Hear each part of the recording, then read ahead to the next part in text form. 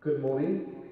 Boreda a croeso I Gerddi Sophia. Welcome to Sophia Gardens for our 4-day Vitality County Championship match between Metrobank One-Day Cup champions Glamorgan and Vitality Blast champions Gloucestershire.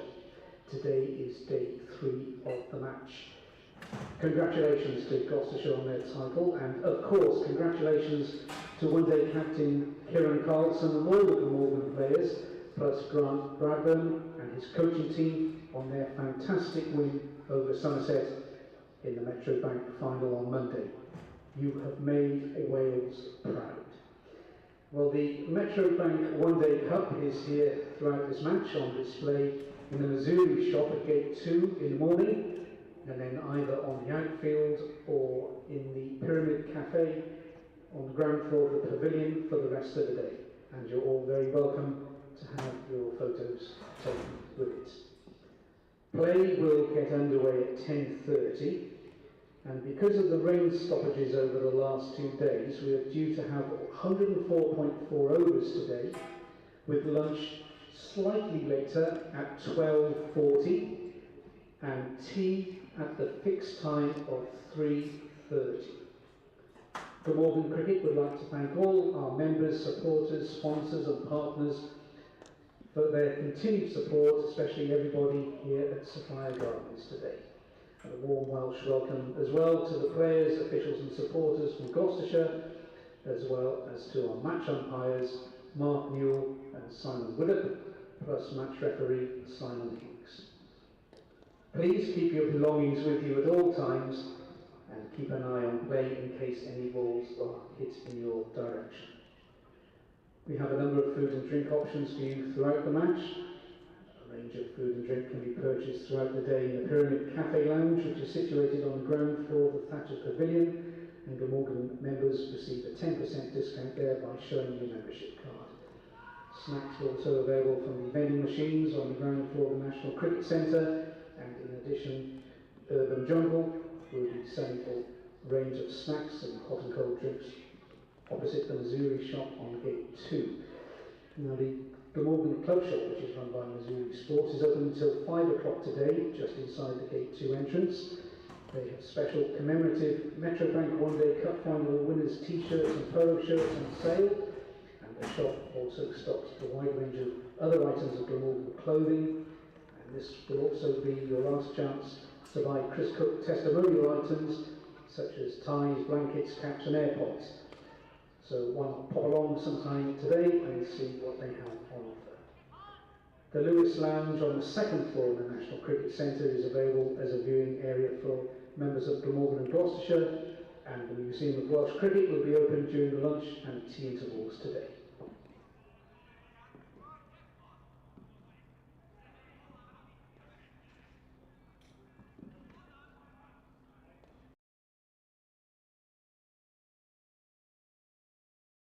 The cordon, and Singdale is running in, he bowls, and this is driven down the ground by Smale. That's a nice look. In comes Singdale and bowls inside edge, and it's going to go for 4. And James Bray this season, and of course next season, as Singdale bowls to Tribe, and he will get off the mark, but he'll get off the mark with a boundary as he plays that one with soft Forced him to pack it in. Matt Taylor is in to bowl, smashed away on the leg side. That one may be a question of survival somehow, as Smell smashes another one through the legs. What a place to make your first-class debut. Singdale bowls, driving is Tribe. It's gone square on the offside. It beats tonight. Singdale completes his over and bowls and delivers a drive ball and away from us for the final ball of his 5th over. It's full, it's driven back down the ground by Tribe. Bailey into the attack from the Cathedral Road end. Wide ball and caned away by... This is a good over so far, and as mentioned, Somerset kit on. Bailey bowls outside off stump, and Smale lays. Continues from the River Taff end to Tribe, and that's cut aggressively beyond point through of the southern group. Here is Price. That's driven, but should probably be made in the next few days. Price in to Tribe, and Has been caught? Yes, it has. I thought it died on second slip, but it was taken. Sure. Aiming for another wicket here. Price, and streakily played, and it's Ingram on strike for the first time against Taylor, driving him through the offside. That sounded good. That is driven again by Ingram through the offside for itself off. And Taylor bowls very full, hammered back past him by Ingram for 4. As that's again repeat. Absolutely safe. Bowls, and it's driven firmly, and they don't need to move for that. Keeping Ingram at bay somewhat as he bowls, and over-pitched really there. He's a bit lucky, but yep, he's already on England's radar, very much so. Zafar bowls edged wide of slip, and it will go. Placings. Ingram pulls through the leg side, hasn't quite timed it, but he'll pick up a couple of runs to reach his half century here, Colin Ingram. This week. In is Zafar, and there's a bit of width, and well, it missed everything. As Bailey bowls to Ingram, who drives ferociously into the offside. That'll beat the charge towards us in the sunshine. Bowls, and Tribe will reach his half century here for the second successive innings. He moves to 50 off 100, and as Ingram pulls this one, dispatches it through mid-wicket as long as Ingram's. Zafar again, and that's cleared. Didn't hit at all as Zafar comes in full, and that's whipped over mid-on, and that is convincing that time. Bailey's in to bowl to Ingram, who cuts hard and will get runs down. 10th over. And he comes, reverse sweep coming out from Ingram, and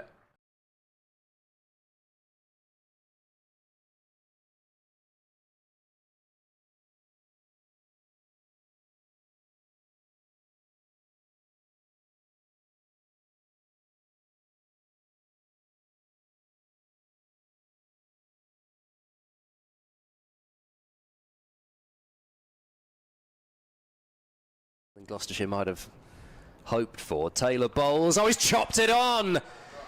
So he missed one earlier in the over, Ingram, and he makes probably Taylor then to continue what's been a good spell so far. He bowls round the wicket and he's got another. Carlson wafting outside the off stump and has edged it, and James bracing a blob as Taylor round the wicket bowls northeast, lays into the drive and has permitting. Bailey in to Cook, who cuts, and that will go all. One Day Cup. Bailey in to northeast. Oof. And that's cut, and it 84 respectively. Coming in is Bailey from the River Taff end, and that's driven firmly. Will it evade? Yes, it will. As Archie Bailey storms in to Chris Cook, firmly driven, and that bisects cover. Bailey coming in over the wicket to Cook, and well, that's missed. Second to move to his left as Price comes in, and that is a good shot by Chris Cook. He's got this away, and very much a leg side field for Zafar, and the sweep shot is taken on as this one is walloped over mid-wicket by Chris Cook. Van Buren comes on, left arm around, and Chris Cook times that beautifully, and will go all the way through the covers for 4, and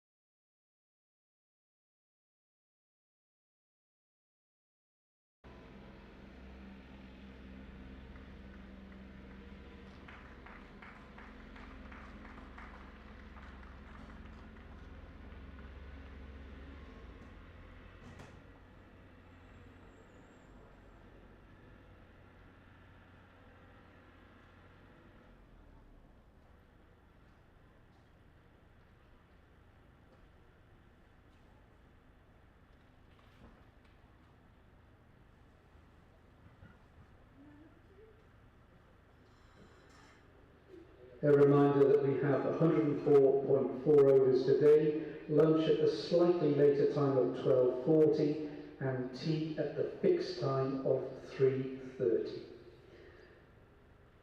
Good morning to our match umpires, Mark Newell and Simon Woodard.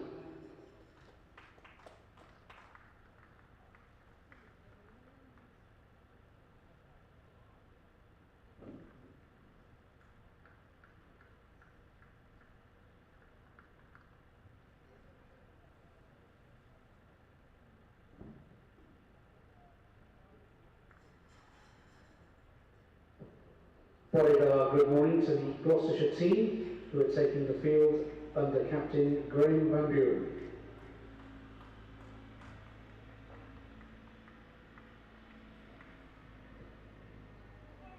And good morning to the Glamorgan batters, number 46 Chris Cook and 16 Sam Northeast. Very good morning and welcome to Sophia Gardens from BBC Sport Online for day 3 of Glamorgan against Gloucestershire, in which we've had 65.2 overs bowled, during which time Glamorgan have progressed to 283 for 4. So bonus points up for grabs for both sides in the next couple of hours. We're partway through an over. I'm Nick Webb. Alongside me, Ed Seaborn of BBC Radio Bristol. Ed Bevan will be joining us in around half an hour's time. Morning, Ed. Good morning. Okay, they're absolutely mad keen this morning as well. The fact that they've strolled out to the middle at 10:30 rather than being in position for the first ball at 10:30. Yeah, 104.4 overs as well. Let's not forget that. It is almost the maximum length that you could possibly have if we had one ball fewer. Here's Van Buren then from night, that is.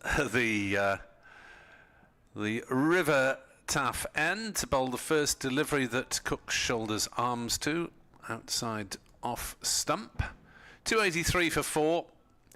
Northeast has 27. Cook has 43.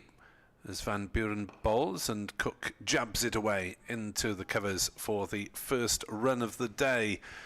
Thankfully, the weather is lovely today, so if you fancy seeing what will probably be the last bit of cricket for the 2024 season, then do come along today. Forecast for tomorrow here is lousy, as Van Buren bowls and Northeast plays it into the offside. And there is no run. Northeast potentially looking to kick on for 1,000 runs. But he's got a way to go as he drives up to mid-off. No run. So at the moment he is on 967. 284 for 4. We're through the first 4 balls of the morning. 104 overs to go. Let's enjoy them while we can, because as I say, we might not get much, if anything, tomorrow here at Sophia Gardens. There's due to be a one-day international in Bristol. At the forecast, the other side of the channel, possibly marginally better. Yes, the emphasis on marginally, yes. It looks as though it's gone from absolutely chucking it down all day to it might be okay for possibly the morning, but the rain will come at some point. They seem fairly certain about that, but slightly more optimistic forecasts for some cricket anyway for Sunday. The decider is a great shame, because once again we've got the series between England and Australia, which is level. The T20 decider got washed out at Old Trafford, and well, we'll see. Zafar Gohar is still bowling from the Cathedral Road end. He might have been bowling all night, I don't know. But the first delivery is defended out into the offside by Chris Cook. So he's in his 23rd over. Is Zafar 0 for 71.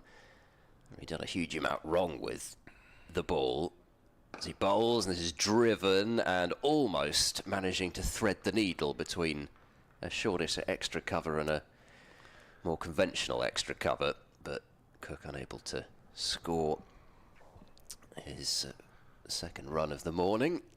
Zaffa in, and this is nudged away into the gap. Cover point, quick single taken, which should be managed, and is Miles Hammond with the quick pick up and throw. He is speedy in the field, is Hammond, but he did get their skates on in the end for that single. 285 for 4. Yeah, Cook's very sharp between the wickets, despite being one of the most advanced in years in the squad.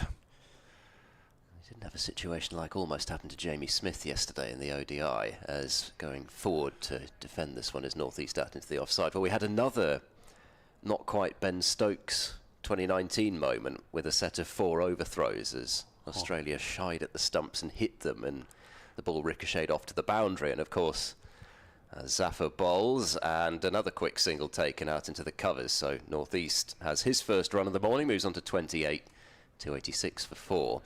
There was a certain amount of glee being taken, even by those in the red and whatever you call them, orange blazers in front of the pavilion. Seemed to be letting Steve Smith know about it as he went to fish the ball out from in front of them, as Cook flicks to leg and takes another single towards mid-wicket. So 287 for 4. However, those jeers were nearly turned into moans as Jamie Smith had failed to run his bat in and had just grounded the heel of his foot before the throw hit the stumps. He should have made it very comfortably, but clearly hadn't heard the call of your end from...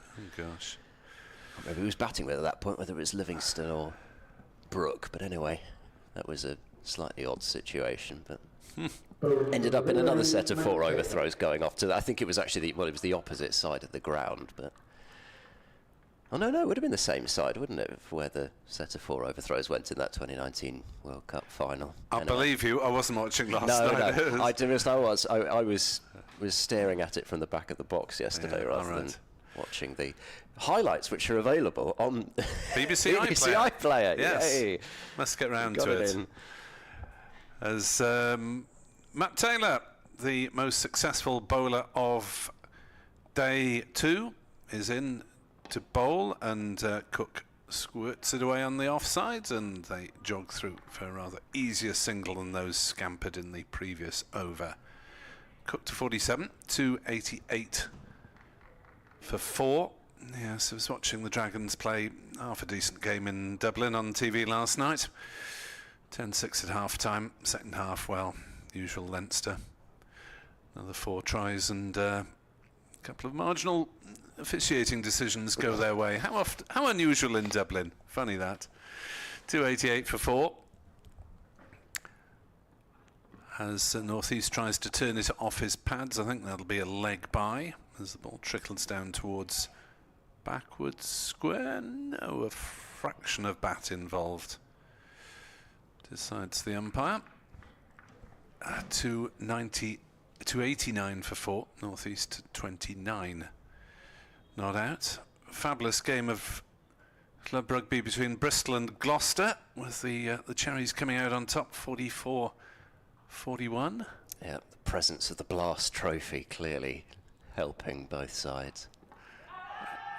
As Cook is hit on the pad, half an appeal. Yeah, so it's all good publicity, isn't it? Yeah, I think certainly Ben Charlesworth was there yesterday doing something at half-time with interest for both sets of supporters, drum up a few extra bums on seats for the Blast next year, potentially. Why not? Running towards us is the left armer Matt Taylor, who finds Cook blocking it in hard into the offside and going through for the single. And he didn't let go of it. Getting there, yes. So was waiting for the shy to come in. Thought I completely missed where the ball had gone. From the skipper there, Van Buren fielded and then thought better of it. Maybe the man backing up wasn't quite in line or something. 290 for 4. Glamorgan looking to push and run this morning. 7 singles so far as Taylor comes steaming in, and Played gently up towards mid-on by Northeast. No run. And he remains there, 29 not out, highest score at Sophia Gardens in the championship this season. Remarkable when you consider that he has way over 900 runs in total. His three big innings, all away from home.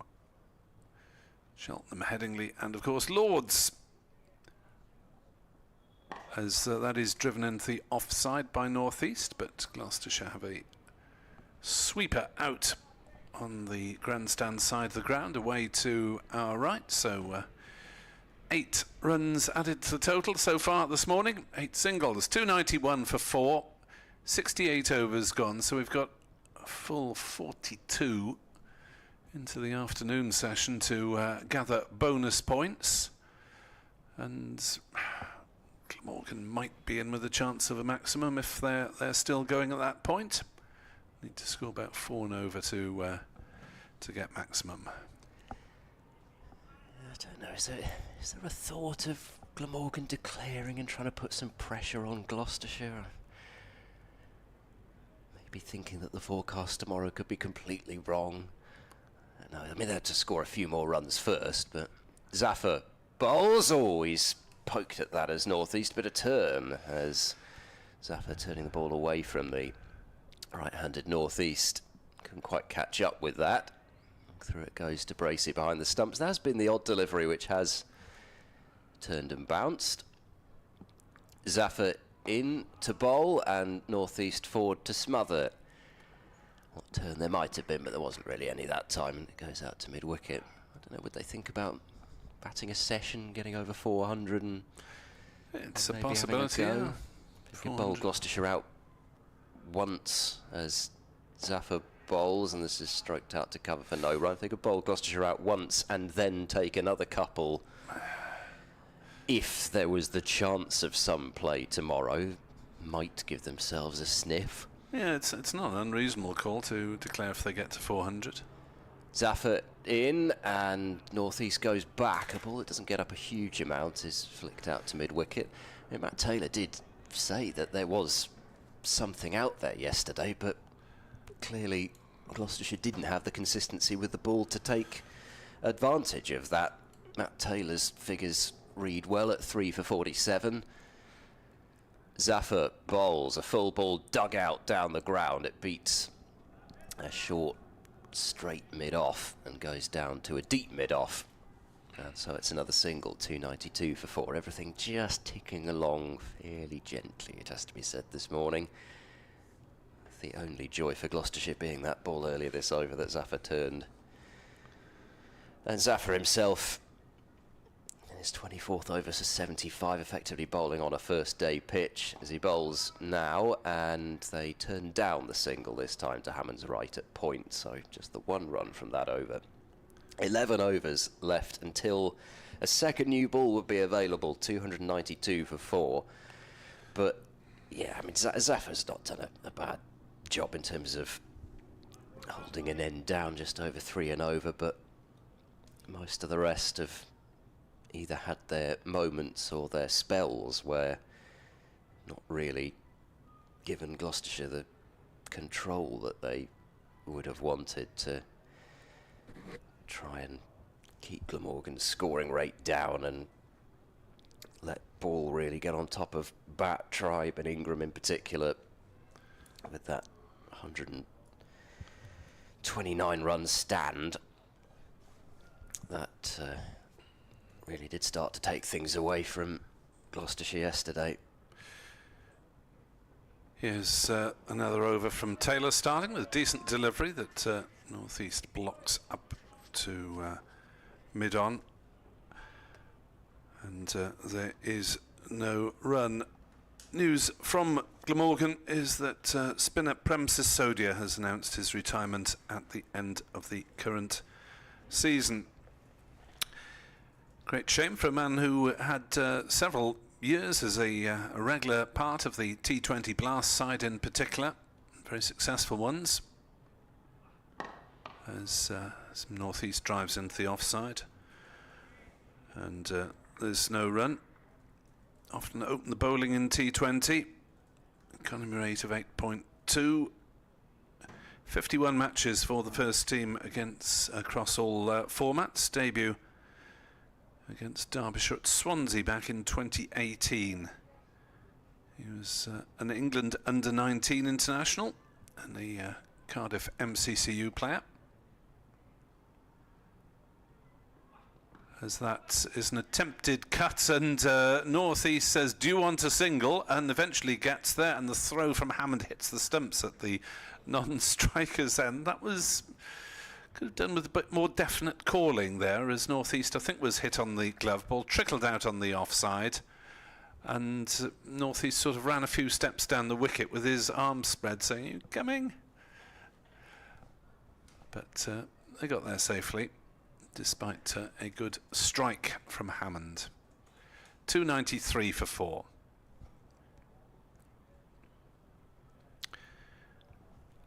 As in comes the next delivery, which is driven by Cook on the offside. So our best wishes to Prem Sisodia, who's had his difficulties on the field this season in terms of his bowling action. Hasn't bowled that much for the seconds, continued to play and captained them on several occasions. So best wishes to Prem in whatever he does next. As Cook drives into the offside, he's found a little bit of a gap, but it will be picked up by deep cover, and they're back for a couple of runs that takes Chris Cook to half century of 66 deliveries. So well batted to Chris Cook. Only the third time that he's passed that mark. Went on to convert one of his previous two into a century, and 7 fours in Cook's innings. So 66 balls and 7 fours for the Cook 50, as Taylor is in to bowl, and Cook will get more runs here. Squirted away off an angled bat through the gully area towards third man, and it'll be a comfortable 2 as Chris Dent slides back on probably a rather dewy surface. Had a lot of rain around earlier in the week. Congratulations to Cook on that half century. Glamorgan 297 for 4, closing in on a second batting bonus point. Yeah, they were roping the outfield before the start of play, so clearly felt there was a fair amount of dew about. I don't think we had any rain overnight, but it was clearly a little damp. So that 50 means that in terms of passing 50, Gloucestershire are now Chris Cook's favourite opponents in county cricket as far as that's concerned. Round the wicket goes Zafar and bowls, and this is steered out through the cover point gap towards the sweeper on the offside boundary. Ed Middleton is on the field, and a single is added to 298 for 4. So 8 times he'd passed 50 against Leicestershire as well as Gloucestershire, but that is now his 9th 50-plus score against the Shire. Zafar bowls. This is worked into the onside by Cook, and another single is taken to Bailey's right at mid-wicket, and Glamorgan continued to tick closer to another batting bonus point. We had a boundary this morning. No. No, I didn't think we had. Zafar bowls. A full ball is stroked down the ground to deep mid-off, and that will be the 300 to riotous applause. Anyone there? Look at the board. I suppose we might as well. Go on, look at the board. Oh, no, we're not interested in applauding for that. Zafar bowls. Oh, that's a beauty, which has gone past the edge of Cook, and then I think was that off Bracey's pad and trickled to slip. Either way, it completely did Chris Cook, and Zafar continues to be fairly luckless as he bowls, and Cook hopping backwards and Getting pad out of the way of the ball, allowing him to judge the path of that ball into him, which hadn't turned, and Joe Phillips does the fielding at straight mid-off. But it is a gorgeous morning. Zaffa bowls, and this is clipped away firmly wide of Van Buren at mid-on, and he'll just collect the ball and see that that is the end of the over. 4 runs from it, 301 for 4.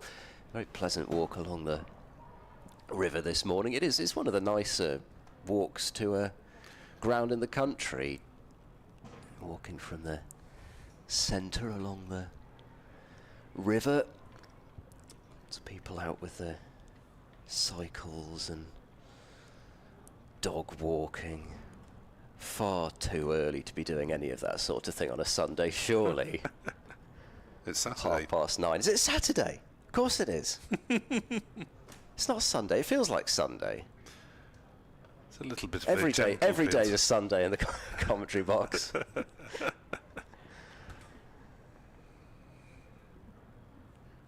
In comes Matt Taylor then to start a new over, and Chris Cook driving back to the bowler, and there is no run. Apparently, in terms of average, by the way, Surrey are Chris Cook's favourite opponents. All right. Might have been helped out by a 205 not out at some point. Oh yes. Was that in that wonderful game. match at the end of That game? couple of seasons ago? Don't.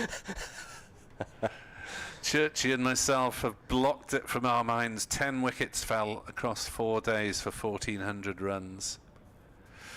Matt Taylor bowls, and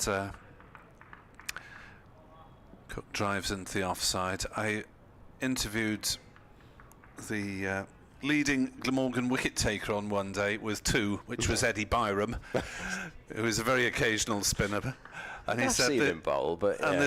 And he said, this is probably the only time you'll ever interview me about my bowling, and well, so far he's been right. Was that at the end of the conference year? Yes, 21 was it? Yeah. Taylor bowls, and Cook will ease it into another gap on the offside for a single, something he's been quite proficient at doing this morning. As he moves to 55 and the total to 302 for 4. It wasn't even the highest score of the match. Ollie Pope seemed to bat for several weeks.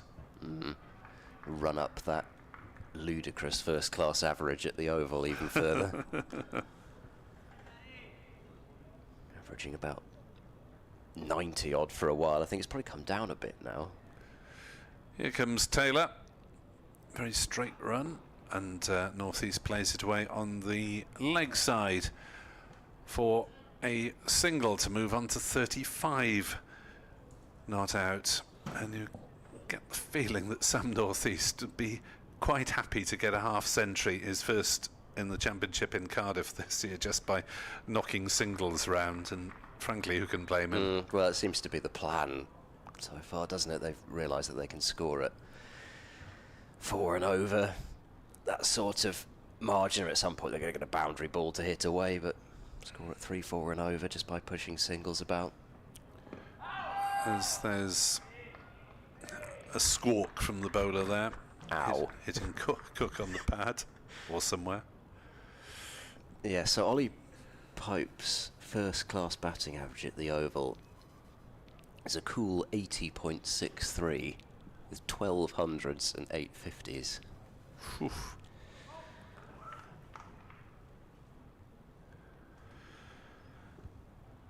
So I'm sure helped out a little bit by that game.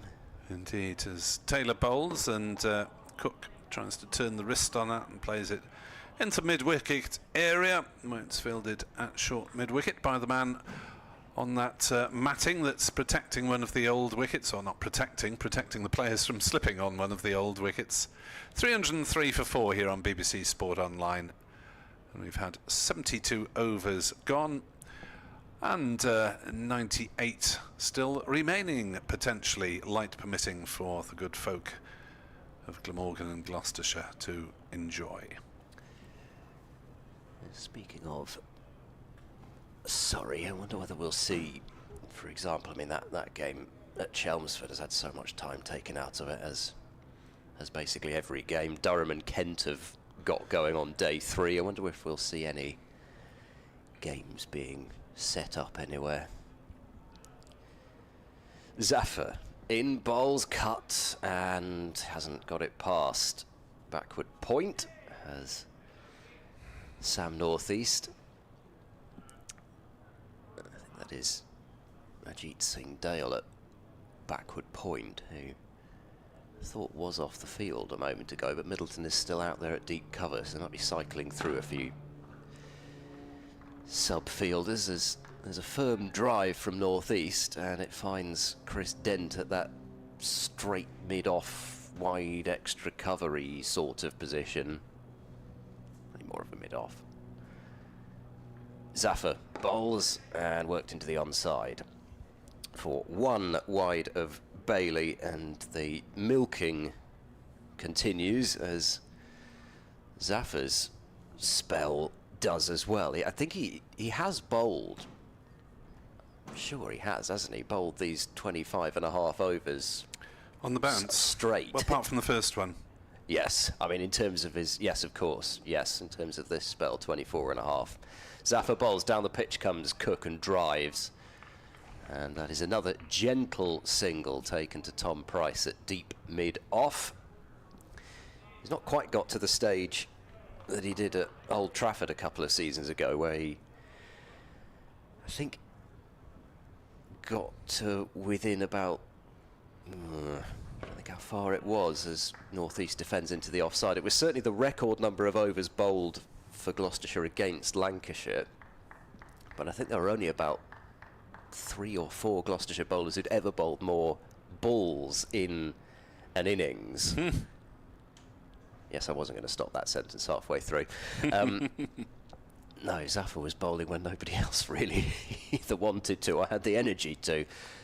Zaffer is in, and this is poked away to the conventional extra cover where Hammond fields, and there's no run, so another tight over, 2 runs from it, and it's 305 for 4. Yeah, you whirled away for, I'll have to get the exact number up, but I think he may even have got into the 70s in terms of overs bowled. That game. That's good going. I wonder whether he'll have the chance to revisit Old Trafford next year and feeling it in the shoulder already as soon as he walks through the gate. It does look rather as though Lancashire are going to be joining these 2 sides in Division 2 next year, because Nottinghamshire continue to rack up the batting bonus points. They're at 347 for 6, even if something ridiculous were to happen in terms of Lancashire forcing a result. And well, it would need Warwickshire to win that game anyway, but even mathematically it looks as though Nottinghamshire may well seal their survival today in Division 1. Much to their relief, no doubt, as Bailey takes over from Taylor, and Cook greets him with a more forcing drive into the offside, but finds Hammond at cover. Because realistically, Lancashire, they've had a bit of rearguard action to deal with from Worcestershire, where Matthew Waite has been going berserk, 60 off 49 balls with 3 4s and 4 6s, having come in at 39 for 6. Oof. Tom Price-esque, you might say, from last season. Very similar. He's going to have to take a hat-trick as well, but 60 off very little. But I guess what Lancashire got to do, they've got to bowl Worcestershire out and then score 450 in about 60 overs.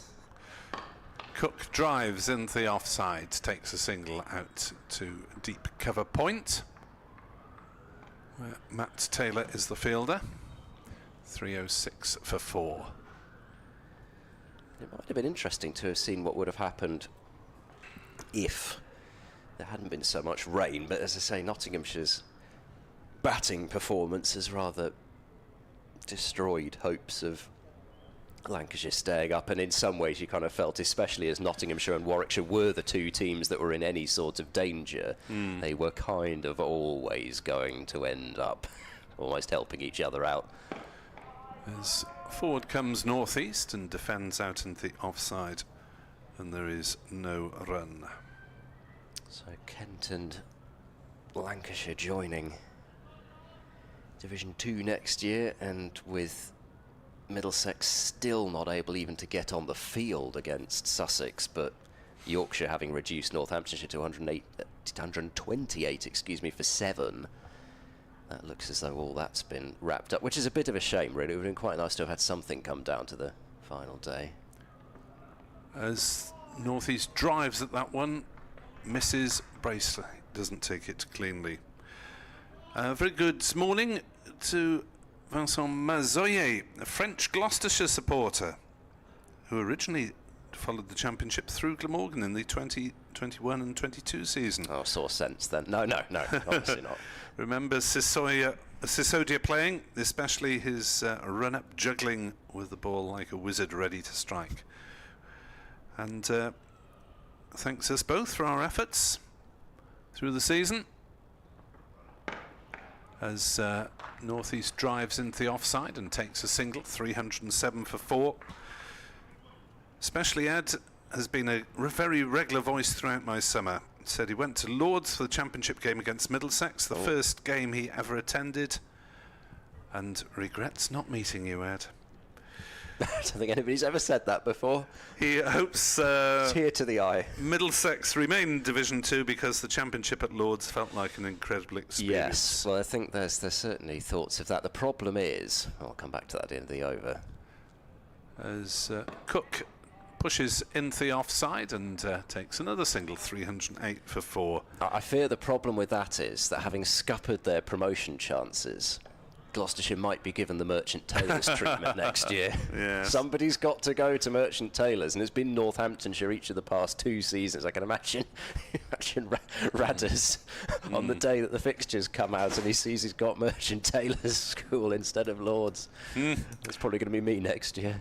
Yes, Glamorgan were at Lords, well, for North East's record-breaking effort for the first day. So thank you to Ed Seaborn, thank you to Vincent for your kind email, nickweb2017@gmail.com.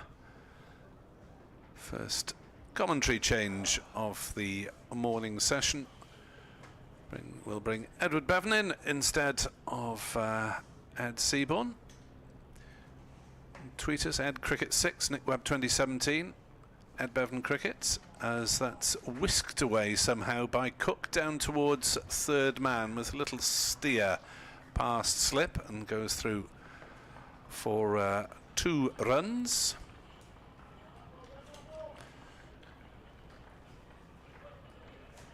As Edward joins me on number D. Edward, should you need to turn yourself off at any point? I bet a lot of other people like me turned off. Surely not. 100 partnership with those 2 runs as well. Here's Zaffa continuing this very lengthy spell, and Cook driving on the offside for no run. 60 not out is Chris Cook now. Gather points, I think, today. Yes. And nothing else. Probably not. As Zaffa is into bowl, and down the wicket came Cook. It capped a bit low and he squeezed it away into the short third man area. No run. Long spell for Zaffa. Yes, bowled 1 over before lunch, Yeah. and this long spell, which is now in its 26th over. As from this Cathedral Road end, he's hit some on the pads and not out. As Chris Cook tried to work away on the leg side. Zaffa, not one of his more impassioned appeals. There were several that Look how brace he is. yeah, that wasn't one of his better appeals, to be honest. There were quite a few that were more impassioned yesterday as Zaffa bowls, and Cook does work this one away on the leg side. The shot he was trying to play the previous ball down to backward square for a single. 33 minutes in, we still haven't had a boundary, but we have had 28 runs accumulated in 1s and 2s. Zaffa to Sam North East on 37 not out, steps back and hits it out towards cover point, Single taken out towards the pavilion side of the ground. 312 for 4. Sorry to hear the news of Prem Sisodia's retirement from professional cricket. A young man who had a couple of seasons in the sun in the T20 Blast, where he was a regular opening bowler and a very effective one. Not only that, Nick, I'll just excuse me for that. I remember him playing at Swansea when he made his debut, and I think he took 4 or 5 wickets down there, and I thought, well, here is a prospect.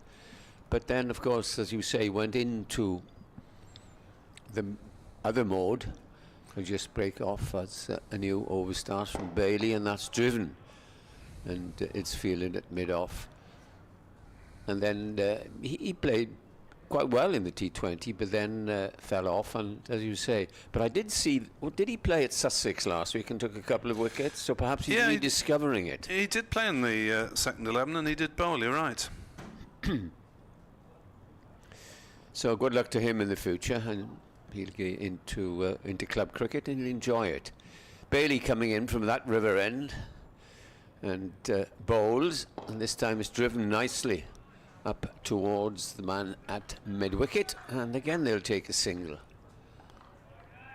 Remember, I think I mentioned it before, Ravi Shastri, when he was with Glamorgan for a couple of years, he lost his action but regained it thanks to the old maestro Don Shepherd, who worked before play, after play for a long time, and Ravi wrote a book, and Don's name was mentioned in that, and it's a horrible thing. And, you know, you just lose your action completely.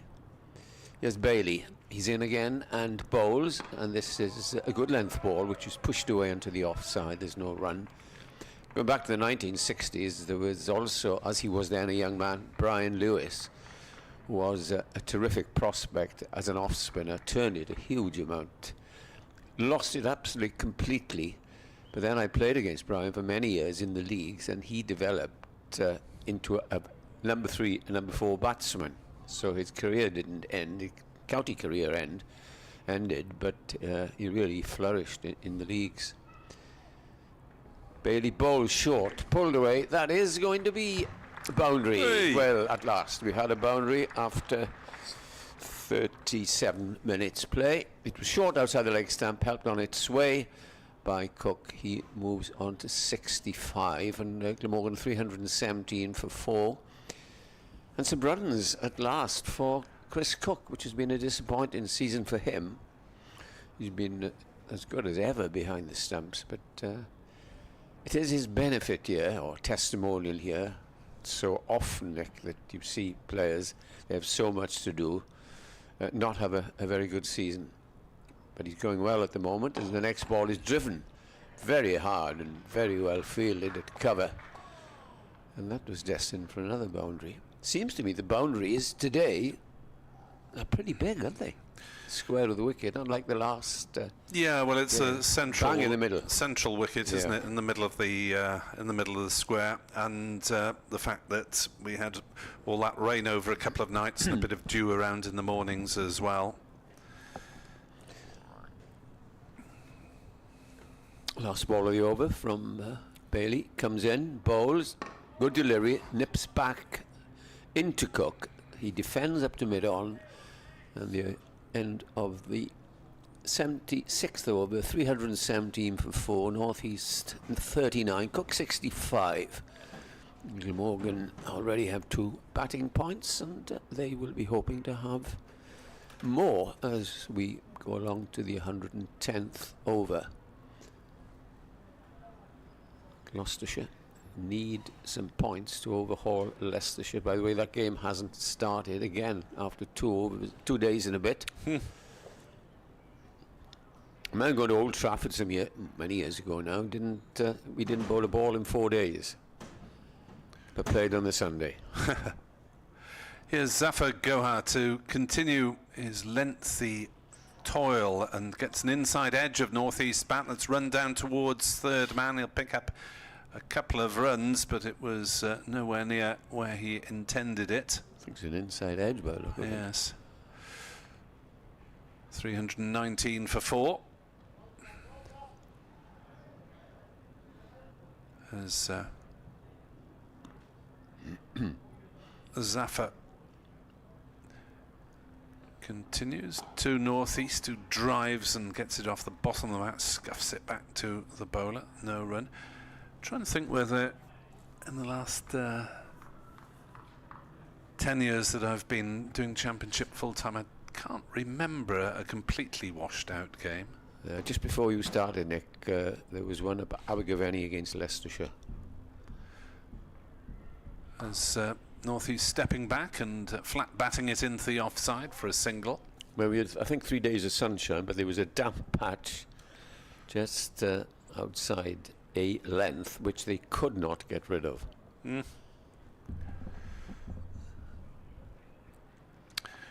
It makes for, well, in Old Trafford, such an interesting place, and Manchester, of course. As that is driven on the offside, they'll go through for a smart, but in fact the infield didn't pick the ball up at all. I thought Hammond had collected it, but he ran past it, and it was fielded by the sweeper instead. 321 for 4. Cook moves to 66 not out as Northeast pushes forward and defends. There's no run.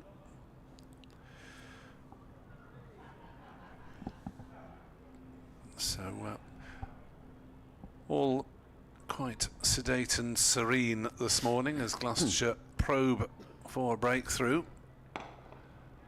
as Northeast drives. No run. 321 for 4.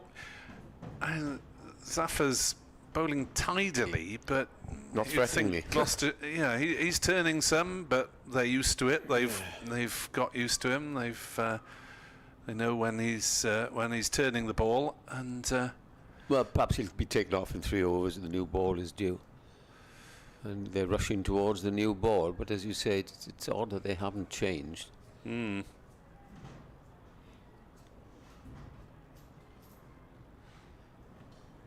Bailey, I think he took 4 wickets, didn't he, in the last game? Yes, 4 in the second innings. Been a little Middlesex. erratic, yes, in this game. In he comes to start a new over, bowls to Chris Cook, who is forward to a good length ball, plays it up towards mid-off. There's no run, 321 for 4.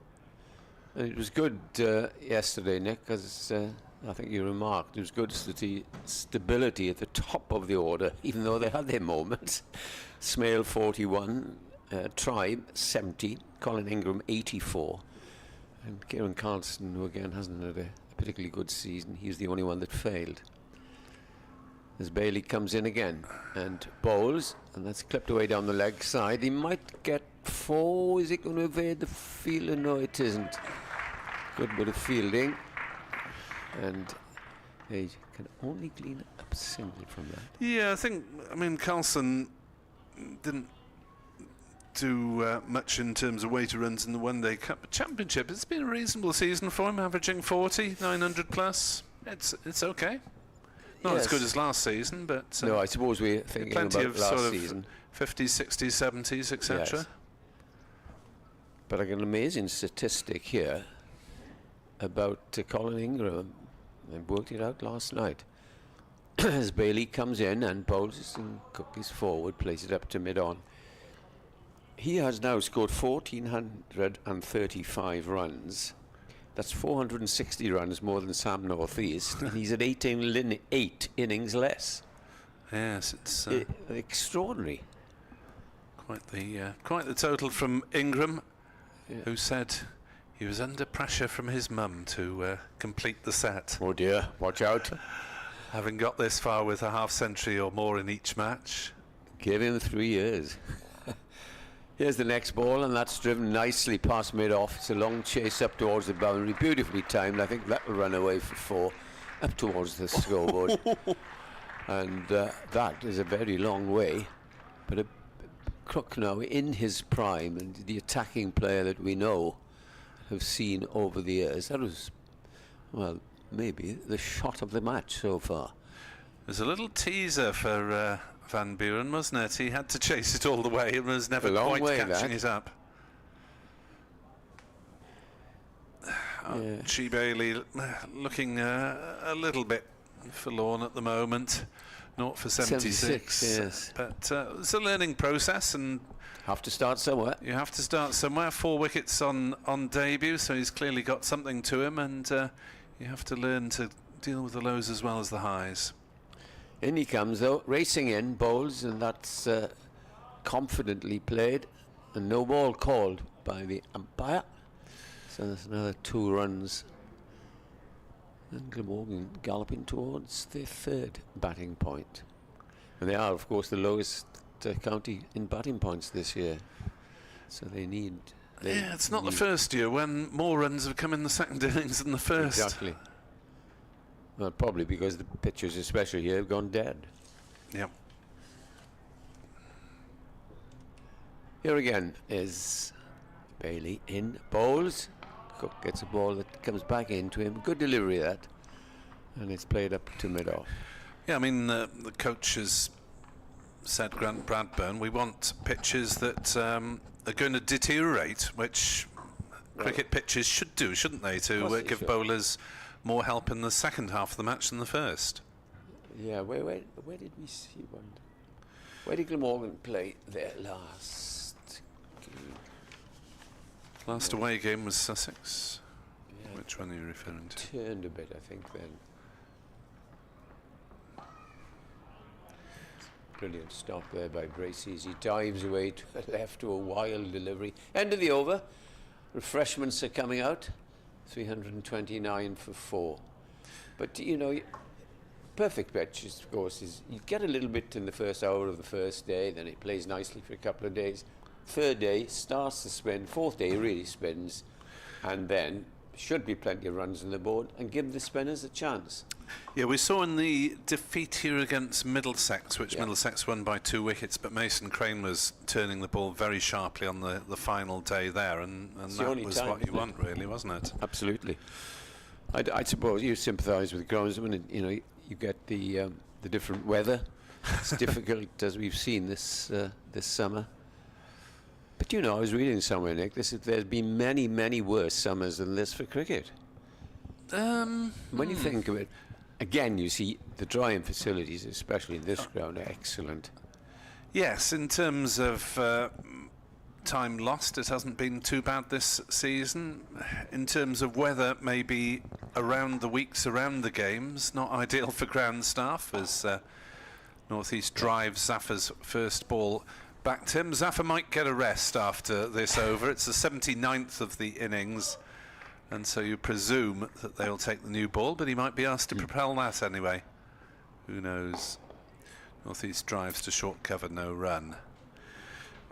The weather on non-match days has not been brilliant sometimes, as the umpire, Mr. Widdop, is It's the second time he's done that. having another little word with Zaffer about where he's running down the middle. I wonder if that's an official warning, because he did have... Did warn you yesterday. He hasn't said anything to the captain.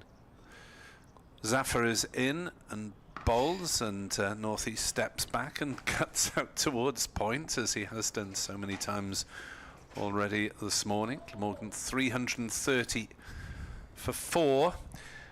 Ed Seaborn and myself are vaguely mulling over the issue of whether Glamorgan should declare at 400s just to give themselves the Bowling points, outside, well, not only bowling points, but as Cook defends, the quarter of a chance of winning the game if they were to take a load of wickets today and get a little bit of play tomorrow. I doubt it. They don't want to go Glamorgan are bottom with 1, and I think next to them are Gloucestershire, if I'm right. Gloucestershire 1 above, yeah. Yeah, 1 above, so they don't want to ball. lose, do they? So I think it'll be bonus points game, especially with tomorrow's forecast. Dreadful. As Zaffer is in to bowl, and forward comes Cook and defends. No run, and the over 330 for 4. Will that be the end of Zaffer's 28 over spell from this Cathedral Road end? Well, he's taking the sweater, but he does that every over. Is he looking like a relieved man? 0 for 90 and 29 overs, 28 of them on the bounce. Well, Singdale, I don't know his number because he's not listed here. Yeah, he's just down as Dale, I think, somewhere. Is he? He's Adrian Dale. Dale. He's Adrian Dale, 39. Right. But not for the moment. And they have not called for the new one. So Zaffa will probably... No, this is the 80th. This is the last one. I'm mistaken. I thought that was the 80th. First ball is driven for a single. Going back, you see, this time last year, it was Derbyshire, I believe, and it was a beautiful day. We were remarking then, well, what, you know, can't we have any more cricket? Yes, well, no play on the first day and quite possibly no play on the last day this week. Yeah. Club games down the Lees, down west, anyhow, finished a month ago. Yeah, it's a shame, isn't it, that lots of clubs share with football or rugby facilities and can't use the dressing rooms after the end of August. Yeah, that's the problem. Here's Bailey. No slips now. Comes in, bowls, and this is driven up to mid-on. No run. Purely defensive field. 3 on the offside. Deep extra cover. Third man. And on the onside, a mid-on and a straightish mid-wicket. Deep backward square and a long leg. Or fine leg. 3-3-1 for 4. Glamorgan going along at a very healthy rate of 4.17.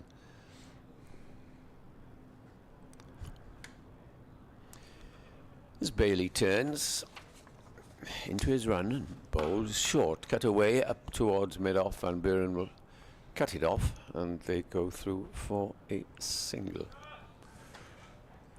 Saw one of the Glamorgan media ladies, and she said, "Have you seen the match referee, who is the former Kent player, Simon Hinks?" And I said, "No, I haven't, and is not at his desk here. Maybe over there, I don't know." Perhaps he's got his top off and sitting at the far end in the sunshine. I wouldn't have thought so. As Bailey comes over the wicket, bowls, pushed back down the pitch by Northeast. He's on 44, looking to become the 4th half centurion in this Glamorgan innings. Yeah, I think Northeast really, for his own peace of mind, could do with a 50 here, couldn't he? And he's pretty determined by the look of him. He's faced 78 balls for 44, and Cook has faced 102 for 73. And they came in with a score of 210. Bailey is in and bowls, and this is played up towards that man, a straightish mid-wicket. A few fluffy clouds, but basically it's a glorious autumn day.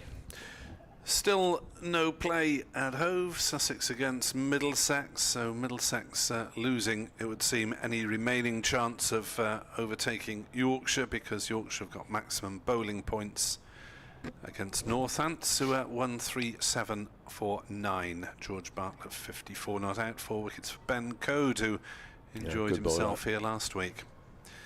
No play at Leicester or Hove. In comes the next ball, and that's driven again powerfully. Again, it's fielded or parried at short extra cover, but he's got some backup, and they take the single. That completes the 80 overs. I bet that rain must have been lashing down that slope at Hove. Remember you and I got there a couple of years ago, yes, and for a 2020, and didn't have any rain. It wasn't raining. What time do we start? I asked Rob Bailey. Any rain problems? It's off. Yeah, it's called off an hour before play started, wasn't it? Yeah. They're playing, thankfully, everywhere in Division 1. Gloucestershire supporters will be interested in the Somerset-Hampshire game, which decides second place. Hampshire a couple of points ahead going into the game. Both sides got 3 bowling points. Somerset 103 for 6 in their second innings. Haven't lost any further wickets today. They are 43 runs. Oh, hang on. Were they 4 or 6 down overnight? I can't remember. 6. The umpire is signaling that the new ball has been taken. New ball here anyway. Somerset 6 down and 43 runs ahead. So that looks as though that's going to be Hampshire's game Never know. over at Taunton. You never know. It's a funny game, etc. Is Zafar with the new ball? I don't believe it. Good to see. Spinners love bowling the new ball. I've been told year after year. Oh dear. Yeah. Spinner Zafar Gohar will bowl his 29th over on the bounce and his 30th overall. 2 slips as well. He's got 2 slips. He's got a man close-ish on each side of the wicket, mid-wicket and cover. Mid-on, mid-off, set back a little bit. Point is just about saving the single, but an extra helmet is being brought on. Let's give you some more scores while this is happening. Durham against Kent's underway. Kent already relegated. Durham 60 for no wicket. Nottinghamshire against Warwickshire. Both sides looking to play out a draw, probably to send Lancashire down. Knots 375 for 7. McCann made 130. Varian is 98 not out. That's a new name on me. As the first ball with the new ball is caned away through the offside for 4 runs by Sam Northeast to move to 49 not out, and Glamorgan on to 337 for 4. Just trying to work this out now. Why you don't give Taylor or Singdale the new ball? Would have thought, and it's been taken. Yeah, I thought there'll be a bit of Singdale in the next over, I would suggest. We shall see. 337 for 4 as Northeast on 49, but no real attempt to crowd him as Zafar bowls and Northeast stretches forward. The good thing here is that they get through the overs quickly. Indeed. 104.4 of them today, if light permits. At Chelmsford, Essex 150 for 1 against champions Surrey, who are resting some of their frontline bowlers there. Zafar is in to bowl, and Northeast will get his half century there. His first in the championship at Sapphire Gardens this season, and it's come off 83 deliveries. So well batted to Sam Northeast, and he still needs a further 10 runs for his 1,000 for the season. I know how when Sam gets past 50. Zafar is in to bowl to Chris Cook, who's Shot. smashing that one through the covers as well, and that one will beat a rather weary chase, a rather end of September-ish chase round the cover boundary. Northeast's 50 included just 4 fours, so you can tell he's had to work for it, but he's just knocked it around fairly easily this morning. 342 for 4 in this 81st over as forward presses Cook. Going back defends. to that 400, etc. If they gallop along as they are going, they will stop Gloucestershire getting any bowling points, which is something to think of. But it's not as if it is a top of the table clash. No. Cook forward, defending, just eludes the bowler, but it's picked up at cover, and there's no run. 342 for 4, and just to round up off those scores for you. Given you, Lancashire's bowlers are doing their best to engineer an unlikely escape. Worcestershire 157 for 9 at New Road. 5 wickets for Anderson Phillip, who's just been recruited to the cause. 342 for 4 here at Sapphire Gardens. From the River End, Matt Taylor. Yeah. So Taylor, their most successful bowler, has already bowled this morning, so I thought they might give Singdale a blast with the new cherry. Am I right in saying that 9 of this side played in the final last week? Which Glamorgan side? Glamorgan's side. Tribe didn't, Cook didn't, Crane Harris didn't, not playing. Leonard, no, it's not 9. It's 1, 2, 3, 4, 5, 6, 7. 7 of the Glamorgan 11. Right, high proportion. Here's Taylor's first ball, and that's bang on a length, and he pushes it away to mid-on. 7 Yes, that's the 13-man squad on the programme, so 7 out of the match 11. So there was plenty of experience in that side, which was good to see. Taylor coming in from the river end, a very straight run as he comes in and bowls. That's played away on the onside for a single up towards the pavilion. And delighted to say that there are far more people than I saw on the stream yesterday. After tea yesterday, I counted 1 on the far side. Didn't take you long then? No, 1 person as the camera panned. It was rather cold. Yeah, it was chilly, and of course we had interruption from rain early in the last session, and then bad light and apathy. Round the wicket comes Taylor, and this is played by Chris Cook up to mid-on. Extraordinary day, yes. You've just been telling me all about it. Well, it was raining and sun was shining, yes, and the rainbows and everything, and off they went. Double rainbows. Yes, the second interruption was fine. The first one was a little questionable. It said bad light on the screen. It really wasn't. But I think the teams had reached the dressing room and probably wanted a quick cuppa to warm themselves up or something. This Taylor accelerates now as he gets into his stride and bowls to Cook, who plays it back down the pitch. 2 slips for Matt Taylor, who had an outstanding T20 season with David Payne,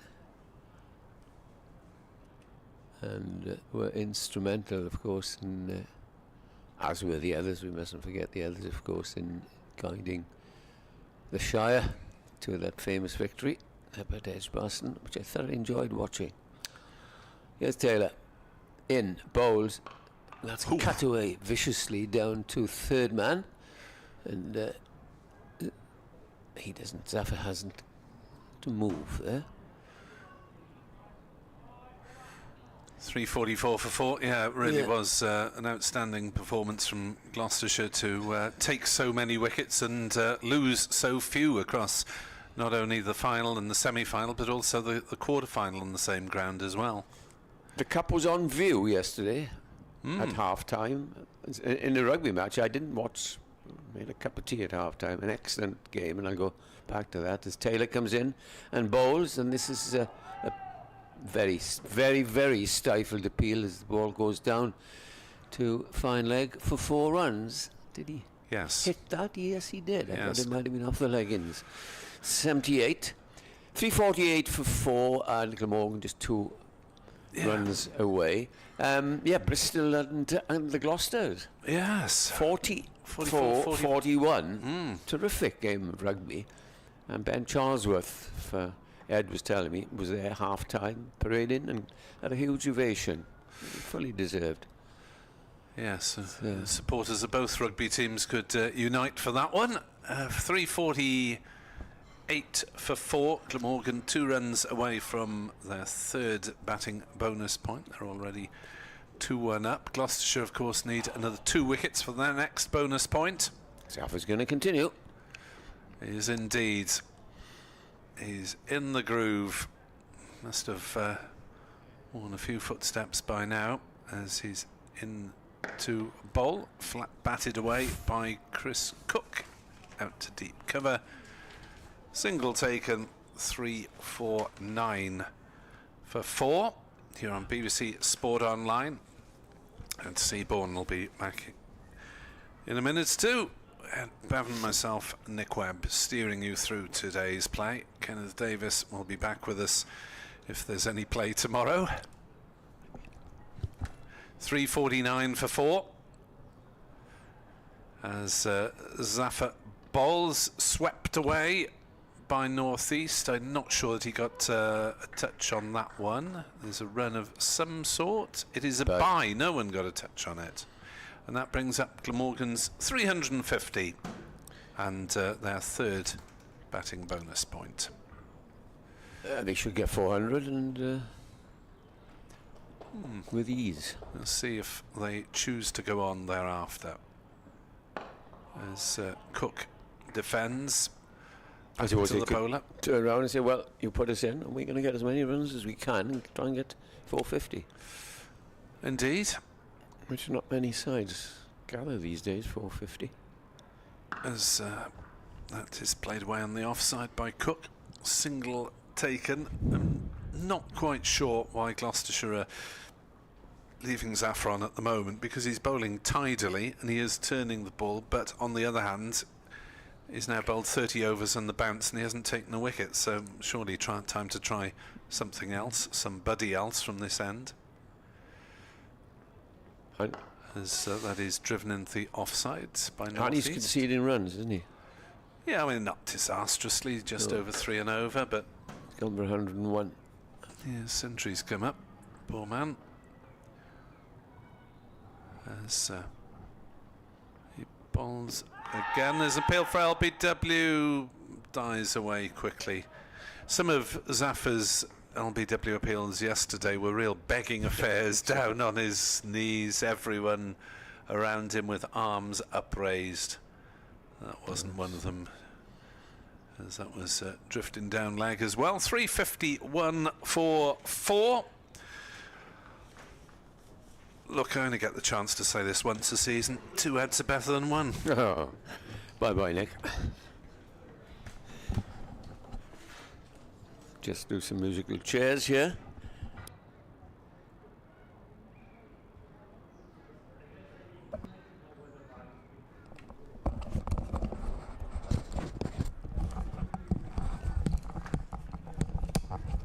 Ed is back alongside me, and it'll be Matt Taylor to continue bowling to Chris Cook. Still the 2 slips in attendance as he bowls, and this is right up in the block hole, dug out by the batsman, and there is no run. And Glamorgan are 351 for 4, and this partnership now is worth 150. Still good morning. Morning, Ed. Good morning. Yes, I had to check as well. I suppose it's so used to it being half an hour later with September starts. It's still in the mode of it being. And 6 months behind 6 you. minutes past 12. Yeah. In comes Taylor and bowls, and this is driven powerfully, and it's going up towards long on. There's certainly one, and they come back for a second. Is it? Yes, they will come back for a third. It's a very long way down to that long on boundary at the river end. And 3 more runs. Cook is on to 83. Yeah, they've done well, these two, considering they came out at a point where Glamorgan were wobbling somewhat, having lost 3 wickets for 12 runs, and there was a feeling maybe that Gloucestershire at that stage could start to get rattling through and even keep that collapse going and maybe keep them to about 300, but very much not so. In comes Taylor from that far end and bowls, and forward comes North East and pushes it up to mid-off. 3 for 63, Taylor. This is his 9th over. He's had a good season all round, is he, Taylor? Yeah, very much so. He hasn't played a great deal of championship cricket through a mixture of injury and also, you know, the usual rotation, because he was having such a prolific blast campaign that they needed to keep him fit and ready for that. Yeah. Here he is again, coming round the wicket, bowls. That's comes up and hits Cook. The North East rather. In the glove, he goes for a little walk, has a look, and sees if there's further damage. It was quite a comeback for him this season, because he missed a fair amount of time due to a recurring issue that he had with the webbing between his big toe and his second toe, whatever you call it, the index toe, if that's a thing. I think that kept on, without wishing to paint too gruesome a picture, that kept on getting infected, so that kept him out for several months, and then he came back in the game where Gloucestershire broke the club record, as I think we've got an issue with one of North East's gloves. Going through injuries, yeah. Is it the glove or is it the digit? It did rear up just a little, that ball, and hit him. And he took his glove away. Yeah, yes, you're right. He was feeling. But as you say, he hand a bit did go like this with his glove, so it might be glove. He's taking a fresh guard here. He's clearly decided that he's okay for the rest of the over now. He might get some attention at the end of it. Taylor trying to hit him in the place. Same place. Here it is. Down the leg side, though, and it's guided down to the boundary, and that goes for 4. Losing his radar just a little was Matt Taylor with that ball, and helped on its way by the Glamorgan captain. I mentioned earlier on that once Northeast gets past 50, then it's very difficult to get him out, says he, after scores of 410 not out, 335 not out, and various other huge scores. The marathon man. Yeah, I can call him that. He's on to 59, 358 for 4 in the 84th. Still time for Gloucestershire to pick up another bonus bowling point, and he goes around the wicket 4 more, and that's gone down to the fine leg boundary yet again. And 2. Congratulations to Sam Northeast. And there is his 1,000 runs for the season. Yes, we just heard that. Congratulations to him. And he was determined to get to 63, and acknowledged by a crowd which seemed to be quite large compared to yesterday. All seem to know that as well. Oh yes, they're very clever down here. Oh yeah. Well, I think it's most places you'd expect quite a few to acknowledge it, but there seem to be an awful lot of people who seem to have turned up this morning with that being their sole purpose. Well, it has been mentioned in commentary. Coming along. So I suppose, yes. Now, Northeast is talking to the physio there, and the physio is frowning a bit as if to say, "You sure you're all right, Captain?" The captain could say, "Well, I got my 1,000, I'm off. I got a bit of red ink to my name today." But no, brave man, he stays there. Well, the other thing is, I quite like these sorts of things. Can he finish this innings with his first class, this season even, with his first class average being 40? Because at the moment, it is, and I'm going to have to refresh this to see exactly where it is. Before those 2 boundaries, it was at 39.97. So, can he get it up that mathematics, young man, at school? No. Oh, gosh, no.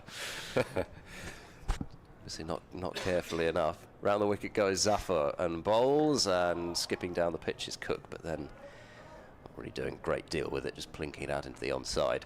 Here's another marathon man. Yes. Zafar, 32nd over. Yeah, I was mentioning earlier to Nick his strange gigantic spell that he bowled at Old Trafford a couple of years back. He bowls now, and this is just guided out into the covers. They decide not to come through for a single that was probably there. Thinking I got 6 months off, or does he go abroad? Where's he from originally? India? Or Pakistan is. Or is he more or less settled in this country? Side that he's played for in the past. Yeah. Zafar in down the pitch, smacking that one away for 6 and a biggie over long on. A very biggie that in front of us. You may have heard the thud. And away to our right, and that is a very, very big hit, as you say, Ed. It was bigger than Josh Shaw's the last time that we were on commentary together. I was, and I described it, the full toss bowl by poor old Andy Gorvin. It was in the same area. Do you know, if they hadn't won that game, you wouldn't go to the final, would you? Quite, yeah. Amazing. Well, it all ended well. And also, the reverse fixture where Gloucestershire ran up their net run rate. Zafar bowls and cutting Cook, but wasn't that short, so he can't get it past backward point.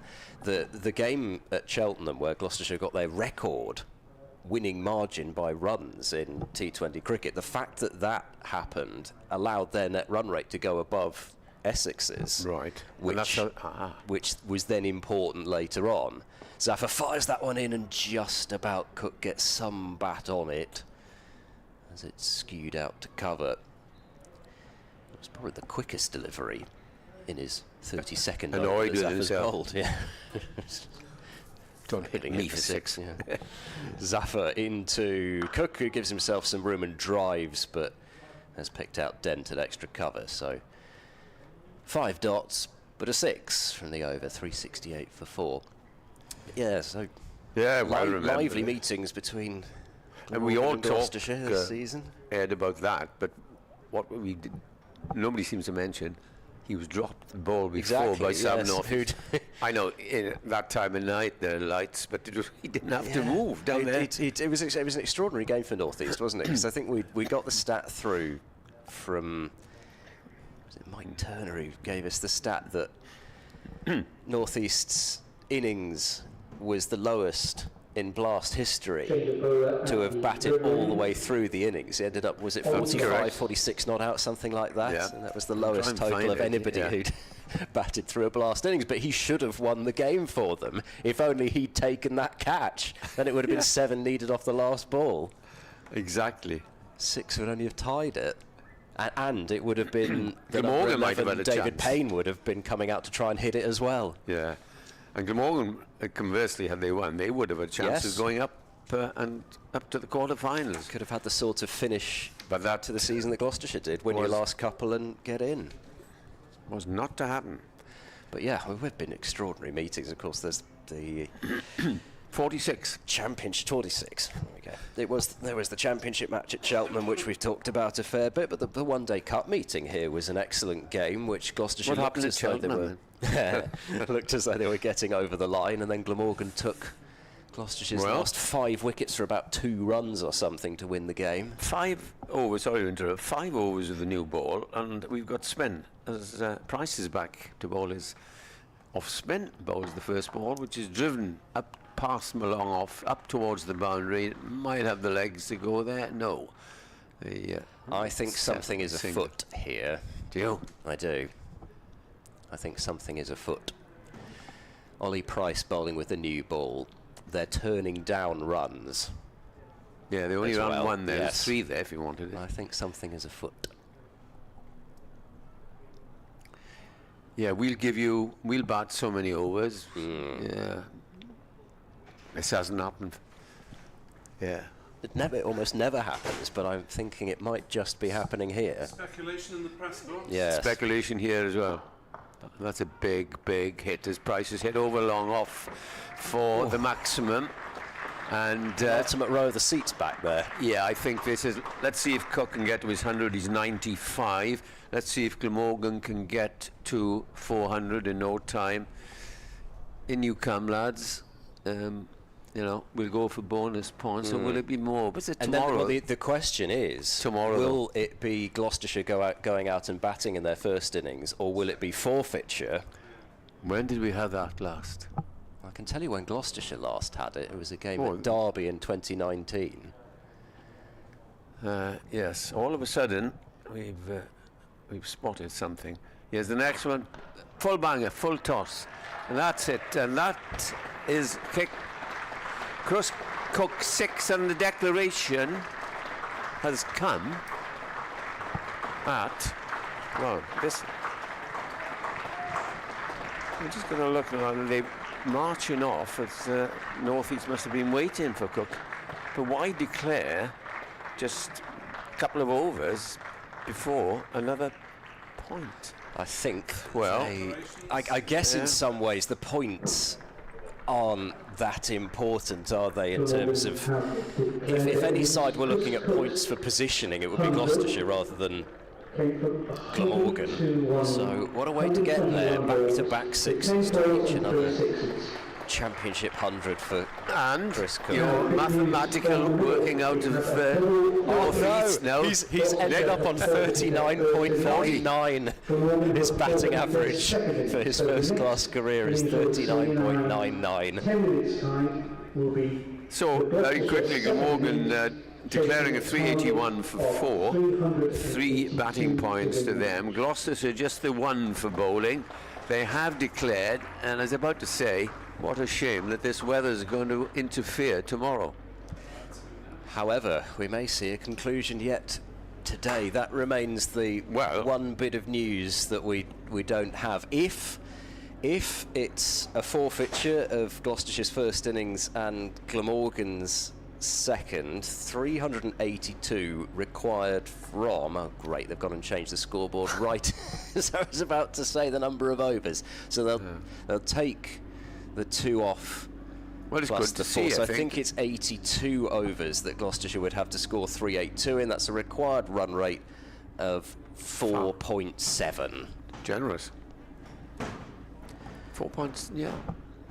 It's going to take some getting, but if that is what's shades of happened, Cheltenham. then, well, yes, exactly. Gloucestershire might be thinking about trying to get their revenge. Not only have we had record 5 scores at forfeits Cheltenham, total. not only have the 6 hit off the last ball to win the gap, win the game and take them to the final, which they won, and now we might have a great finale. Well, all happens in about 10 minutes' time, but for the moment, let me just reiterate. Glamorgan declaring a 381 for 4, 101 not out for Chris Cook, Sam Northey 64 during the course of the innings. He passed his 1,000 runs of the season, and us three will be back, as I say, in about 8 minutes' time.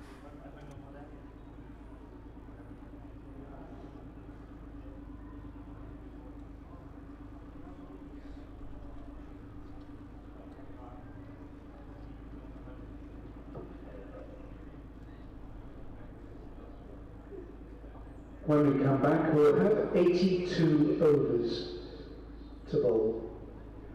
Some scores from elsewhere around the country in Vitality Championship Division 1. Somerset are 129 for 7 in their second innings against Hampshire at Taunton. That's a lead of 69 runs with 3 wickets remaining. Chester Street's done 88 for 1 against Kent. At Trent Bridge, Nottinghamshire 407 for 7 against Warwickshire. At Worcestershire 181 out against Lancashire. At Chelmsford, Essex are batting against Surrey, Essex 203 for 1. In Division 2, there's been no play yet at Leicester in the game between Leicestershire and Derbyshire. It's a delay also at Hove, Sussex versus Middlesex. At Headingley, Northamptonshire 147 all out against Yorkshire. Yorkshire just started their first innings, 5 for no wicket.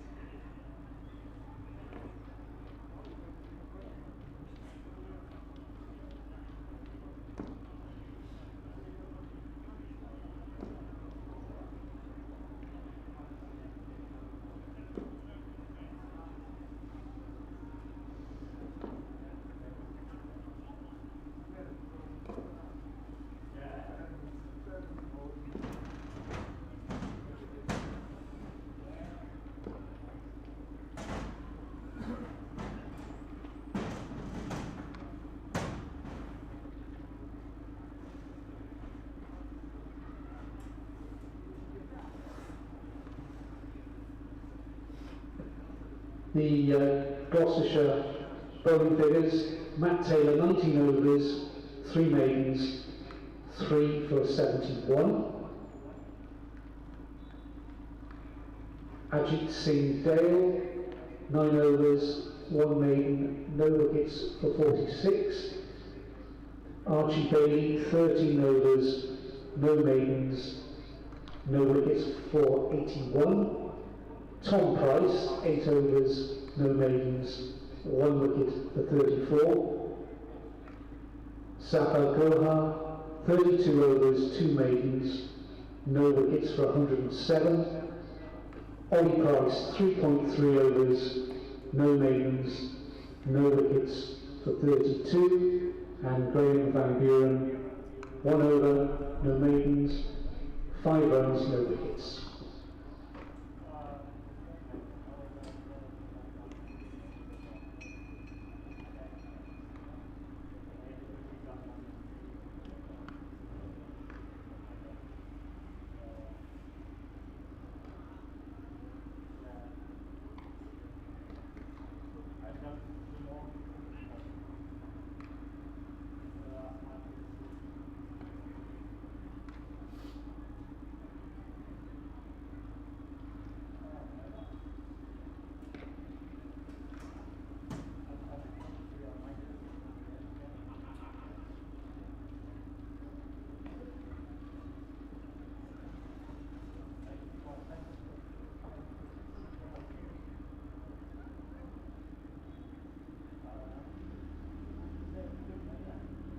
A reminder that lunch will be taken at 12:40.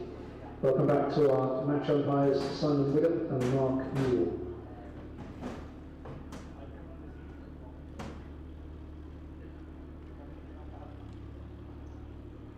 Welcome to the Glamorgan team taking the field under captain Sam Northeast.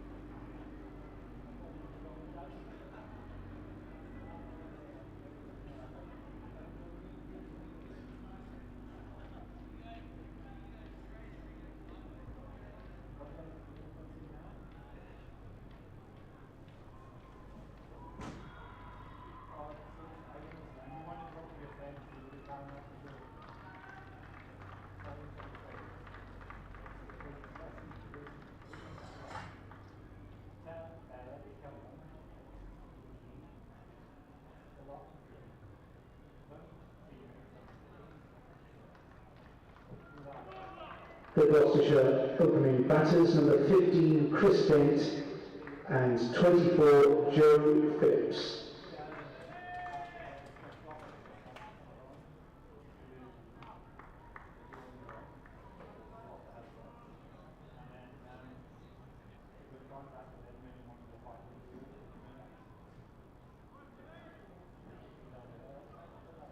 Tim van der Guggen to open the bowling from the river end.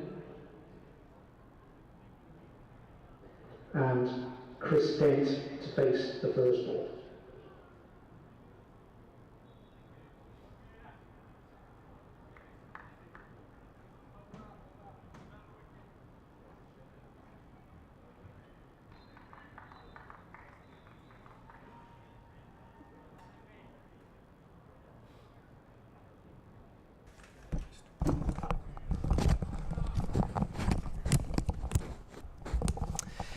Welcome back. It is time for what is a chase for Gloucestershire as Tim van der Guggen is running in from the River Taff end, and the first ball to Chris Dent, who is out there with Joe Phillips opening the batting for Gloucestershire. The first ball just left outside the off stump, so we can confirm that it has been a double forfeiture of Gloucestershire's first innings and Glamorgan's second innings, meaning that Gloucestershire require 382 to win. Van der Hugten round the wicket bowling to Dent, who's forward defending up to mid-on. In theory, there's a day, 2 sessions and half an hour to get them in, but there isn't. There's 81.4 overs realistically, with the forecast being as bad as it is for tomorrow. Maybe they might get some time tomorrow morning, but I think to all intents and purposes we can kind of treat this as a chase in the remaining overs of the day. Van der Hugten to Dent, who's across his stumps and blocking this one away out into the onside. So there won't really be a second new ball for Glamorgan, so this first new ball, if that is the case, this first new ball may have to count. I think we were both, well, 3 of us here, were delighted to hear that news because it's made it so much interesting. I think we should be telling everybody, come along, you might well see a damn good day here from now on. Yeah, there's a decent number of people in. There are. Van der Hugten bowls to Dent, who leaves, and I was waiting for those red bails to come spurting up into the air. That did come back. I just say, I mentioned it to you off here, I'm delighted to see Chris Dent back in the first team. Actually, you could leave that on length looking at the replay. It wasn't quite as full as I thought it was. So, even had it jagged back even more, it'd have been all right. But yes, I think it's something which has been a really good thing at the back end of this season as Van der Hugten runs in and bowls to Dent, who's forward, head over the ball, defending the ball away to mid-off. Because, I mean, there was a lot of uncertainty as to when he'd make his way back, and then you started to see him coming into second 11 games and crashing second 11 attacks to all parts of Rockhampton. Couple of massive innings there, one in a T20 match where I think he scored about 120 in a second 11 T20, and a second 11 championship match scored a big 100. Van der Hugten bowls, that one goes straight on, but again Dent leaves, so it's a maiden over to start with from Van der Hugten, a man who has caused many a terror among both Gloucestershire players and supporters alike over the years. That would figure to be an important part of Glamorgan's defence of this 382. Gloucestershire will need to see him off. You mentioned from the Cathedral Road innings, number 22, Ned Leonard. Ned Leonard, who's on loan from Somerset, will share the new ball. And as you said just before we came off for our little break, that it was 5 years ago you last remember a double forfeit. Right, and maybe somebody will correct me on that, but the last one I remember was the game between Gloucestershire and Derbyshire in 2019 when both sides knew that their only chance of really being in the promotion hunt was to get some sort of a result, and Gloucestershire chased the total down. Nick's been at the helm here for 10 years. He can't remember it, and before that I was there. And I must confess I can't remember when we last had the last double forfeitures. Leonard then at this end, and he is coming in to bowl to Joe Phillips, and Phillips fiddles with that outside the off stump. Nervous little dab at it, could easily have nicked it to the keeper. I've remembered that wrong anyway, I'm afraid. It wasn't a double forfeiture. I think that it was just a game that was set up by Derbyshire, so that's wrong anyway. I'm sure it happened he says, having got it wrong once already. I think I can remember a game involving Gloucestershire and Yorkshire about a decade ago where it might have happened. Here's Leonard, bowls and forces Phillips on the back foot and dabs it out into the gully. But yeah, it's certainly a rarity. I'm gonna have to see if I can find that game now, the other one that I could distantly remember where it may have occurred. 3 slips then, and no gully, a cover, extra cover in the mid-off.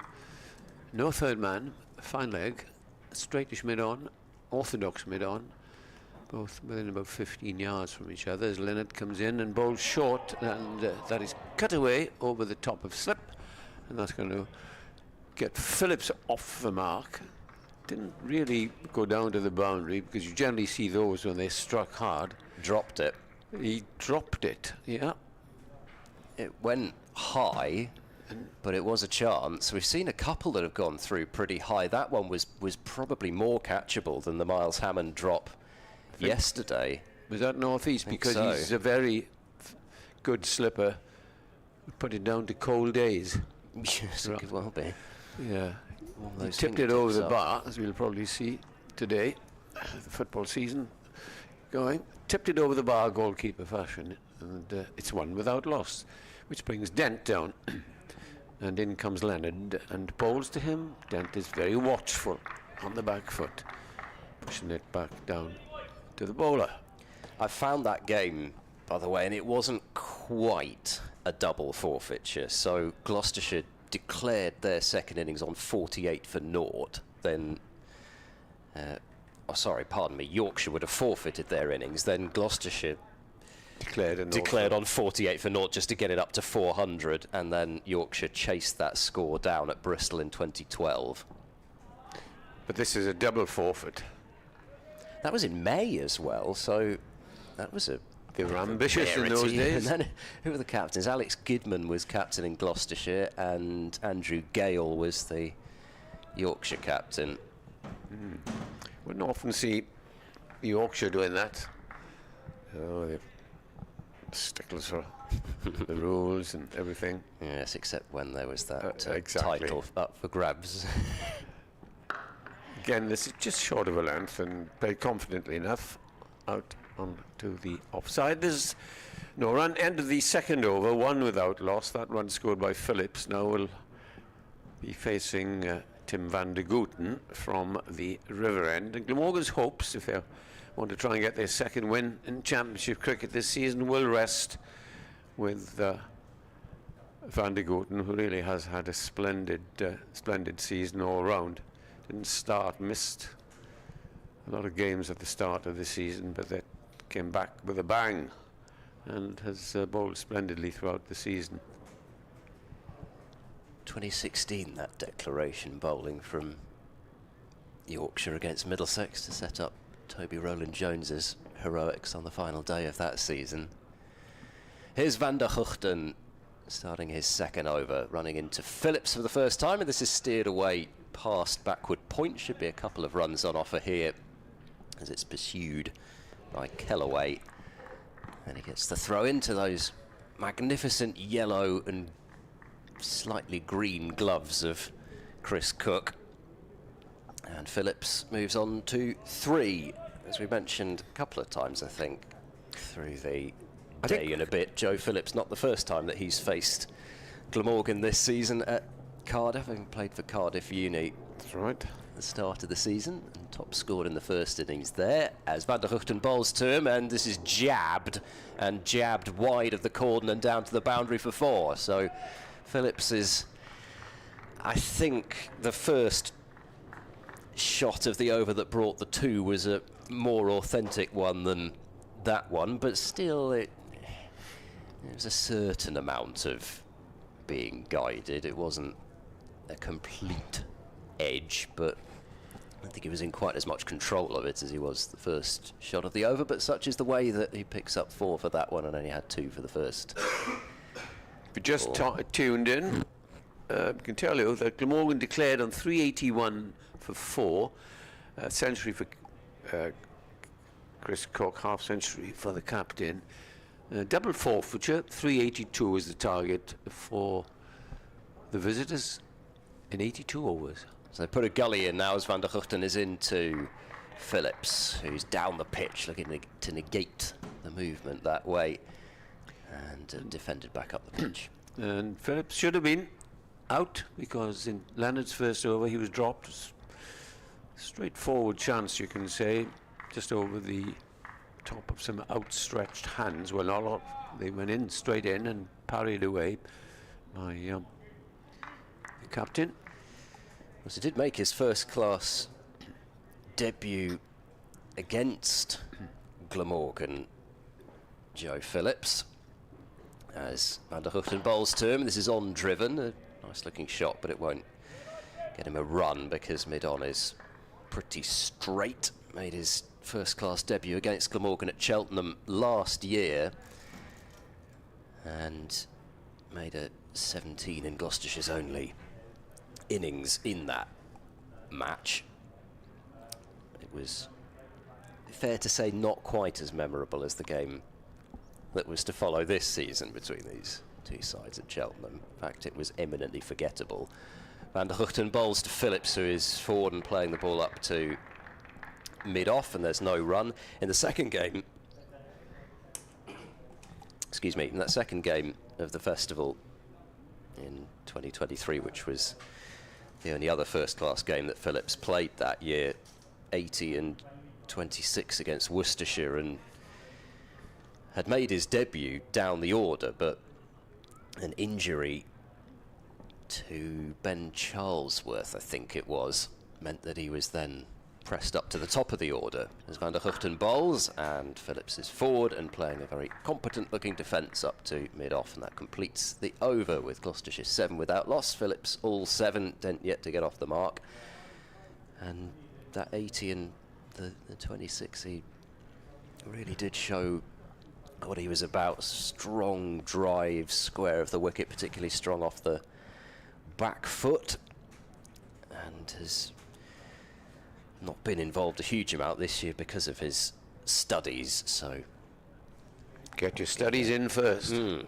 Well, it's very much what they say now, isn't it? And yeah, because the professional career goes on so much longer now, because it can do, be playing cricket into your late 30s, even into your early 40s if you so want, then why not get your studies in? Lennon starts the second over, short outside the off stump and cut away, but fielded there in the gully position by Ben Callaway. There's no run. Dent yet to get off the mark. Phillips is on 7, but did give that chance to second slip, as I mentioned.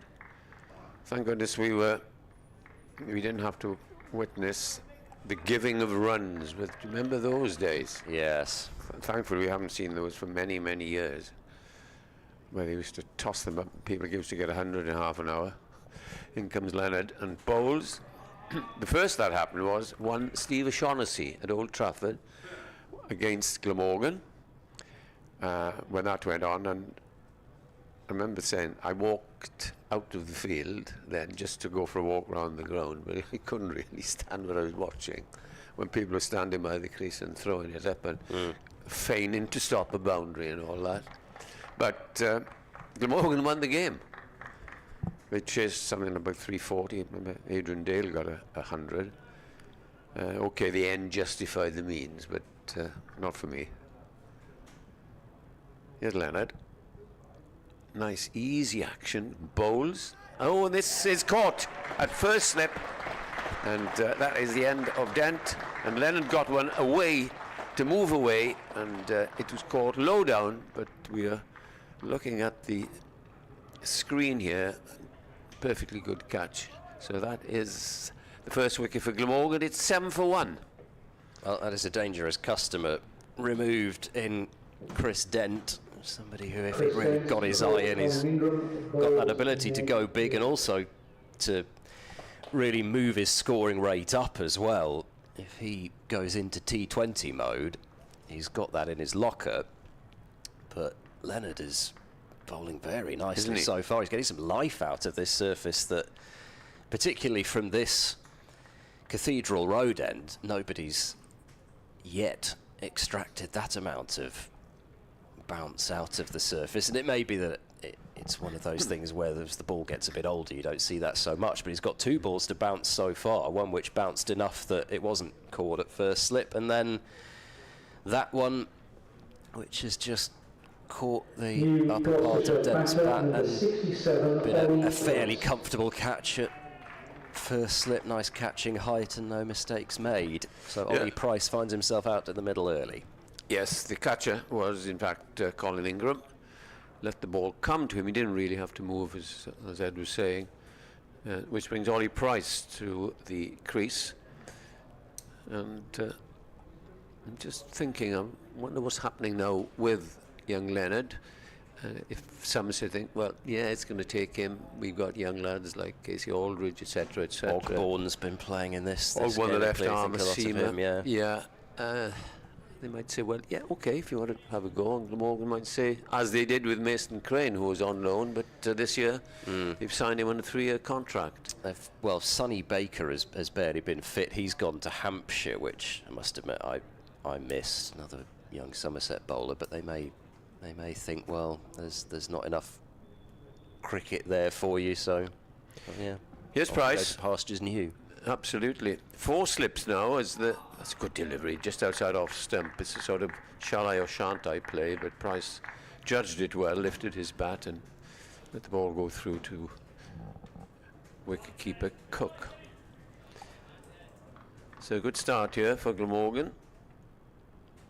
And of course there will be no bonus points for them to pick up in this innings, simply because it's the second innings. Do like Leonard's approach and action as he bowls on. He's aiming for that off stump. Obviously, when we look at his field, 4 slips, the mid-off and a cover, so there are 6 men on that side, and he's bowling that line and sticking to that line. Yeah, and there's real variability in those last 2 balls that have come through. The one being taken very comfortably by Cook, and then that one not really getting through, and sort of indifferent bounce will get in a batter's mind. In comes Leonard to complete the over. Oh, and that's going down the leg side. Only Cook was interested there. It's a very good over from young Leonard. 1 for 1 off 2 overs. Gloucestershire in pursuit of 382. 7 for 1. The man out is Chris Dent without scoring.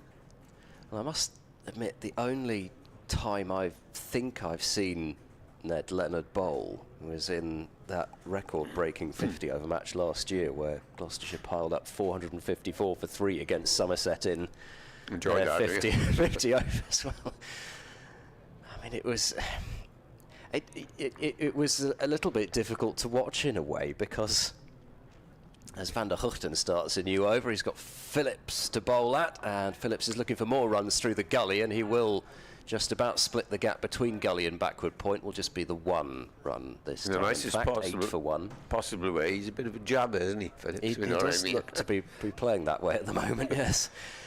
But no, they had been obviously severely depleted, Somerset, by the 100, and I think the effects of that were shown more last year than this year. Yeah. And they had a lad, must have only been about 16, JT Langridge. I was just looking at the figures. He bowled 8 overs, 1 for 95, and Leonard's figures 8 overs, 0 for 78. So I think today might be a more fair representation, a better wicket for him, Ned Leonard's abilities with the ball. In goes Van der Huchten and bowls to Ollie Price, who comes forward and plays a little tap out to backward point, and there is no run. Ollie Price made 77 in that 4-5-4. Of course, it was James Bracey with another unbeaten double century.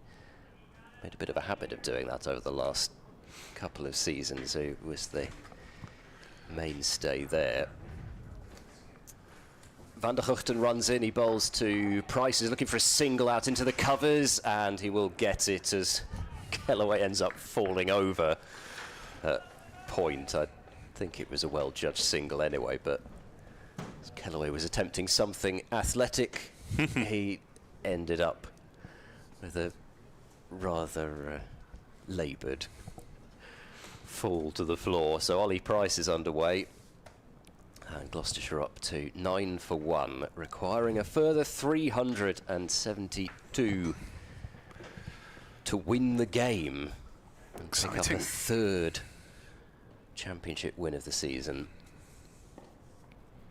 Van der Huchten in 2, Phillips, and that one comes back in towards the right-hander, but Phillips, he stands quite tall as he plays. Noticed that his career so far. He's not one of those that really gets into a pronounced crouch. He's quite happy to reach down with the hands rather than really bend forward and defend. That one certainly wasn't getting past. All the talk about Van der Hugten, and it's been Leonard so far anyway who's been making everything happen. Had Phillips dropped and Dent caught. Van der Hugten bowls. Phillips looks to drive, mistimes it back to the bowler. Back face closes on him. The required run rate, I'm not sure if you mentioned this, should we just get today's play in, 4.658. I did mention it before the innings started, but not after it, so the requirement is not a steep one in terms of nowadays required rates. Van der Hugten bowls. That one comes back towards Phillips. He looks to chop it away through the offside, but didn't really have enough room to free the hands. But to his credit, he didn't still try and force it too much, and it's fielded at backward point for no run. 9 for 1 Gloucestershire after 5. Obviously, that's not quite accurate in terms of the game, because there's the possibility of 96 overs tomorrow in theory, but the weather forecast isn't great, and I don't think we'd get more than at maximum a morning session in, even if we're lucky tomorrow. 9 for 1 then. Ned Leonard has claimed his 4th wicket for Glamorgan. It was 3 at 97 going into today, but he has been quite unlucky in his spell so far with Glamorgan, as the first ball is allowed to go through outside off stump by Ollie Price, who came into the match with 605 runs to his credit. 1 century in the championship this season. So one presumes from the fact that Leonard is playing and Ben Morris isn't, that there is at least some possibility that Leonard will be here next season. As it's edged and short. Has not quite carried to Chris Cook. It is parried away by Cook and Ingram between them. Didn't carry, but the 3rd time that Leonard has found the edge, didn't even carry to Cook, diving in front of Ingram, but it was a good stop by Cook. It's a lovely pickup. I mean, you say it, I say it every time I see Chris Cook keep, but nobody talks about how fantastic he is as a keeper around the country in conversations of best keepers around. Leonard bowls, firmly driven back to the bowler by Price, no run. He really is very athletic for a man in his well, he's age 38, so certainly no signs of his powers as a keeper diminishing at all. Hasn't been his most successful season with the bat, 582 runs, but today's unbeaten 10 will send his average up a bit, as that is driven by Price, and he'll pick up a single because it's eluded Carlson, who's trying to cover both the cover position and mid-off, and they go through for a single by the time Van der Hugten jogs over from mid-on to field. 10 for 1, chasing 3-8-2 to win. If you're just tuning in and wondering, we had the rarity of a double forfeiture of innings. So some sort of agreement between the captains, as Leonard is on his way in from the Cathedral Road end. Bowls outside off stump, allowed to go through. Now, do Gloucestershire try and win it today, or do they assume that they'll have a bit of time left in the morning? I think for at least this first patch up until lunch, they're thinking about survival, and then, well, I don't know, is it one of those things where they see where they are halfway through the afternoon, maybe something like that? Need wickets in hand. Leonard in to bowl through outside off stump. No shot played by Joe Phillips.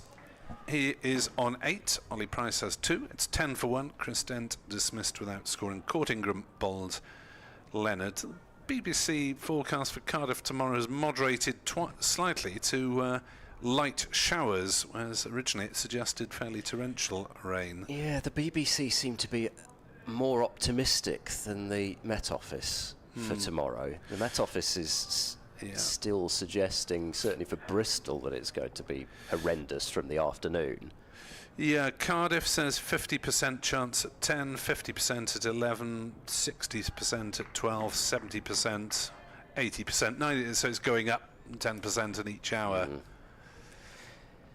Van der Hugten with 4 slips in place, bowling to Ollie Price, who jams down on that one and defends towards mid-off. So, I don't know. I guess it could still end in a draw if Gloucestershire are 8 down towards the back end of the day, and then they might shut up shop, I guess. I don't know. Somebody like Ajit Singh Dale might quite like the opportunity to go out and play some shots by that point. Who knows? Van der Hugten to Price, who gets a good length ball, which he knocks on the head towards backward point. And they are, I mean, yeah, we've mentioned it a few times already. The new ball, you hope that things might settle down a bit in terms of maybe that slight variability in terms of where it's coming through after that new ball. But certainly so far, here we go. Update time for BBC Radio Wales in a moment as Van der Hugten bowls and Price is forward, playing it out on the offside, and there is no run.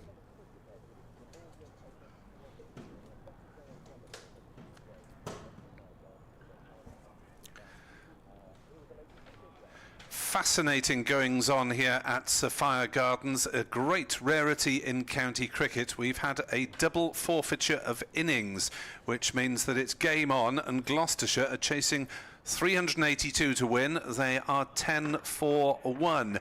Now we've got 75 overs remaining today. The forecast for tomorrow is quite poor. They may not play at all, but great adventure by the two captains to set up a game. Glamorgan 381 for 4 declared. Chris Cook hit 101 not out, and Sam Northeast passed 1,000 first-class runs for the season as he was on 64 not out. Cook clubbed a couple of sixes to reach 3 figures, and they marched off. So an agreement between Graham Van Buren and Sam Northeast to set up a chase today. Gloucestershire lost. Chris Dent caught at slip by Ingram off Leonard without scoring, and they are 10 for 1, chasing 382 to win. So, what was that next word, I wonder? Nick Webb. we just heard a preposterous. No. Proposing, promising. Yes, into BBC Radio Wales, where they've currently got on some frequencies the women's test match between Wales and Australia. Van der Hugten into Price, and that is just left. And a good leave from Ollie Price. It again was threatening the off stump, but Ollie Price not playing where he doesn't have to. So another maiden, Van der Hugten's second, the third of this innings so far in the 7 overs. Gloucestershire certainly not off to a flyer at 10 for 1 after 7 overs. A stand of 171 eventually for the 5th wicket between Northeast and Cook. Adrian, thank you for pointing out it was the highest partnership for Glamorgan against Gloucestershire for that wicket on this ground. Good afternoon to Trevor Freeman back in Dublin after a couple of days over here watching. As that's clipped Phillips on the pad, runs down towards fine leg, and 1 leg by ensues, 11 for 1. Trevor taking the opportunity to have the photo taken with the one-day cup, which has been on display at the ground. Very commendable captaincy, says Peter Simmons on X, to set up this game. Paul Chapman's all to play for. Glamorgan win would mean they leapfrog Gloucestershire in the final table. It's the risk taken by Van Buren, so well done to him, as that's gone through low from Leonard. No shot played by Price outside off stump. Yeah, you do wonder where prize money up for grabs. Probably wouldn't have No. seen that happen, but I certainly echo the thoughts and applaud Graham van Buren and Gloucestershire absolutely, as I'm sure most supporters would. Does it really matter that much if you finish 5th rather than 7th in Division 2? I'd like to think it doesn't. I'd like to think it's more about the cricket that you've played. Leonard into bowl 2. Price comes back a little bit. No shot played. Through to Cook once more. And were Gloucestershire to win, then it might still, emphasis on might, keep alive their hopes of finishing 4th, because, well, we'll see. There's still a chance. I don't know what the forecast is like up north, but Northamptonshire have been bowled out for 147 and Yorkshire are 43 for 1 in reply, so there's still a chance Yorkshire could force a win against Northamptonshire there. As Leonard bowls and Price is forward with a firm defensive push to Carlson at cover, no run. Trying to peer through. I think Ed Bevan has got his lunch and I'm trying to work out what it is. Oh yes, there's definitely I'm some still food there. finding it difficult to work out what it is, if I'm honest. Well, it's a pile of rice. Is that a chicken? Is it a mound of chicken? Mound of chicken, possibly. We shall find out in 10 minutes' time anyway, or thereabouts. As Leonard is in to bowl and Price drives back to him and there's no run. Yeah, again, that sort of delivery was what Gloucestershire did too often with the new ball yesterday. They were really quite full and were driven a lot, and Leonard so far has found his joy out of bowling more of a good length than really that full. If it's right up to the bat, it looks as if this is the sort of surface that you can drive on. Leonard bowls and Price does not drive or play any other shot. Through to Cook, 11 for 1. It's a maiden from Leonard because there's just a leg by off the over, so he's bowled 4 overs. 1 for 2 has the 22-year-old Somerset low knee. The time is indeed past 12:30, but we're staying on till 12:40 because of the time lost yesterday. And tea will be at 3:30, conditions permitting. Any time on this ground I see that clock zoomed in on, can't help but cast your mind back to 2009. Constant shots of that clock. In comes Van der Huchten and bowls, and Phillips is forward playing that one out into the covers for Carlson to field. Speaking of, I saw Bilal Shafai out on the umpiring circuit during the one-day cup. Mm-hmm. Brought back some memories of... Yes, he was the 12th, wasn't he? Yes. England, the chief time waster. Yes. Have a drink, have some more gloves, have a towel. Oh, you want something else? So I'll be back in a minute to bring it out.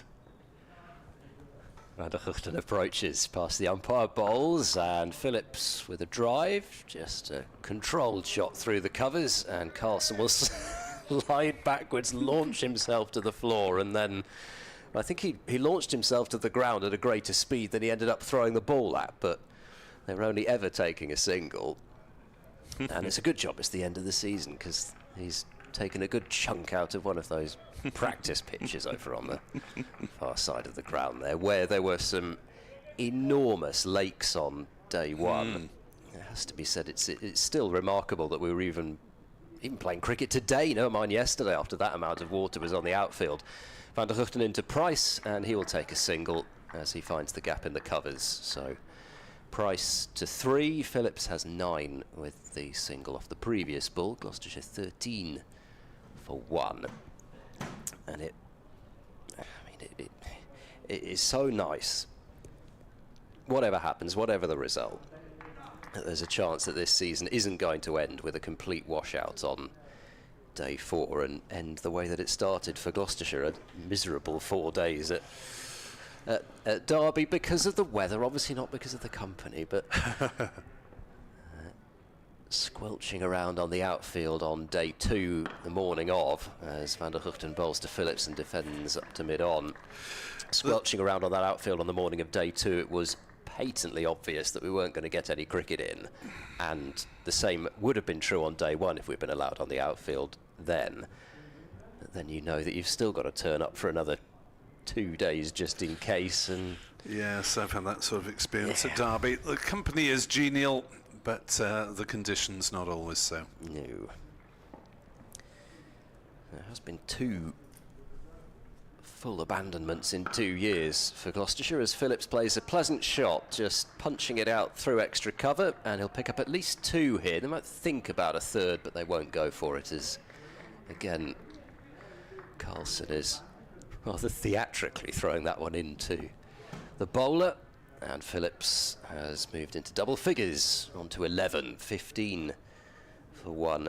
Derby this year, and last year it was Bristol, where the game against Yorkshire was completely abandoned, and there were fears that the game this year might go that way, but despite the fact there was more rain over the winter this year, perhaps as Van der Hugten runs in and bowls wide of the off stump, and Phillips doesn't play a shot, so 4 runs from the over, 15 for 1. Weather gods perhaps in the immediate run-up, and the fact that it was maybe dry at least a couple of days before that game, allowing that one to go ahead this year, so thankfully we didn't start with 2 consecutive abandonments. But, well, there's been rather a lot of good stuff in between, would be the thinking, even if we did have a washout on day 4 here and start with a 4-day washout from a Gloucestershire point of view. It's been a remarkable season, and it's going to be quite difficult for me to condense it down into any sort of a season review, which I shall have to do. As Leonard bowls and Price is forward defending.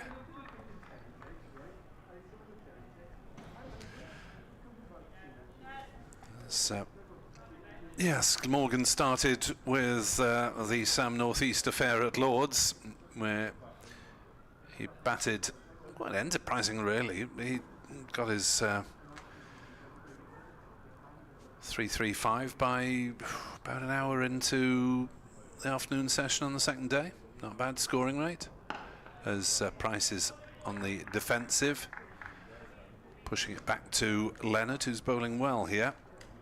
He's already had 1 reward, might have had 2.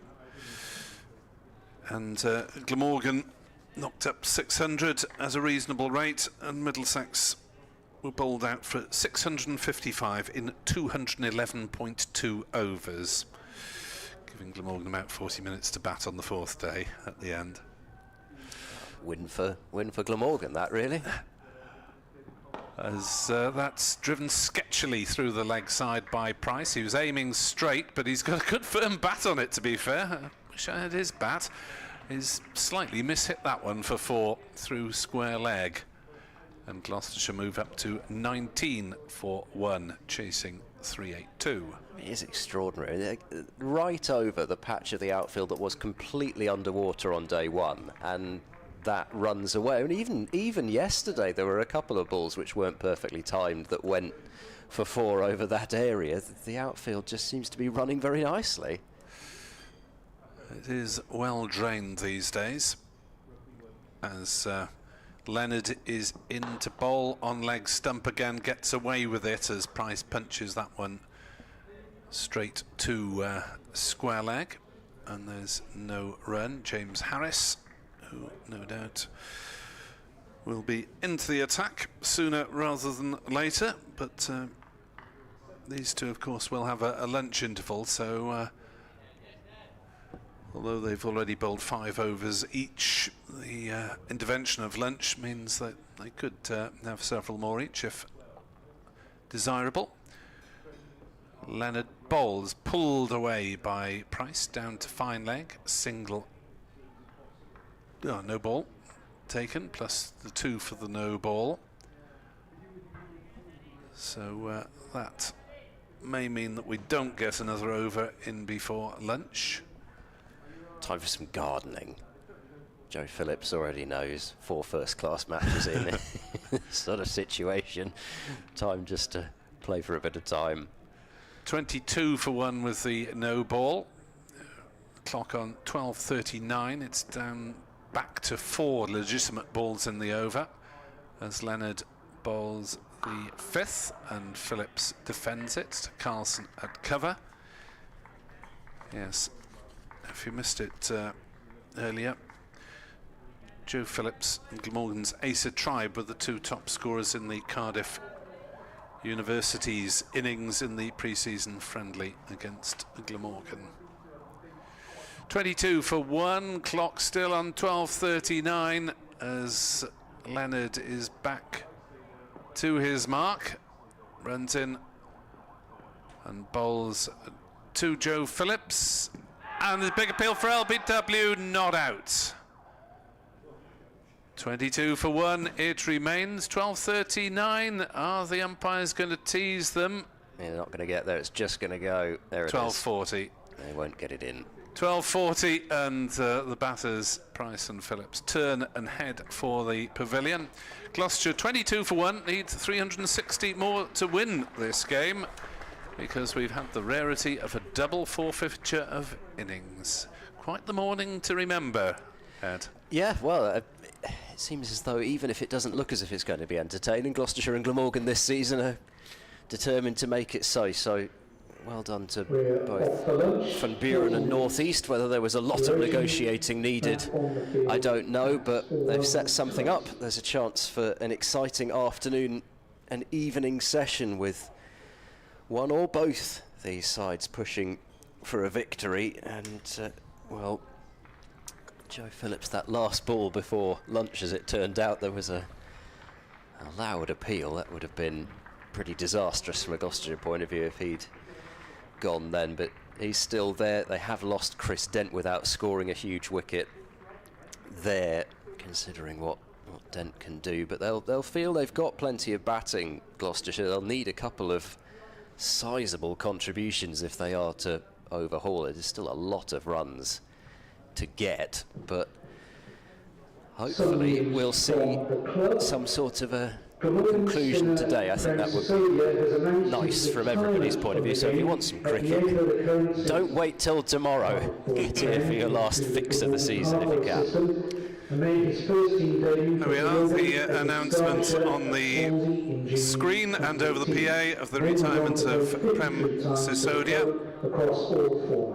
displayed alongside Harry Podmore, whose retirement was announced earlier in the season. So best wishes to those two.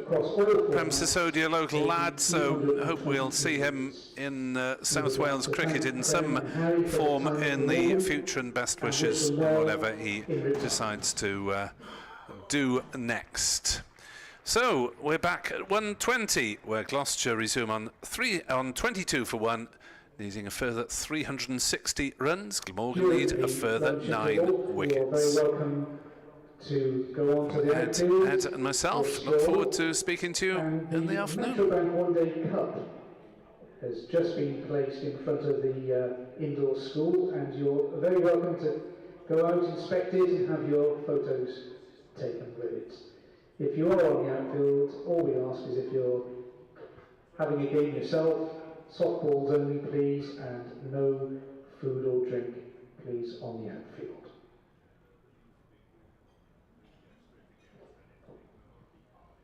If you're feeling a bit peckish, food and drink is available in the Pyramid Lounge Cafe at the back of the Thatcher Pavilion. 10% discount if you show your Glamorgan membership card. Urban Jungle next to Gate 2, selling drinks and snacks as well. We have a picnic area on the lawn behind the Thatcher Pavilion. Probably your last chance to use it this year. The Glamorgan Club Shop, run by Missouri Sports, is open now just inside Gate 2 with a full range of Glamorgan clothing, including special Metro Bank One Day Cup winners t-shirts and polo shirts, plus Chris Cook testimonial items. and the Museum of Welsh Cricket is open on the first floor of the National Cricket Centre. One final note for now, the Balconiers' last ever end-of-season presentation evening for the Glamorgan players takes place at the Towers Hotel Swansea this coming Monday night, the 30th of September. Your chance to celebrate the Metrobank final win with many of the players. Details are on the Balconiers website, which is thebalconiers.co.uk.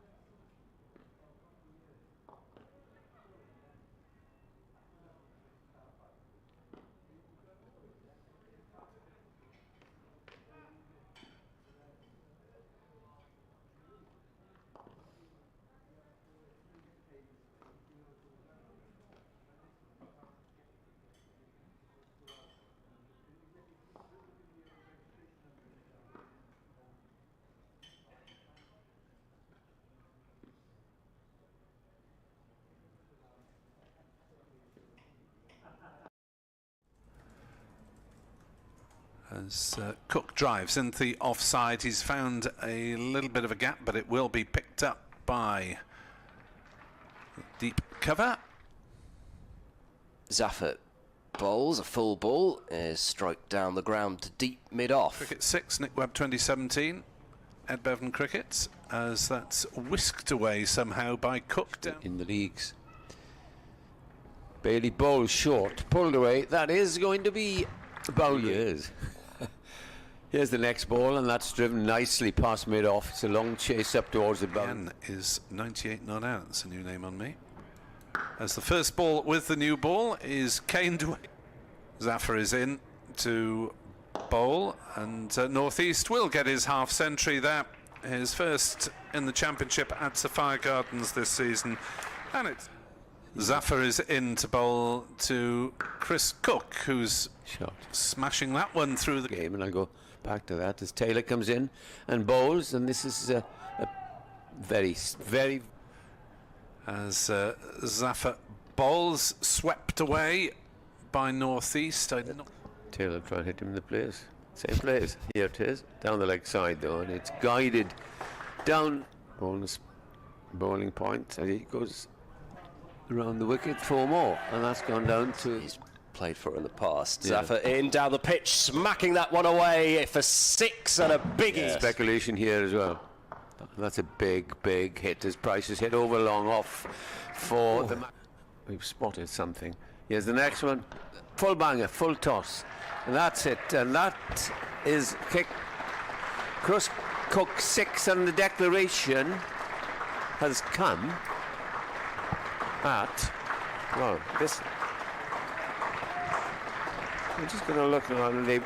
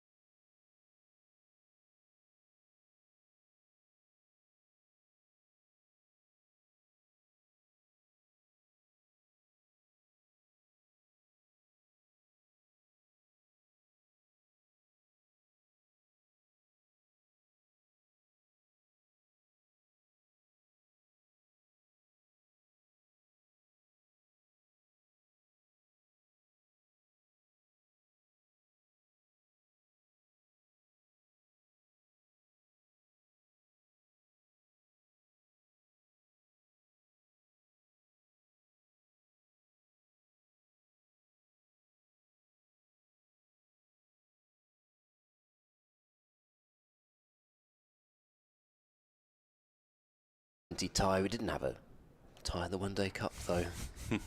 Very disappointing. Tying the knot on that. But don't think I've worn a tie since. I think I might have had one on for 1 or 2 days at Lord's on the opening match of the season. No, I didn't. I must confess, I brought it, but I didn't bother once I realised that, because not compulsory. No, as Van der Houten runs in, bowls, Phillips is forward and playing this one back to the bowler. So the first over after lunch complete, 3 runs from it, Gloucestershire 25 for 1. I mean, again, in terms of personal highlights, this season being the first time that I've got to work at Lord's, really didn't have any idea of the protocol, so I had no idea that we'd just, well, I mean, first of all, the fact that you actually got to walk across the outfield to go and get interviews over in the pavilion, and doing the interviews right next to the players' balcony as well. It really was a bit of a dream come true. But I had no idea whether I'd have to put on a tie to go on and do that, so I thought I'd better come prepared on day one, and actually you can turn up in the pavilion looking like a complete scruff with your press pass, and complete scruff is usually my general state of things. So James Harris is to take over from Ned Leonard at this Cathedral Road end, and is in and bowls to Ollie Price on leg stump and played to Asa Tribe at short mid wicket. There's no run. So yeah, that was fun working at Lord's. I've had the privilege of doing a final there back in 2013 with Edward, when Glamorgan lost to Nottinghamshire in what was then the YB 40. Yes. I like 40 over cricket, I must admit. Yeah, so do I. 25 for 1. Harris bowls, forced into the offside by Price, well fielded by Carlson. It's nice for a couple of reasons, isn't it? In terms of the time that you can start, just you can start a little bit later. A few more people have come in, and actually I've mentioned this before. I was reading the book done by Tim Wigmore and Matt Roller, the story of England becoming double world champions, 50 over and T20. Harris bowls to Price, who steers that to gully, no run. Reading that at the start of the season, and there was a lot of talk about how England's generation, the sort of golden generation that had led them to that World Cup, a lot of whom who'd come through even the same under-19 side, the likes of Butler, Stokes, Root, all in the same cohort, that they felt that playing 40 over cricket when they were younger led them to being better ODI players. Harris bowls, and that again is steered down into the gully by Price, no run. Interesting. Just forced them into batting that little bit quicker, still having some time to play yourself in, but going more up-tempo earlier on in the innings, and they certainly brought that to the 50 over game. And England, despite their battering of the Aussies yesterday, are still kind of searching for the next, what to do now. Harris is into bowl, steered down to slip this time by Price off an angled bat, no run. You can't just keep going harder and harder and harder, because there comes a point when you're taking so many risks that or it just felt as though for a while England were really fighting how they wanted to play. There was still the Morgan mantras going round in the head, but there wasn't Morgan there to deliver them. Harris in the afternoon sunshine, in to bowl to Price, width there, and driven by Price, but well fielded by Carlson. At cover, expected to see that one flashing away for 4. James Harris just straying a little bit in line there, but gets away with it. And it's a maiden over for Harris to start. So 12 overs gone.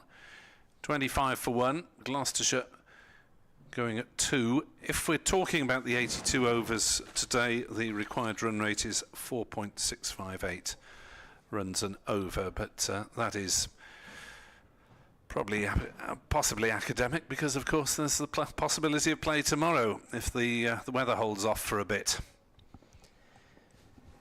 Van der Guchten, who's so far been unchanged in this innings. Perhaps he's trying to replicate the feats of Zafar Gohar. Turned into the onside first ball of this new over, and there is no run. How many overs was it in the end for? Let's see. Zafar? 31. Yeah. I think unchanged overs. That must even beat what he did in that game at Old Trafford 2 years ago, surely, in terms of a unbroken sort of spell. Obviously it was broken by session breaks, etc. Van der Guchten into Phillips, who comes forward and prods this one back to the bowler. But yeah, Gloucestershire ended up looking rather out of ideas with the ball, but then I don't know how much we can read entirely into that this morning, because I think that the negotiations had certainly already happened before they walked out to the middle. Yeah, there was no sign of messages coming out, was there? No. Van der Guchten into Phillips, and Phillips again covers up. And I think, from what I hear, the word on the street seems to be that 370 was the mark, but that it was agreed that Gloucestershire were just going to, you know, there weren't going to be any, no, I'm not going to use the word joke bowlers, but there wasn't going to be any declaration bowling, that they were just going to get there naturally, keep everybody in suspense. Van der Guchten in and bowls, and Phillips has defended that into the onside. I'm not totally sure that that was initially where he was looking to hit that, but squeezed away and couldn't quite grab a quick single. We mentioned Joe Phillips studying in this city, and another man who completed his studies at the non-strikers end in Ollie Price, finished those off. But even last year he had his graduation ceremony. It feels like longer ago than that. Van der Guchten in, Phillips looks to drive, doesn't time it, fielded up at mid-off. Might have been from taking his exams the previous year. Yes, yeah, I think so. But even so, it's funny how soon a player can be part of the furniture who is still really 23. right at the start of their careers. Yeah, 23 years old. And it's a mark of how much responsibility Ollie Price has already taken on, that is the case. He doesn't feel like a player who's just starting out. Already 2 Lions call-ups in. Van der Guchten bowls, Phillips drives and won't get it past mid-off. Van der Guchten got a little fingertip on that to take some of the pace off it and deflect it towards Carlson, who's been kept busy in the field. And Phillips has been calmed in that over once again by Van der Guchten, who's bowled 3 maidens in his 7 overs for 15, 25 for 1. But I was mentioning at lunch, actually, and I'm not sure we've really talked about this very much on commentary, but Ollie Price, going back to the studying, before that he spent his gap year coaching cricket out in Argentina, of all places. What a gap year that would be. I mean, if I'd have known something like that was possible, I might have taken one. Away goes Harris from this Cathedral Road end to bowl to Price, who drives to Van der Guchten at mid-on. No run. So, interesting events at Taunton, where they're playing for second place in the championship. Hampshire need 121 to win. They're 0 for 2. Oh dear.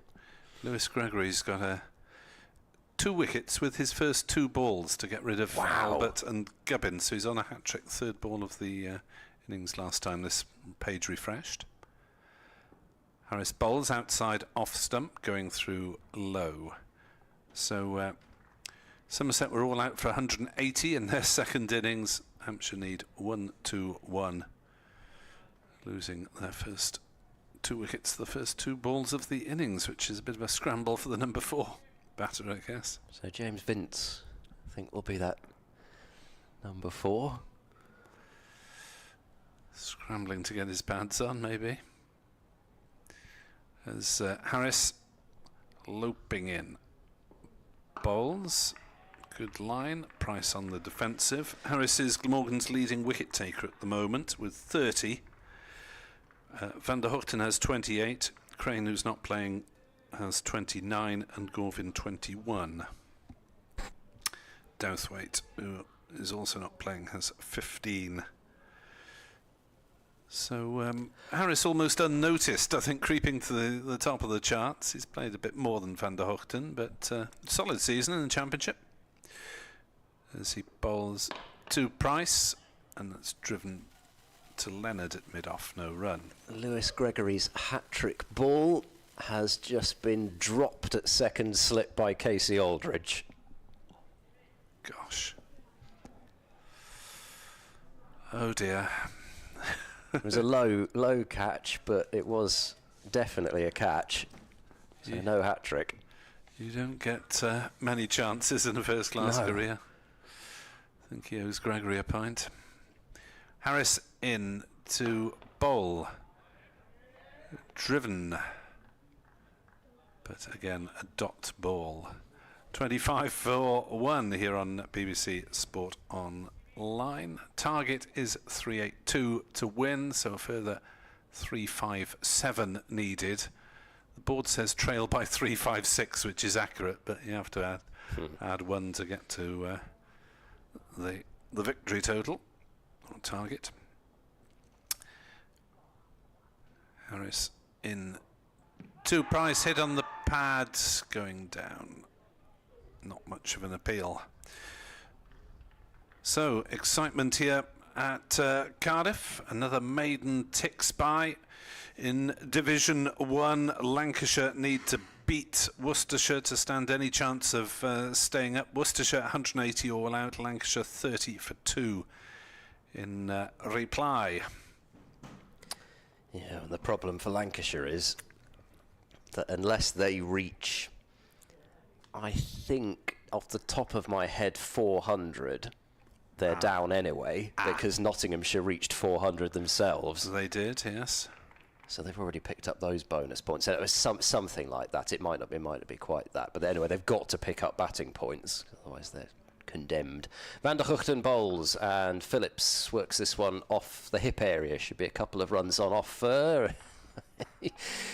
They do come through for the 2, which is pretty comfortable in the end, because he split the gap between square leg and long leg. But Phillips was the one that was running to whatever, I mean, loosely, danger end there was, but Price hadn't really turned in express fashion, and I think Phillips just for a moment thought, well, is he actually going to come back here? And of course he did. 27 for 1, Van der Hoogten in to Phillips, and this is played out into the onside, and there is no run.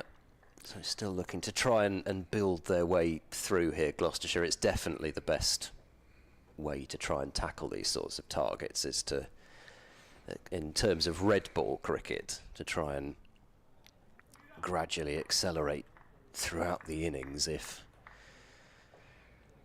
there is that target there. Thinking back a couple of seasons back when Gloucestershire made a bit of a habit of chasing down targets in the final innings of matches. Van der Hoogten bowls, his width on offer there. It's punched away out through the covers by Phillips, and that will go for 4. That seems to be, from the cricket that I've watched Joe Phillips play so far, that seems to be about the favourite shot. It's that cut back foot drive through cover point, and he got just the ball to try and play it. So 31 for 1.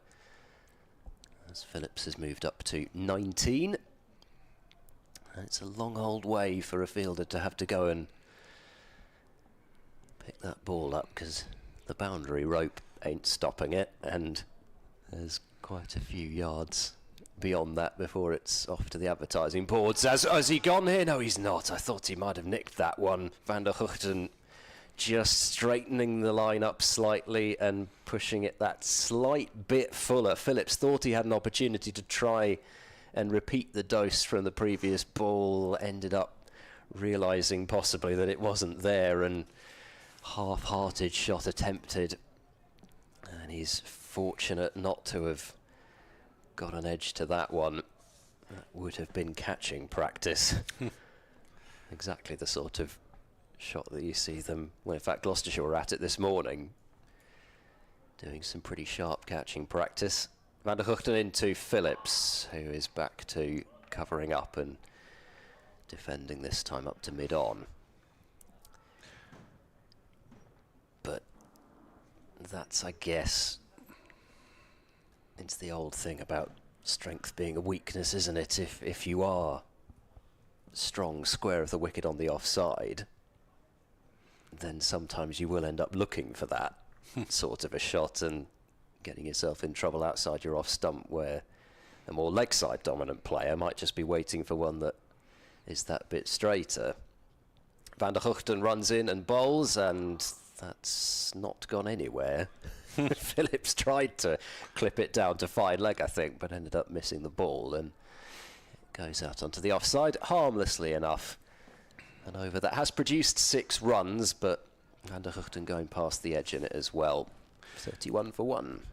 Looks like Yorkshire are okay for promotion, because they started ahead of Middlesex. Yorkshire 77 for 1 in reply to Northamptonshire 147 all out, so Yorkshire well on top of that.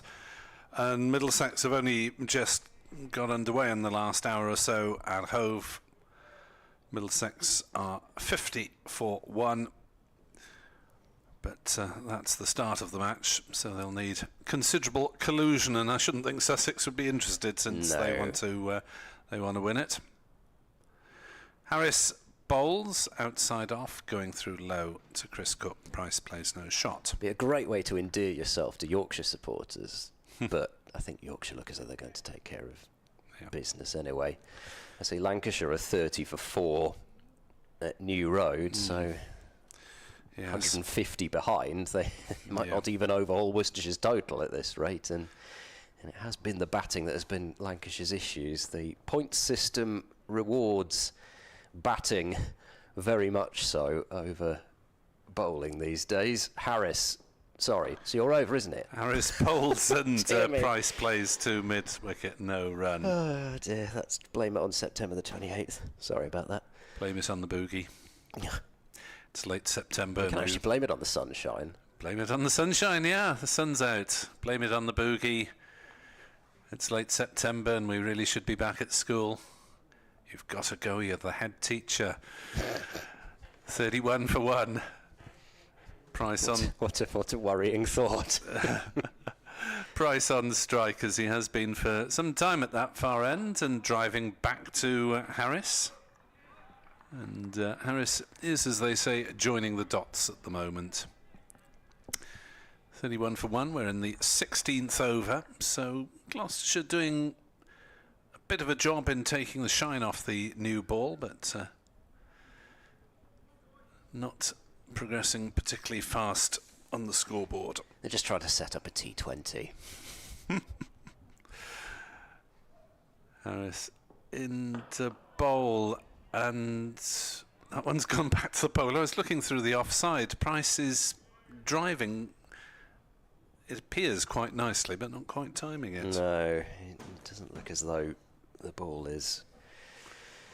Well, whether it's not coming on quite as much as Price wants it to, or whether he just really hasn't got the measure of the surface in terms of executing that drive, but 9 off 43 deliveries. It's been a bit of a struggle for him so far. Harris in, bowls. Price defends, no run.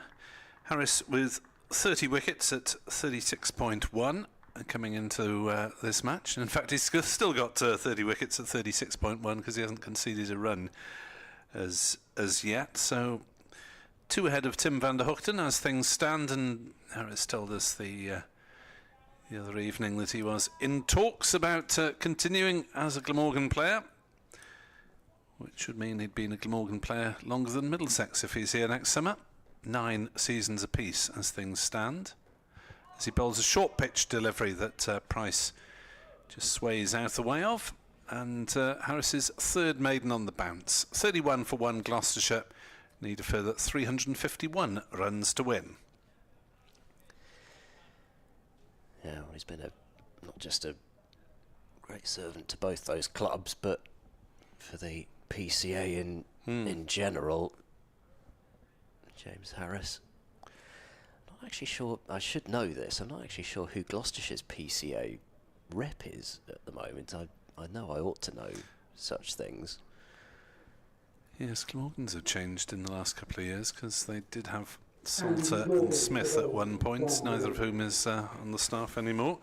There's Andy Gorvin with 21 wickets at 26, decent championship season for him, and a regular in that one-day cup winning side. So it's been something of a breakthrough season at the age of 27, really, for Andy Gorvin. So all credit to him for persevering with his dream. Yeah, got the key wicket of Dixon in that final. In comes Gorvin and bowls, and Phillips is prodding forward and defending to the onside. Yeah, who would think that the key wicket would be achieved by firing it wide of would have been a wide outside the off stump had the batter been standing still. Inch on the cut strip. Ball wide outside the off stump, but yeah. Batter is trying a reverse sweep or something of that nature. Crafty bowler Andy Gorvin. He bustles in and bowls, and Phillips tries to whip this one to the onside and is picked out mid-wicket. And still the run of dots continues. I mean, even if they get all the overs in, Gloucestershire aren't going at the required rate at the moment. Current run rate 1.9, overall required rate 2.17. Theoretically, yes, that's if we get all tomorrow in. I hadn't noticed that on the bottom of the screen. It's actually 4.65 if we don't play tomorrow. Well, we've gone up certainly towards, you'd imagine, 4.8, 4.9 by now. Gorvin bowls, and Phillips is looking to try and find runs through the offside this time, but ends up getting cramped for room and can't beat point. So there's a short mid-wicket now. I guess they're thinking, well, you might still get a catch through third slip, but it would have to be a very thick flying edge. So they've taken one of the slips out, Glamorgan, and put that fielder into a short mid-wicket. Gorvin to Phillips, who brings the short mid-wicket into play, and it's stopped by Leonard there at mid-wicket. And I've just worked out who it is because I've got him down as number 19, which is probably his Somerset number. It's the one problem with using the particular system that I've used. Yes. Quite often it does do that if they've got another number elsewhere. Gorvin bowls to Phillips, who plays forward and up to mid-off, and still no runs from the over.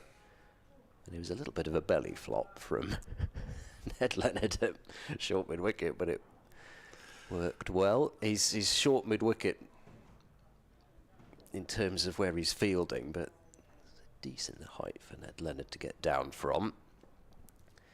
Gorvin turns and runs in once more, bowls, and will complete a maiden over as Phillips defends. Bit of a flick of the wrist, but it is another maiden, and Gloucestershire remains stuck on 31 for 1, 19 for Phillips and 9 for Ollie Price. And at the moment, Glamorgan are probably quite happy to think, well, Gloucestershire are the ones that have to blink first if they're going to overhaul this target. So actually, we might as well just stick to our guns and wait for something to happen, and it ought to. Yeah, under 2 runs and over at the moment. The Shire progression. In goal, New Zealand on all sorts of trouble against Sri Lanka, as Harris bowls and Price drives to Leonard at mid-off. Again, no run. Sri Lanka declared on 602 for 5. Fruitless toil for Ajaz Patel of New Zealand, who had about a month here a couple of years ago. New Zealand at 88 all out and 199 for 5, still 315 runs behind. I saw that Kamindu Mendis had another huge 100 for Sri Lanka. He averaged 75 in Test cricket before that 180 odd not out. Harris bowls, Price drives, this time straight to cover.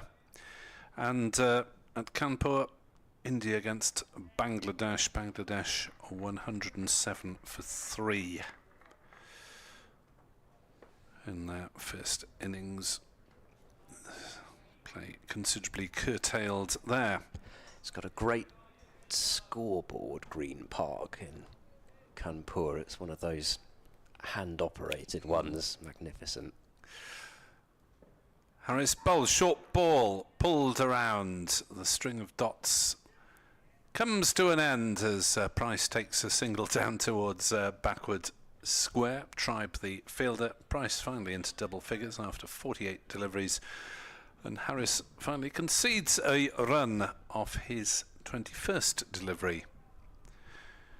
32 for 1, 350 to win for the visitors. As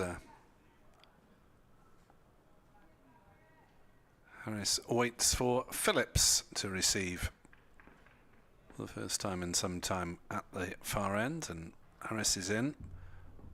Bowls another short ball that's going to produce runs, possibly 4 of them. No, it's a diving stop on the far fine leg boundary, but Chris Cook was interested for a moment there as Phillips went to play the pull shot, or the hook shot. Didn't get a huge amount of it, and Cook went leaping away down the leg side. Glove it, or is that a bit of bat on it? Anyway, got away with it. I mean, there's a fielder back there as well. If he'd hit it better, he could have been still caught down there as well. Never mind caught by the keeper. Just got big on him. Yes, Harris does tend to be the bowler used for that sort of exercise by Glamorgan. As he's going to get peppered now. Is this a cunning plan or what? So Tribe is at square leg, about 10 metres in from the boundary. Carlson is 45 degrees fine leg, and there's also a deep fine leg on the boundary. So Harris is in to bowl. It's a no ball.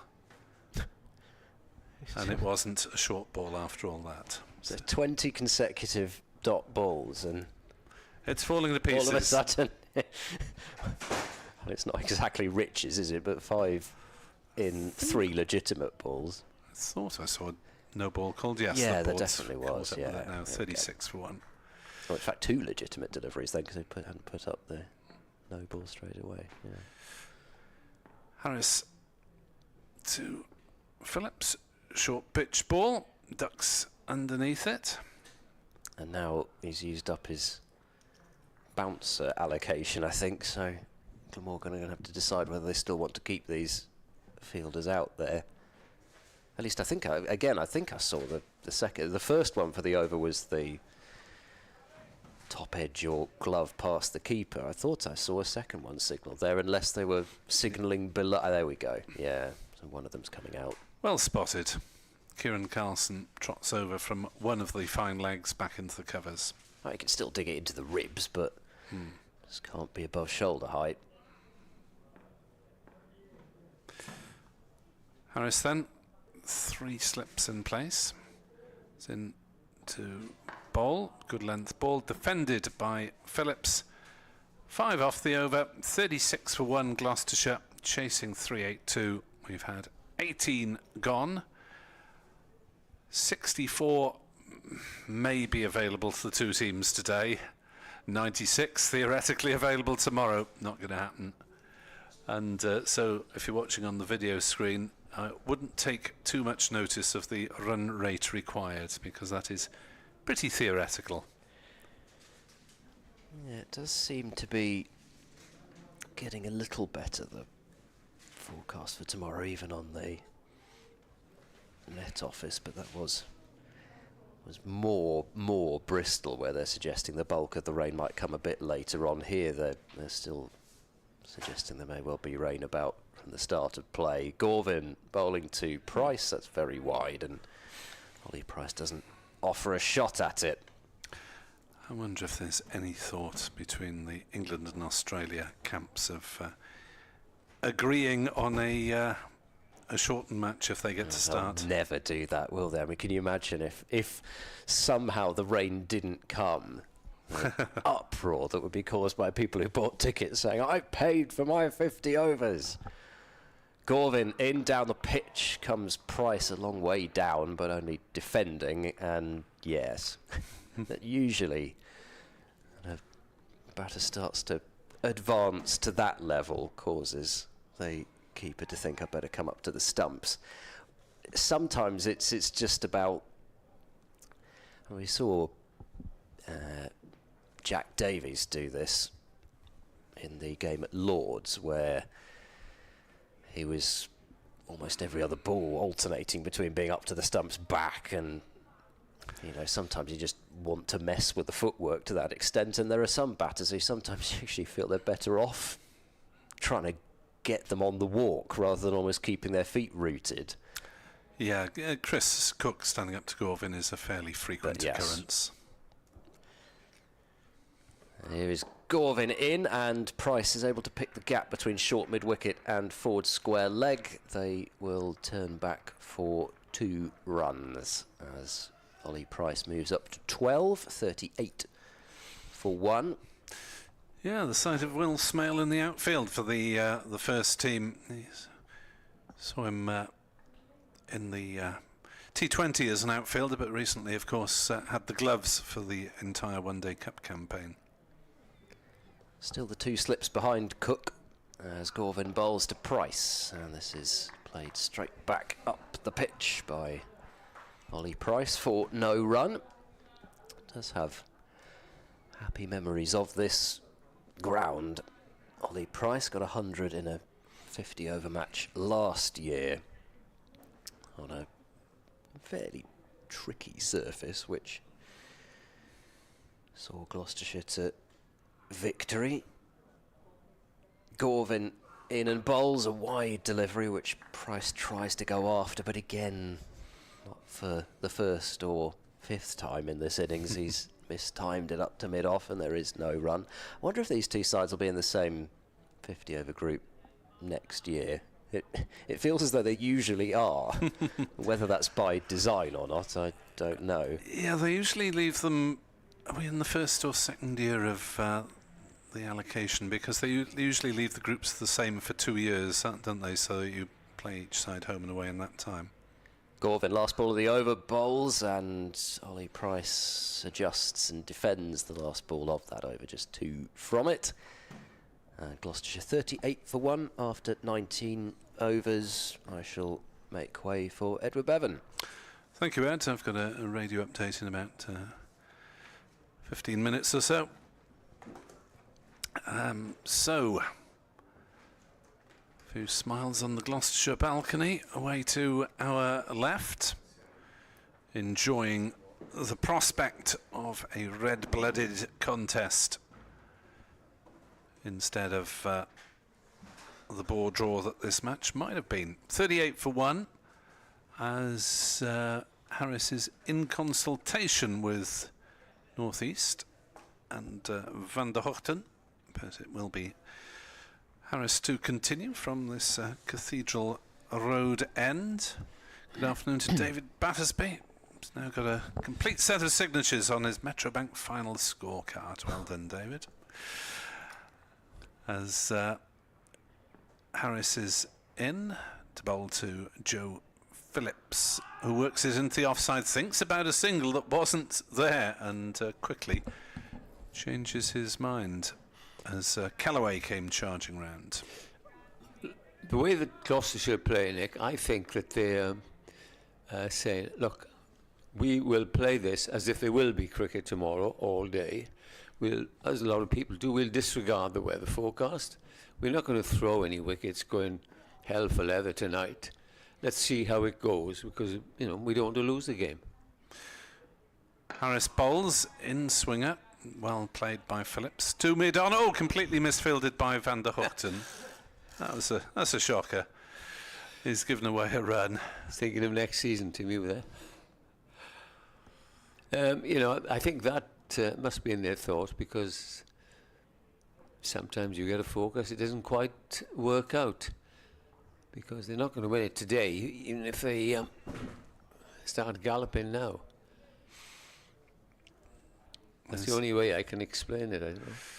Well, they've got to build a base, haven't they? Yeah. No use going hell for leather as Harris is in. Bowls a short pitch ball, pulled round, and there's almost a complete mix-up as it was pulled to Carlson on the bounce at short fine leg, and then Joe Phillips was more than halfway down the pitch and Price wasn't moving.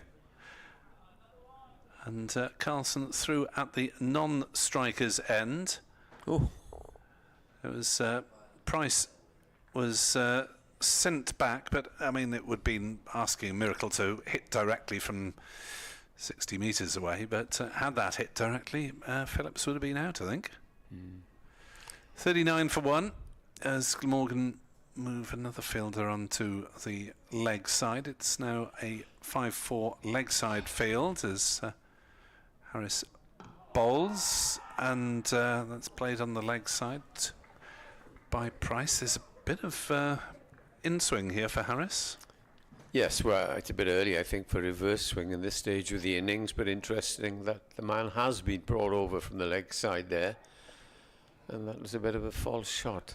This run rate now is below 2, 1.98. So, playing very watchfully and carefully at the moment, this second wicket pair. 39 for 1. Leonard had Phillips dropped early on. They must be ruined that drop catch, because that was in Leonard's the second over of the innings. And would it have been 2 for 2 then? But as it is, he hasn't really he hasn't been threatened, and the pitch looks fairly straightforward. It's not really coming onto the bat very much. They're going to have to work on for the runs, aren't they? Usual last innings. Even though it's only day 2. The pitch knows. 39 for 1. Harris to Price. Pulls towards square leg. We'll get a single out to Asa Tribe on the boundary, and young Asa may well be heading for Kenya after the conclusion of this game to play for Jersey in a ICC Challenge tournament there. That's a part of World Cup qualification. See, Jersey have beaten Papua New Guinea today by 7 wickets, and Tribe's brother Zach got 100 a couple of days ago against Qatar. Who was that? Zach Tribe, brother of Asa. Good luck to him. Nice way to spend part of the winter. Andy Gorvin to continue, and he'll have Cook standing up again. 40 for 1 after 20 overs, and Price is on 13. He will be facing Gorvin. Harris is about 5 overs, 0 for just 7. But it's Gorvin with his medium pace, comes in and bowls, and that's played away on the onside, and a tumbling stop there at mid-wicket by Will Smale. Very impressed by Smale's wicket-keeping in the 50 over. Whether he'll make it, do you think he's more of a middle-order batsman? I would suspect so. He may well get a go at opening the batting next season. Made 41 in fairly adventurous fashion in this match. Here's the next delivery. Short, played away, but not timed by any conviction. I would think if, obviously it's 6 months away, but I would expect at this distance the opening partnership to be Byram and Tribe for the first game of next season. If Byram's fit. He's had a few fitness issues, not of his own fault in any way. Yeah, because every time that he's opened the batting, Smale has been forced to attack the bowling from the start as is bowled and just nudged in front of him. The Welsh women's rugby went down 37 points to 5 against Australia in that WXV tournament. Disappointing after they beat the Aussies in a... Where do they play that? In a warm-up. It's... is it Dubai or South Africa? I can't remember which one this tournament's been held in. comes Gorvin again, bowls. Lots of oohs and ahs as it dribbles away onto the offside. Cape Town that match was played in. Well, I could think of worse places to be this time of the year than Cape Town. Indeed. So, football action on BBC Radio Wales FM frequencies for Cardiff City, Newport County and Wrexham today, but not the Swans. No. Next ball is jabbed away into the gully. And should this game be concluded either way or rained off definitively by lunchtime tomorrow, will you be heading down to the Swansea.com stadium? No, I don't know. Yes. Although it is being televised live, so we'll see what the weather brings. But yeah, we'll have to see. Lots of things that could be decided tomorrow by the looks of it. Here's the next ball. Lovely take. Oh, he did drop it at the last moment. I think he got the sign. He was quickly crossed with Chris Cook. That is the end of a maiden over, 40 for 1. And it's slow going here as Carlson, or is it Callaway, who tries to convince the captain it's about time he had a bowl. But it will be James Harris, who, as I say, conceded just 7 runs of 5 overs. Yeah, we very much hope to get a conclusion by natural means here after the double forfeiture of innings. Yeah. Which reminds me, Edward, I did put the query to Dr. Hignell. Oh, yes. When the last time it happened, 2012 at Northampton, as far as Glamorgan were concerned, and they won by 7 wickets. 2012. Yeah. Let's think back. Harris bowls and Phillips defends. There was a game. No, well, there was also one that you should remember in the championship year of '97. Come on. You should remember this one. It was also resulted in a big Glamorgan victory. I think that was at Aigburth, was it? Yep, well done. Yes, Waka 7 for 23. Should have had a double hat-trick. And dear old Van Holder, the umpire, apologised after the game to him.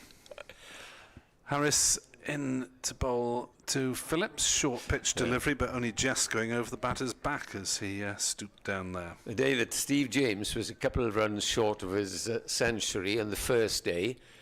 No play second day, no play third day. Steve managed to get in, hit some quick runs, got his 100, declaration. And I think they were all out something like 60, 70 or 80. Yeah. But the big story there as well, and I'll continue after this ball, which will be delivered by James Harris to Joe Phillips, and he turns it on the leg side, no run. The dear old Balconeers, they'd watched the rain for 2 days, decided to have a tour of the Coronation Street studios. Brilliant. In nearby Manchester. And when they came back, of course, the game was either over, because I'll have a look at the score afterwards, and you can go to Cricket Archive, you'll see it there. 1997, Lancashire v Glamorgan at Aigburth. As Harris bowls, another shortish delivery that Phillips again ducks underneath. They either missed most of the game or all of it, and got back and said, it's been called off. I said, no, we've won. We said. It was an extraordinary game, but Waka was absolutely unplayable. And then he came back, and then the following Friday took 8 for 16 against Sussex and Swansea. That's why I always say he was instrumental himself in winning 2 matches. As Harris bowls, and that's played away through the offside nicely by Phillips. He'll pick up a couple of runs as it's chased down by Ben Callaway, running backwards from the point position, and the score moves up to 42 for 1, chasing 382. Yes, remember that one very well. Should remember the Northampton one, but that'd be interesting. As 42 for 1, yeah, 1.92 now the rate. In comes Harris Bowled to Phillips. He'll get more runs here with a similar shot, more towards point and slightly harder. May pick up 4, does pick up 4. 46 for 1. Here we go. I've got that game. Glamorgan 272 for 1 declared. Steve James 152 not out. Adrian Dale 78 not out. Double forfeit, as you see, and Lancashire all out for 51. Yeah. One player in double figures, which was Ian Austin, 17 not out. Coming in at 9, 10 or jack, was he? 6. Did he? Good lord. Wacker took 7 for 25 and Steve Watkin 3 for 21, the only 2 bowlers needed. Yeah. It was a good, it was Neil Fairbrother and Matthew Maynard were the 2 captains, and you know, they were pretty friendly as, and they said, okay, we'll have a game, and that was that. He was absolutely unplayable because it's not far from, well, it's up in Cheshire more or less, Egbert, and the mist was rolling in over the sea as the new over starts. First ball is played defensively, and I can see him now. He's just with a few LBWs in that. Soundtrack by Paul McCartney, the mist rolling in from the sea. Was. Mull of Kintyre. The lyrics from that. Beautiful ground, one of the old-fashioned grounds. As Gorvin comes racing in and bowls, and that's again defended. Well, Cheltenham is the only out grounds away from home that Glamorgan have been to this season, I believe, as far as I can remember off the top of my head. Glamorgan playing the 2 one-day cup matches at Neath, and both the Championship and the T20 at Cheltenham, which has been the only matches away from any HQs. Here's Gorvin in bowls. And what is that big LBWP? Sounded like bat. Huge bat to me, but Gorvin was the last to go up. Now we're watching from behind, and the view from in front. I thought it was inside edge onto pad. Big noise. But they obviously thought there was a chance that it was pad first or leg first. Score remains on 46 for 1.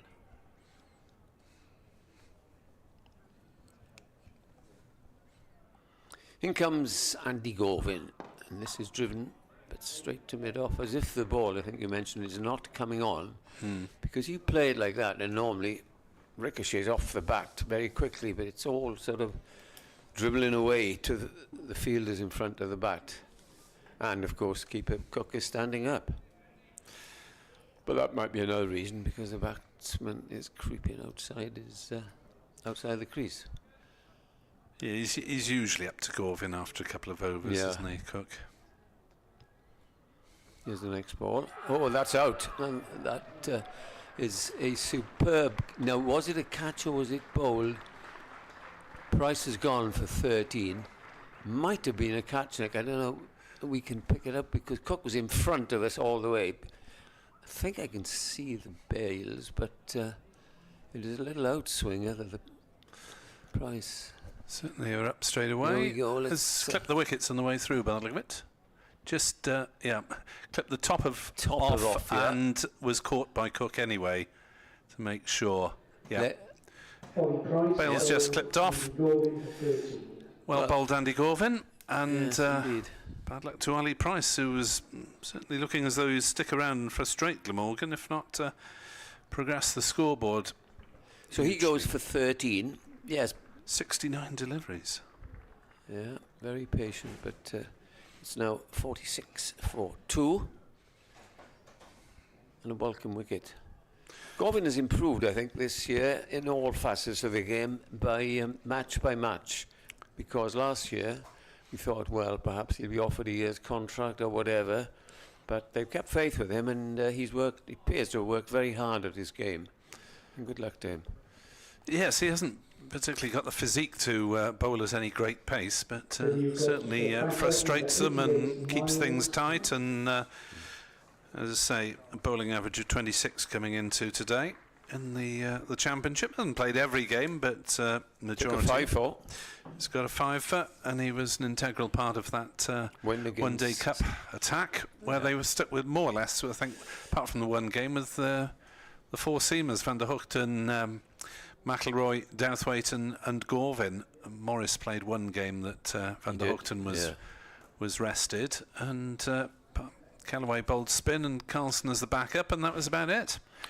Well, the new batsman is Miles Hammond, who we are accustomed to see as a very, very attacking opening batsman for Gloucestershire, especially in one-day games, and did ever so well in that final with Bancroft to win the game.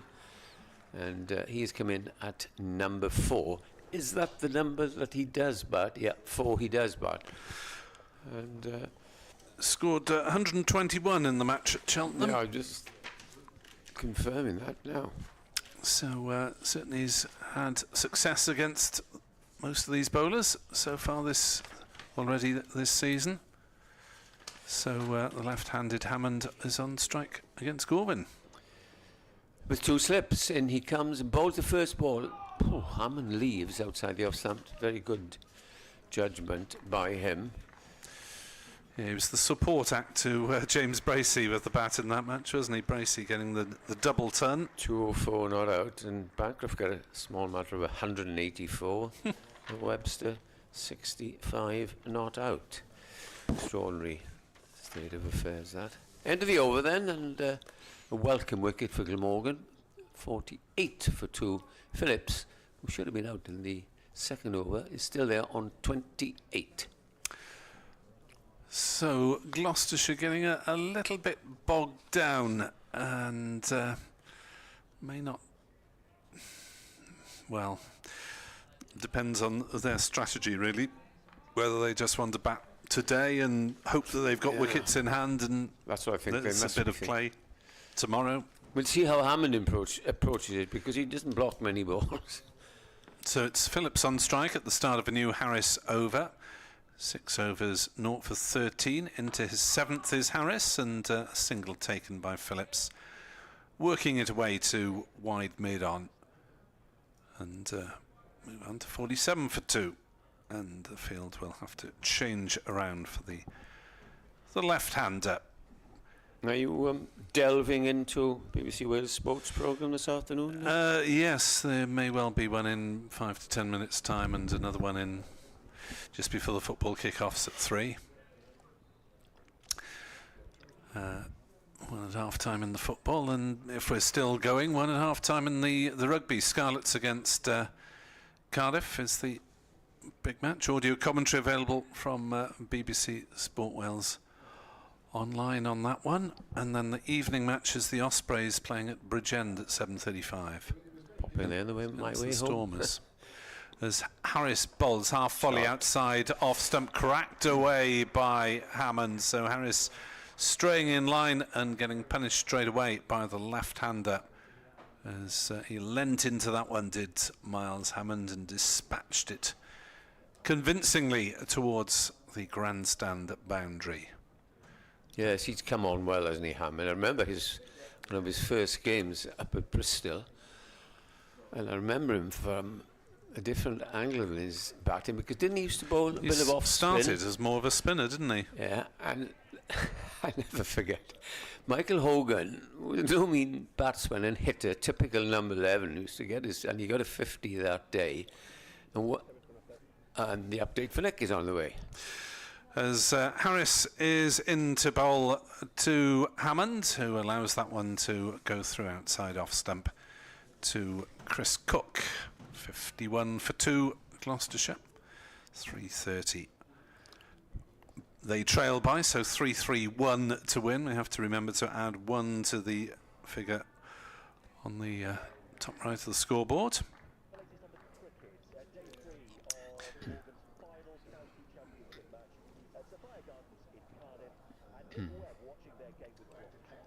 Fascinating stuff in prospect. Gloucestershire 51 for 2 as another big appeal goes up from James Harris.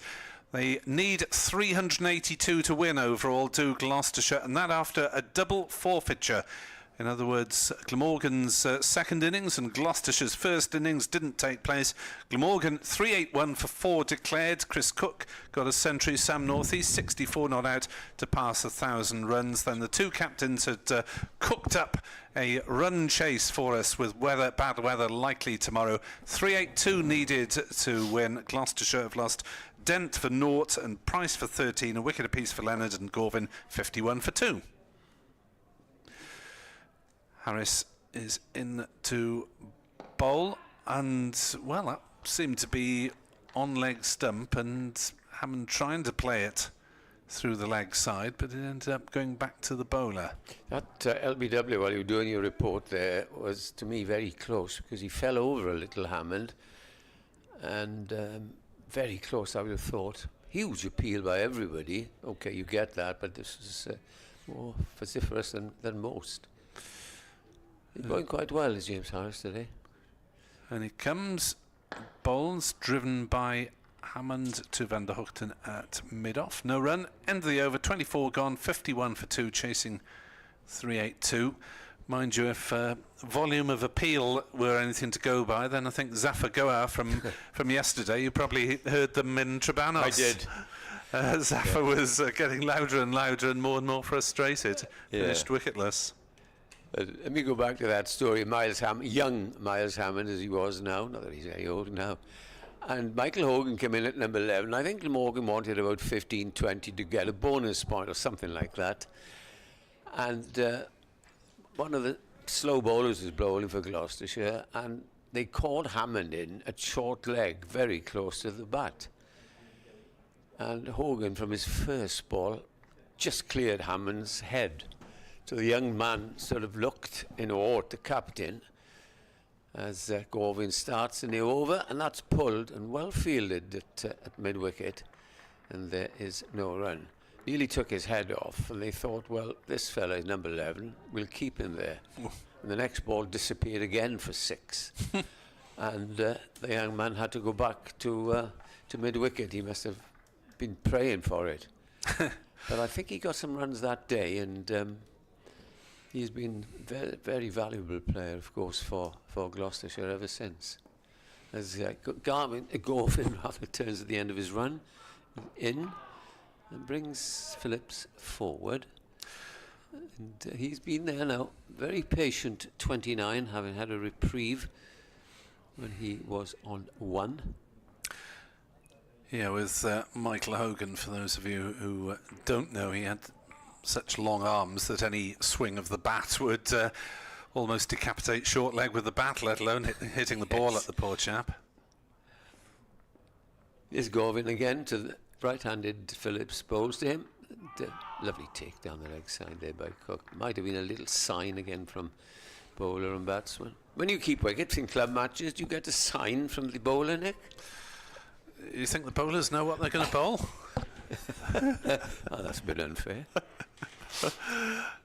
Not very often. And leg side, leg side. No, when I used to play with my brother, I used to get an odd sign off him. Sometimes it doesn't work. Here's Gorvin in, bowls, and that's short and pulled away for 4. Got the treatment it deserved, and Phillips is doing pretty well here at the moment, having seen 2 batsmen depart. I could tell when my brother was going to play bowl his slower ball, because he was mainly a spin bowler, but he'd go back and take a seamer's run up, and it would he'd run about twice the length, and it would almost inevitably be half the speed. Yeah. Here's Gorvin again, in and bowls. That's beaten outside the off stump. I've got another radio update in about half an hour, so I think I'd better depart now if I'm going to take a break. If the Welsh language, okay, let me know. I'll keep on looking at this, and we'll do some change overs. How many balls to go in this? Just the 1 ball, so I'll do this 1 delivery before I change seats, and Ed will come back. And here is that ball as it's come up and played defensively out on to the offside. Score remains on 55 for 2 Hammond is on 4 and Phillips is unbeaten on 33.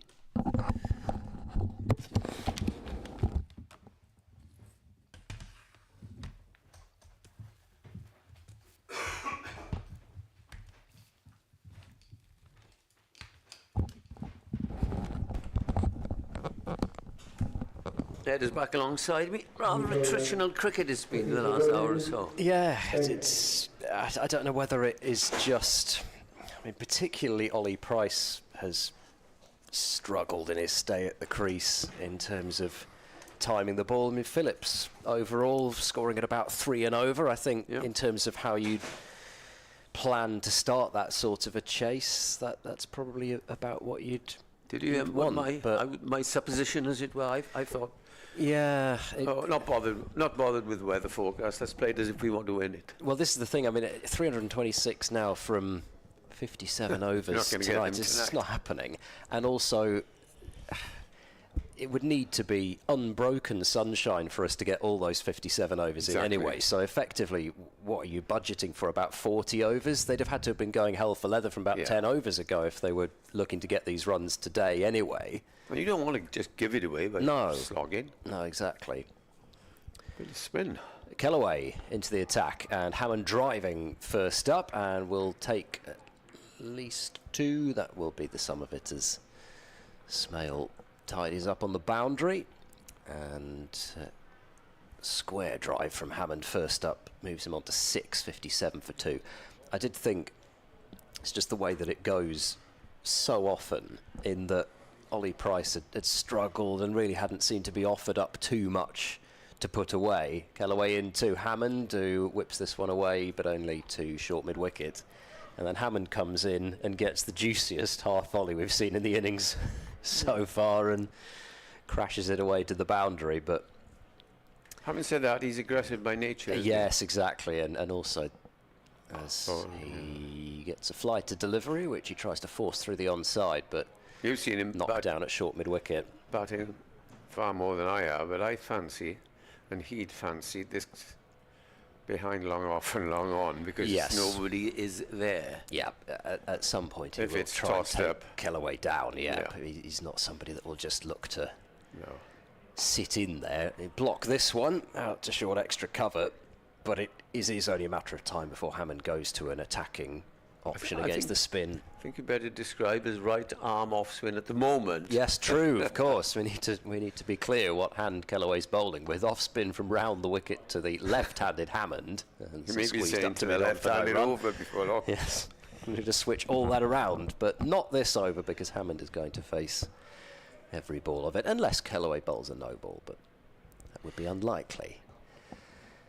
Kellaway into Hammond, and that's on leg stump and flick past mid-wicket. There should be a couple on offer here, because he's timed it well enough to beat the fielder in the ring, and the sweeper on the leg side was positioned at deep square. So 2 off the first ball, 2 off the last ball, and Hammond has yet to really open his shoulders against Kellaway, but as we've been saying, that it is going to happen at some point. 59 for 2 Gloucestershire, but what he's done this season, and it's all credit to him for doing this, and it goes back to what we were talking about earlier, and the fact that he didn't start off even as a batsman. He started off as an off spinner when he was young. Was thought of as quite a promising off spin bowler, and has turned himself gradually from being a sort of a pinch hitter into being good a player. proper batter, and he's had his best season yet, really, overall. Huge volume of runs in the blast. You mentioned the runs to see Gloucestershire home. No alarms there. But it's the right-handed Phillips who faces the first ball from Gorvin and plays it back down the pitch. But so often, that opening combination between Hammond and Bancroft, they complement each other really nicely. Bancroft, a worker of the ball, but he's got his explosive shots as well, which are often overlooked partly because of how he bats in red ball cricket, I think. But we saw Cheltenham, didn't we? That explosive 184. And I only looked yesterday. I'll describe this ball from Gorvin, which is on off stump and played back down to mid-on. I just have to skip through scores, as you do. And something like New South Wales were playing Victoria. There was his name. I thought we must have just hopped off the plane, got a bit of jet lag out of his system, off to go. Yep, yeah. It's a great life if you're fit enough, because it seems to me a hard slog to play 12 months of season. Yeah, and he is supremely fit. Is he? Very much into his cycling. All right. Here's the next delivery, which is chipped away nicely. That might just run away for 4. No, Harris is just going to pull it up rather, and they'll jog away for 2. But yeah, as you say, no break at all, really. The Australian season, it seems to be starting ever earlier. It does. It starts it earlier does than I'm finish sure in it March, used to. though, doesn't it? Yeah. But now, routinely players are getting called back. And I think had Gloucestershire not won the quarter-final and got to finals day, then Bancroft would probably have gone even sooner. Glamorgan is in bowled. Phillips drives nicely through the offside. This is going to be a chase. I think the ball might win here. It was beautifully timed, and it does cross the boundary. And Joe Phillips, making the most of that dropped when he was on 1, moves up to 39, and the score up to 60. 5 for 2. And the other thing you have now is with the right hand, left hand, there's all of a sudden a few adjustments needed to be made in line, and it's not as though they've been rotating the strike masses, but it does just change the line set out there. And we have had a few more loose deliveries since Hammond has come to the crease than we had when Price was there. As Glamorgan gives in and bowls to Phillips, and Phillips dabs that away into the gully. There's no run. That's the end of another over. 65 for 2 in pursuit of 382. Gloucestershire lost dent, no score, and Price for a very patient 13.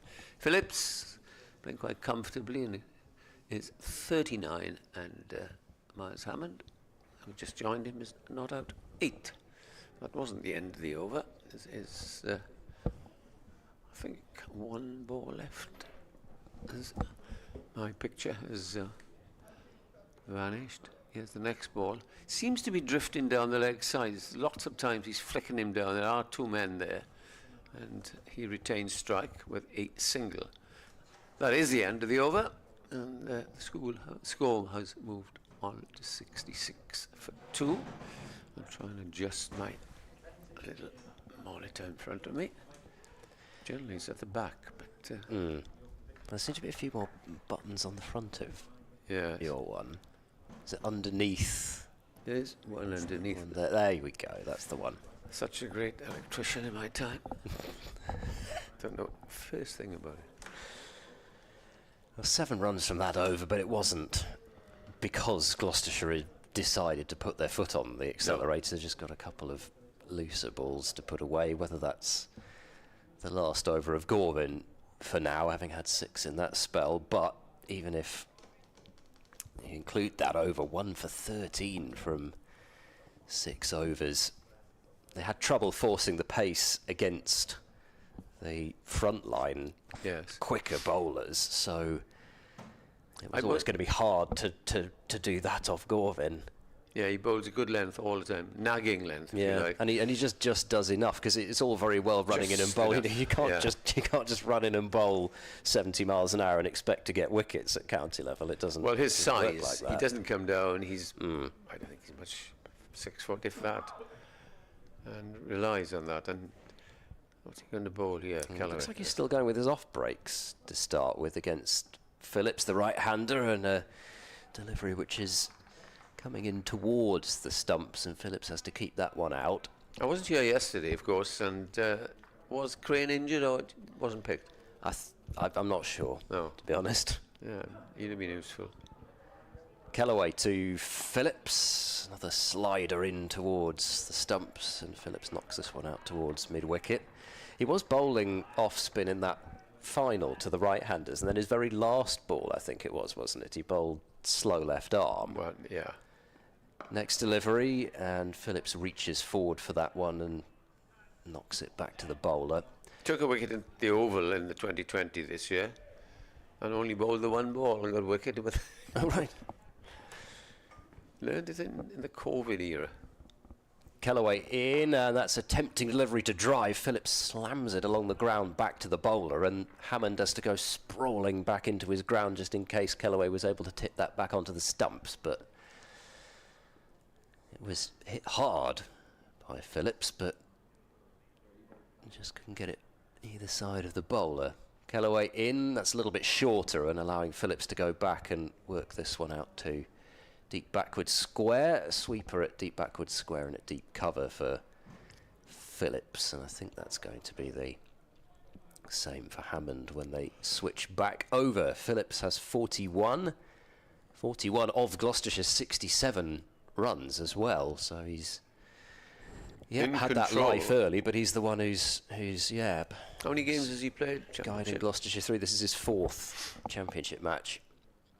Kellaway bowls, Hammond reaches for that, strokes it past cover, takes a single to complete the over, so Hammond has 9. Gloucestershire 68 for 2, requiring a further 314. But he's, I think, I don't know, with how settled the top of Gloucestershire's order's been this season, with Charlesworth and Bancroft being very much the championship opening pairing, I don't know. I can't say for sure exactly how much he would have played, but he may well have had a chance to play some more with the studies not being done. But of course, as we've discussed before, that's nowadays especially seen rightly as a very good way to do it. And you can become a better player whilst you're at university as well. Unless you're Harry Brook. Yeah, well, you know, I don't think you really need to worry too much about your studies there. If you can earn $1 million, but it's got the IPL 25. come knocking at age 19 or 20 or something. Exactly. But anyway, yeah, I'm sure his time will come, though. He's looking very promising in his early career. Got to change the bowling, and Leonard is going to come back from the other end, i.e. the river end, bowls the first ball to Hammond, who was pushing it away on the onside. Leonard got the wicket of Dent. He nicked him to first slip, and he bowled a nice little spell there. Could have had 2 for. I suppose we can call him the Somerset bowler, who is on loan. Sees Gloucestershire and thinks time to get going. There he is again, coming in towards us to the left-handed Hammond, and bowls to him, and Hammond gets right behind that and plays it correctly, confidently out to mid-on. This pitch is, as always, towards, probably said to itself, oh, this really is the third or last day. Let's go back to being nice and easy-paced and slow. Had a few of those at Bristol this year. Oh, yeah. well, yes, and then the problem is that when they have used the hybrid, second time that match was called off. Next ball is played on the half volley, not far away from the man at short mid-wicket. But of course the investigation has been completed on that, and no further action will be taken. Has been applied. So it must have been disappointing first morning. Well, I mean, it was a bizarre thing in that it wasn't almost until the afternoon after Gloucestershire had been bowled out for 124 that things started escalating. Next ball is a good-looking shot there through extra cover. It's chase up to the boundary, a diving stop, which results in just the 1 run. But the club issuing a statement following the decision from the cricket regulator, which certainly suggests that they feel they aren't exactly sure what they've done wrong, in terms of the report suggesting that everything was done the same as the previous time they played on that pitch, and as if and yet obviously abandoned and 0 points from the game. So there we go. Anyway, I suspect at some point the line will end up being drawn. Did Northants have the 3 bonus points for bowling? They did, yes. That's just fair enough, I suppose. Yep, and they got 3 + 8 for the draw. Yeah. Leonard in bowls, and back on his stumps is Phillips. Plays defensively. Cook has gone back now to keep wicket. 2 slips and a gully. Because that was one of the issues, going back to that Derby abandonment at the start of the season, with the outfield just being too wet from day one, that whilst okay, not many other sides got wins that round. I think there was only one result in the first 2 rounds or something in the Championship this year, but bonus points weren't able to be picked up.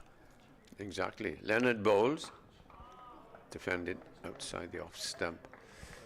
Yes, tell us about that. It was the Kookaburra ball, Glamorgan 650 at Lords, and Middlesex 670 or something.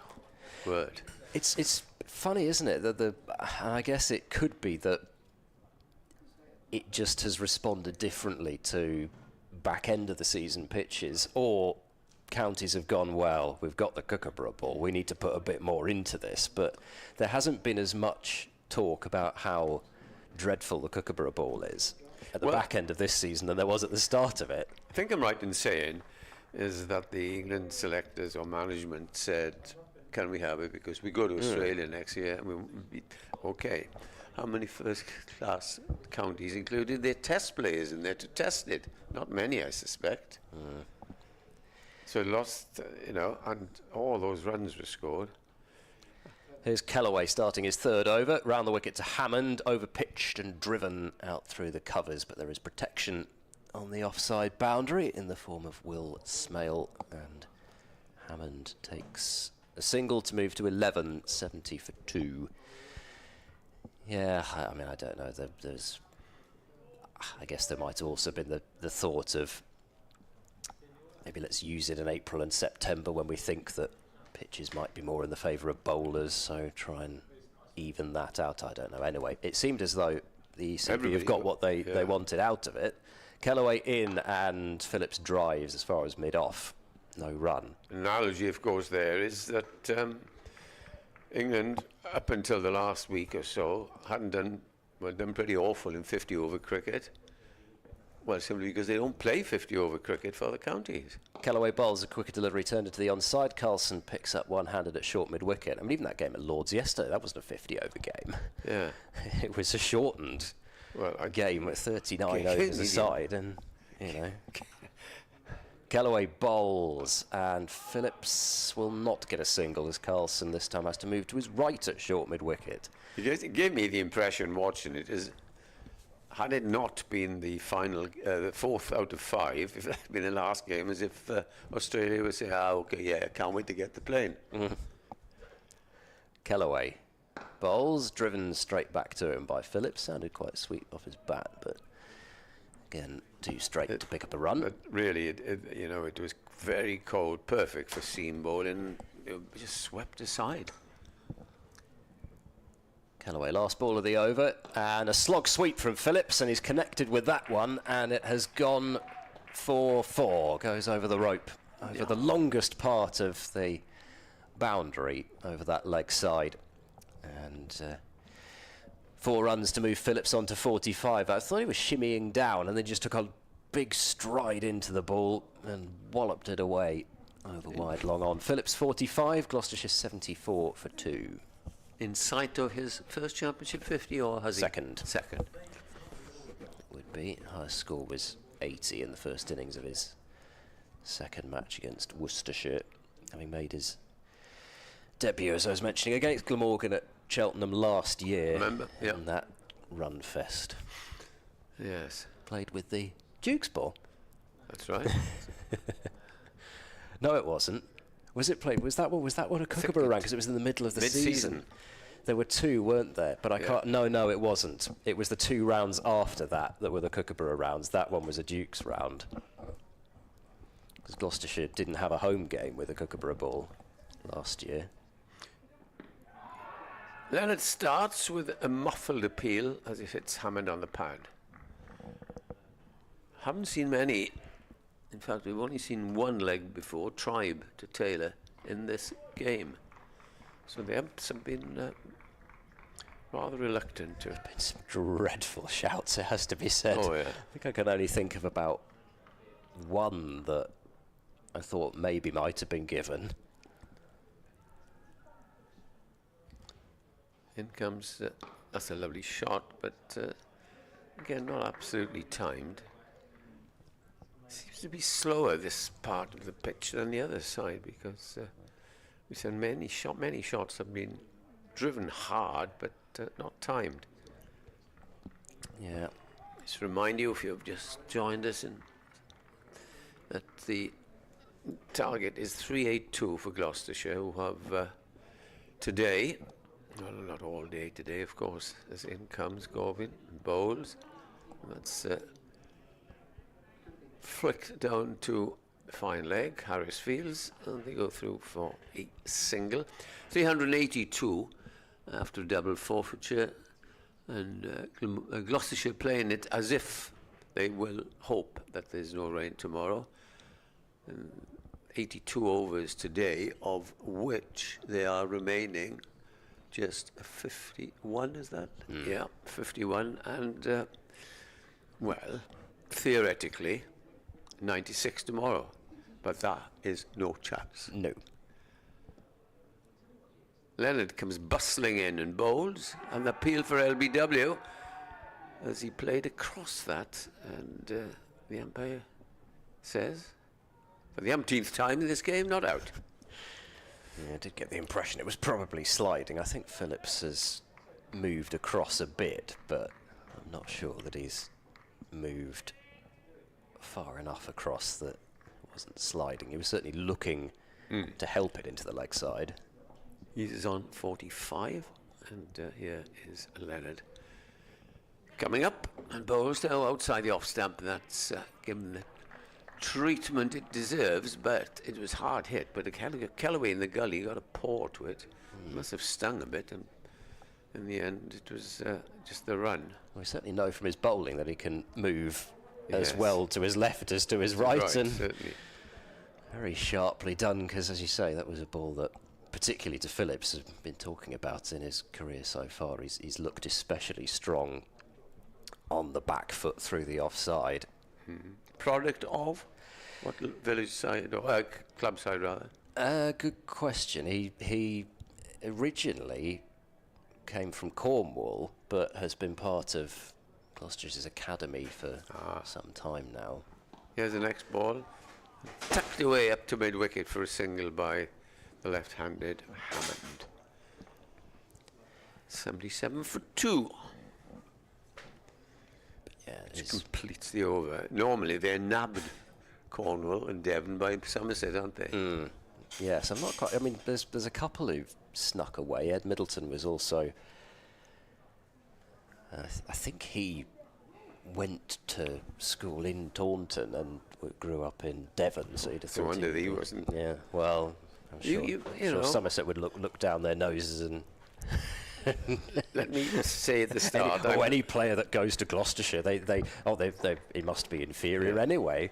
I'm not decrying, I think Somerset are a very good cricket club, but they are fortunate with all the public schools, Well, Taunton, Millfield, to get Yes. first dibs, if you I must like. admit, I did do the statistics on this. I think it's about 60% of their overall squad who've come from 4 public schools. I thought it might be more than that, to But be that honest. is, but that's not including, as Kellaway comes round the wicket, bowls, and Hammond leans forward and defends. That's not including overseas players on the books this year, and also not including players that they've signed from other counties. You would have thought, well, just Kellaway in, Hammond sweeps, just about gets down on that one. It was a very full ball. He had to try and dig it out as he swept it away and picks up a single deep square. for all money, Ed, you would have thought that Archie Vaughan, straight to Yorkshire or Lancashire or whatever, up that part of the world, but no. I'm sure there's a direct line. The coaches at Millfield would say, we've got one here. Have a look at him. Well, Will Smead would be another who's Cambridge born, and Exactly. unfortunately that is the way that cricketers are produced now, isn't it? But sadly, you know, I went, you know, years and years ago to a public school. You wouldn't have thought so. But at that time, everybody was plenty of cricket. And now I gather there's hardly anything there played. And nothing in the state schools, which does annoy me greatly. Very much so. A leg slip in place as Phillips turns this one to square leg for no run. How much talent is being lost, I wonder? Callaway in, and Phillips gets a full ball, drives it hard, and it slightly bursts through the hands of short extra cover, but not much. North East does well to put the fingertips on the line on a cool late September day. It might as well be October, really. November. Callaway bowls has flicked away fine. He's done that well as Phillips. He's beaten leg slip, and it's running out towards the boundary, but I think he's going to be denied the 4th run for his half century, so I have to be content with 3. That will move him to 49, 81 for 2.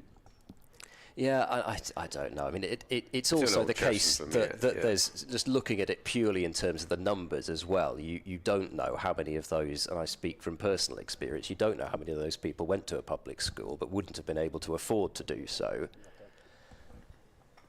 As Callaway sweeps, and that is a single out to, pardon me, Hammond sweeps off Callaway.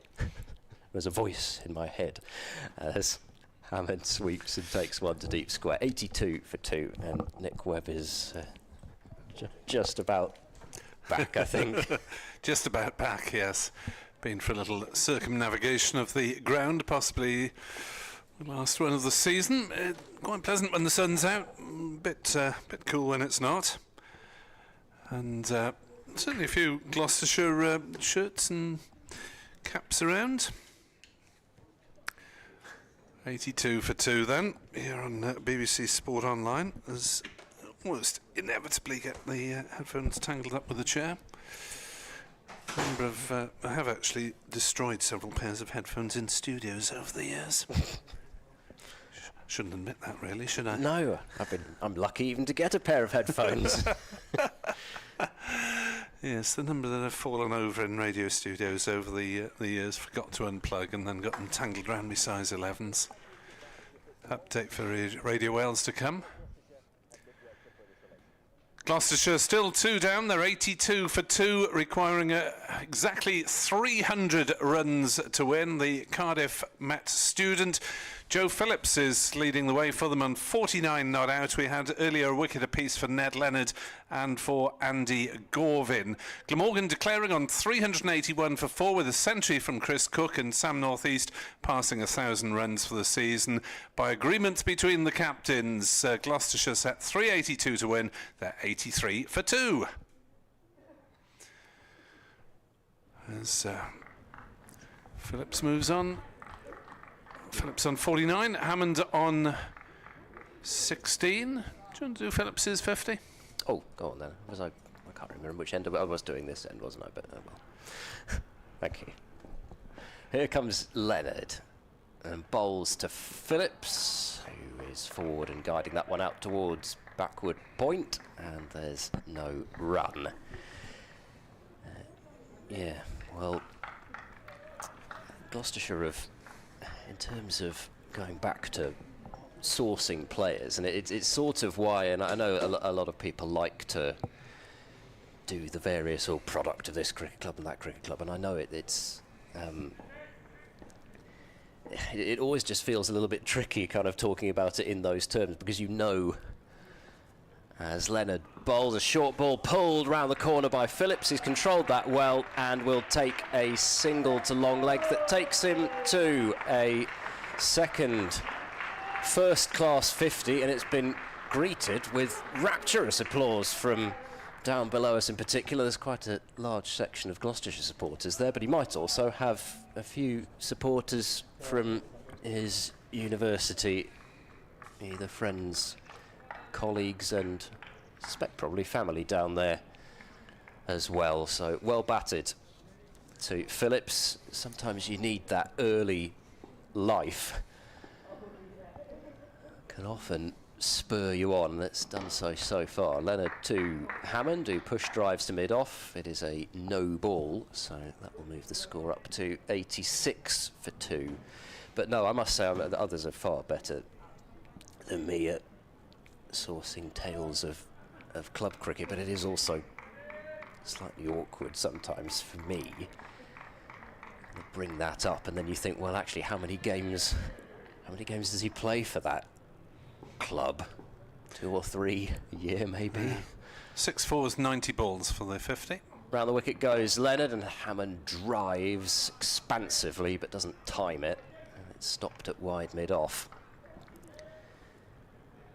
And it is still, perhaps less so for the reasons of producing professional cricket, is absolutely rightly called the lifeblood of the game. It is how still the majority of people interact with the game in terms of participation. As Leonard moves in, round the wicket bowls, and Hammond leaves, gets everything out of the way of that, could leave it on length. But in terms of trying to match the facilities that are on offer, and never mind just the facilities, it's so often talked about, it's the hours of coaching that you can receive at these schools from former professionals. You can get those hours of attention, those number of balls that you just have to hit every week to hone your skills as a professional cricketer for what's to come. Just can't match that.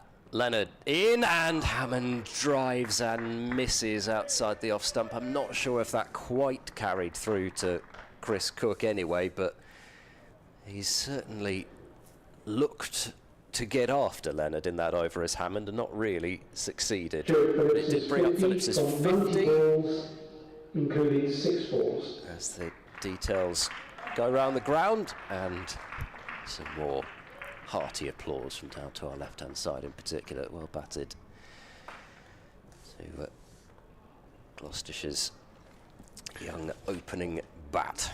Do you happen to have his previous half-century to hand? What Yes, I score? did mention it to Mr. Bevan. 80 it Okay. was against Worcestershire in his second first-class innings at Cheltenham. So he's got a little while to go before surpassing that. 86 for 2, Gloucestershire 382 is their overall target, and Ben Callaway to continue bowling right arm off spin from the Cathedral Road end, and Phillips on the defensive pushes to short leg. While I was walking around the ground, has Callaway stuck to right arm as far as you've noticed? He has, yes. He hasn't bowled a slow left armer yet, even to the right-hander.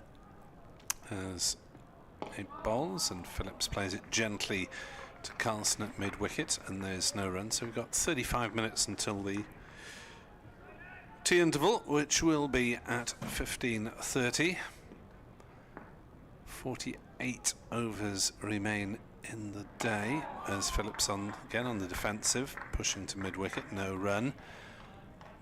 So if we get maybe 9 overs bowled before tea, it's still going to be a longish last session scheduled, which I doubt we'll get all of it in, as that is again defended by Phillips again to Carlson at mid-wicket. He has been playing, going back to the club discussion, he has been playing, as a lot of Gloucestershire players do, play for one of the clubs in the Bristol area, has been playing for Bedminster this season. Callaway bowls, that's turned a bit, but it's eluded short fine leg, and it'll be a couple of runs as it's glanced away by Joe Phillips. Picks up 2, the throw eludes Chris Cook, but it's backed up and there are no overthrows. 88 for 2, 382 the target, so Gloucestershire steadying the ship after departure of Ollie Price, bowled by Gorvin for 13, left them 46 for 2. Callaway in bowls, Phillips presses forward, and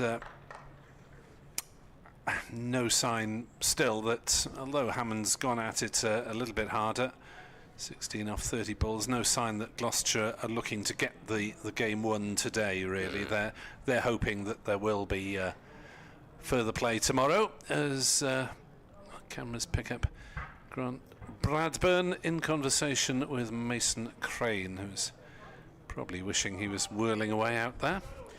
Yeah, I've seen a little bit of turn. You'd have thought he would get something out of this surface for sure. Been a little bit of quiet acceleration at the last few overs. You look at the board and see 294 from 48. It doesn't look quite as outlandish as it did before the last few overs, but as we've been saying, you're going to get those 48 overs in. I think Gloucestershire, if they'd have got off to a fly, or if they'd have seen that or felt that timing was particularly easy on this surface, then I'm sure they may well have had a crack, but they have found it difficult in terms of regularly timing the ball, and I think they felt if they try and go too hard, then, as we've been saying, they will just end up throwing wickets away. So they've been checked back, and they've been checked back by accurate Glamorgan bowling as well. Ned Leonard starting his 9th over, still round the wicket to Hammond, who squeezes that one away. There's a fielder at, it's almost too wide even to be a leg gully. He's a very short, fine leg. And it's stopped there by Asa Tribe. And there's no run, but he was perfectly positioned to stop that ball, which was squeezed out there by Hammond. Fun fact, I worked out while I was walking around the ground, Sam Northeast more than doubled his tally of home championship runs today. Leonard bowls and Hammond pushes that down the ground. He'll beat mid-off, who is set quite wide. Should be a couple of runs here as Carlson springs up. What on earth was Hammond doing? He was standing there halfway down the pitch. And Phillips does get home at the non-striker's end in the end, but I looked up expecting to see Hammond making his ground at the striker's end, and he was still standing there about halfway down. I've no idea what went on there. Anyway, 2 runs were taken. Last thing the Shire need at this point, isn't it? Is a sloppy run out. Just really not sure what happened there, whether Hammond wasn't expecting Carlson to spring up and throw, but if anybody's going to do it, surely he's going to. Yes, they ought to have seen him fielding before. Exactly. Odd. Leonard runs in, bowls to Hammond, who steers that one away through mid-wicket. They want 2 here, and they should get it. Phillips calls Hammond through for the second run, which this time is run, rather than ambled and stopping for a bite to eat halfway. 92 for 2. It's all right, I've secured our portions of cake there. Oh, is that ours? I thought that was just yours. That's 3 portions, you cheeky so-and-so. I couldn't see. I can't see the cut from my angle. Slices. It just looks like one enormous slice. No. Slab of Victoria sponge. 92 for 2. Leonard runs in, bowls now to Hammond. A short ball. Hammond's top-edged it. This could be a catch. Fielder getting himself underneath it at deep square and takes the catch, diving to the floor. Will Smale holds on, and Hammond perishes. It's a second wicket for Ned Leonard, and the short ball does the trick. Gloucestershire 92 for 3. That is a huge loss of Miles Hammond, somebody who can provide that sort of acceleration, has got a lot of runs this year, but that short ball, he tried to take it on, but the boundary was just too big for him to have mishit it, and he did mishit it. Well judged by Will Smale. That was a really nasty catch, isn't it? Especially for someone who's spent the last month behind the stumps with the wicketkeeper's gloves on, and Smale almost had too much time there to get there, think about it. Didn't get in a perfect position, but managed to get everything underneath it and cushion the blow falling on his back. Miles Hammond's first-class season is over as he departs up the pavilion steps. 92 for 3. Advantage back to Glamorgan in terms of the overall perspective, but as James Brace, who took a double century off Glamorgan at Cheltenham, comes to the wicket, overall is a draw probably still the favoured result, assume that we don't get a lot of play tomorrow, and all depends on how much we get tonight because of the light. Yeah. I think a draw is probably still the favourite. Yeah, I think you're right, especially with the level of cloud cover we've got at the moment. It has gradually increased through the afternoon, and in a couple of hours' time, it's hard to see anything other than maybe spin being able to be bowled, unless the weather clears again. In terms of cloud cover, it's light more so than rain that might be the issue, but well, another couple of quick wickets and even a light curtailed end to the day would look quite far off. So Gloucestershire needs some more runs from their leading run scorer this season, their 1,000-run man, James Bracey, who has become the first Gloucestershire player to reach 1,000 in a season for 5 years. Chris Dent, the last man to do it in 2019. Leonard bowls now to Bracey. His first ball comes forward to and plays it just back past the bowler as far as mid-off. They've taken that leg gully out, and they've still got two fielders back on the leg side boundary, one of whom is James Harris, who's just loosening up. He's a fine leg and a deep backward square, so Leonard can still bowl a short ball if he wants, and they've got a short forward square leg almost. Leonard to Bracey, who drives in the air, and he's been put down at cover. I'm pretty sure that carried Andy Gorvin, the fielder, sprawling away to his left-hand side. It was a loose drive from James Bracey. Gorvin had some ground to make up. I think that has just carried low down. We saw Miles Hammond drop one in that area in Gloucestershire's innings off Ingram. That was more one that was struck firmly but closer to him. That one wasn't hit quite so well. Gorvin had some ground to make diving to his left, but I'm sure Field held on. 92 for 3. Yeah, it was a difficult chance, but it was a chance at this level, probably about shin high for Gorvin, diving away to his left, as you say, similar to the one that Ingram survived during his innings. 92 for 3 it remains. Phillips dropped on 0. Bracey dropped on 0. Phillips has got a half century to his credit as James Harris comes back into the attack. 0 for 18 off his first 7 overs. Just been looking as well as those Sam North East details. So he scored 12.25% of his championship runs at home. In other words, he scored 7 times as many away from home in the championship season. Harris bowls through on the second bounce. Phillips plays no shot.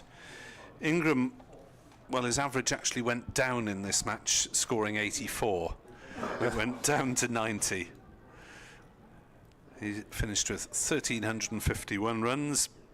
North East 1,004 at an average of 50. Carlson 923 at an average of 40. Cook's average went up just over 30.6 with his century today. As Harris bowls, clipped firmly to short mid-wicket by Phillips, no run. Asa Tribe finished with 136 runs at 22 after a couple of half centuries in his last 2 efforts. So those are your end of season batting figures for Glamorgan, as we're issued an advisory note by Edward Bevan, who can taste the cake on our behalf. As that's clipped away through the leg side by Phillips, he'll pick up a couple of runs here. 94 for 3. Phillips moves to 34 not out. Are you doubtful about the cake, Edward?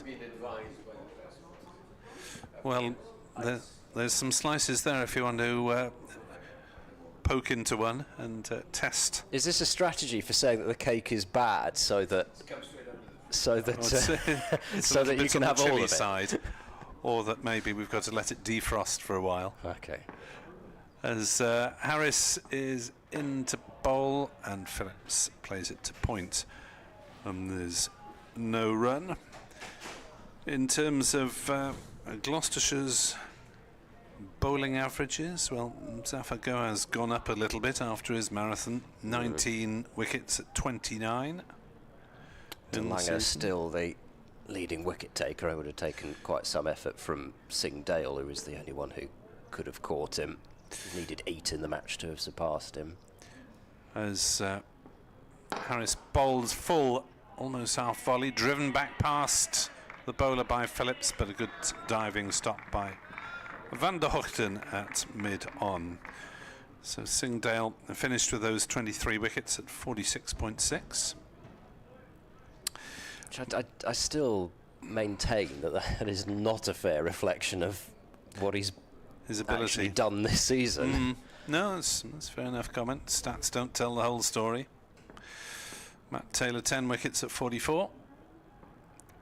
As Phillips is on the defensive, playing to Van der Hoogten. And there's no run. Who else took a wicket? Tom Price did. And he's got 9 wickets at 38.8. Yeah, which again, I mean, you think at the start of the season he was playing with a fairly serious back injury, which, you know, a couple of games were included in that. He got the fifer in his first game, well, first proper game back at Lord's. So again, it sort of take the overall average with a bit of a pinch of salt. I mean, it's only what, 6 games, and he wasn't bowling in some of those innings anyway.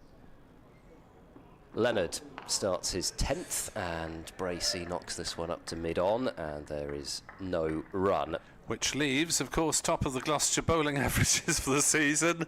Ben Charlesworth. 1 for 6. Yes. Off 3 overs. Well, in all seriousness, it was great to see him bowl if it was only for those few overs. The fact that he felt okay to bowl again, because he's had so many injuries, unfortunately, in his young career so far. As Bracey pulls, he'll get off the mark and controls that pull shot out to deep backward square, 95 for 3. And his bowling, I mean, he said it himself after he scored his, I don't know whether he'd completed his double ton or not against Leicestershire, but anyway, it was certainly deep into the late hundreds anyway. I think he might have completed the double ton and had taken the wicket in that game against Leicestershire at Bristol, and talked about how much actually he really missed being able to contribute something with the ball,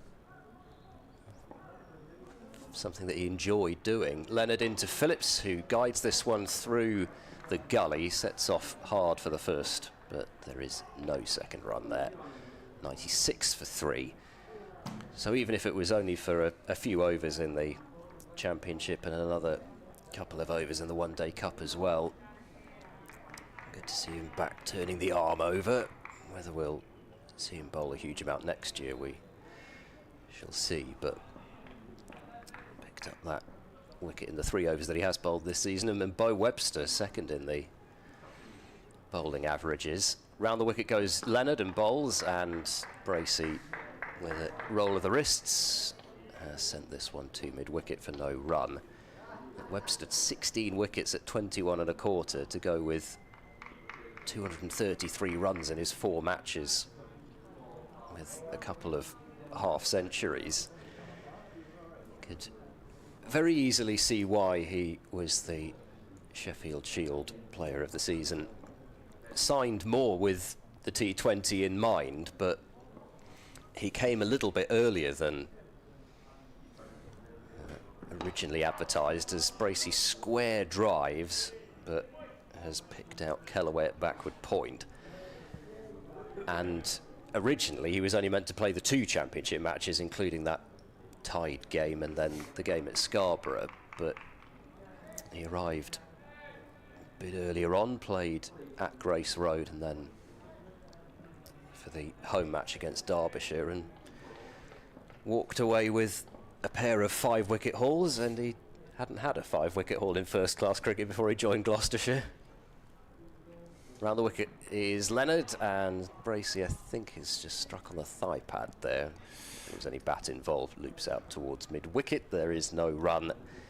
Where are Gloucestershire in terms of overseas for next season as things stand? As it stands, Cameron Bancroft is back for the full season again, so that's a huge, well, I was going to say bonus. In a way it is, because so few sides can have somebody that comes across for all formats and plays in all of them. And as we saw on finals day, Bancroft is as valuable to the T20 side as he is to the championship side. But no, the players themselves can't talk enough about what Bancroft has done for them as a side this year, and somebody who talks a great game as well.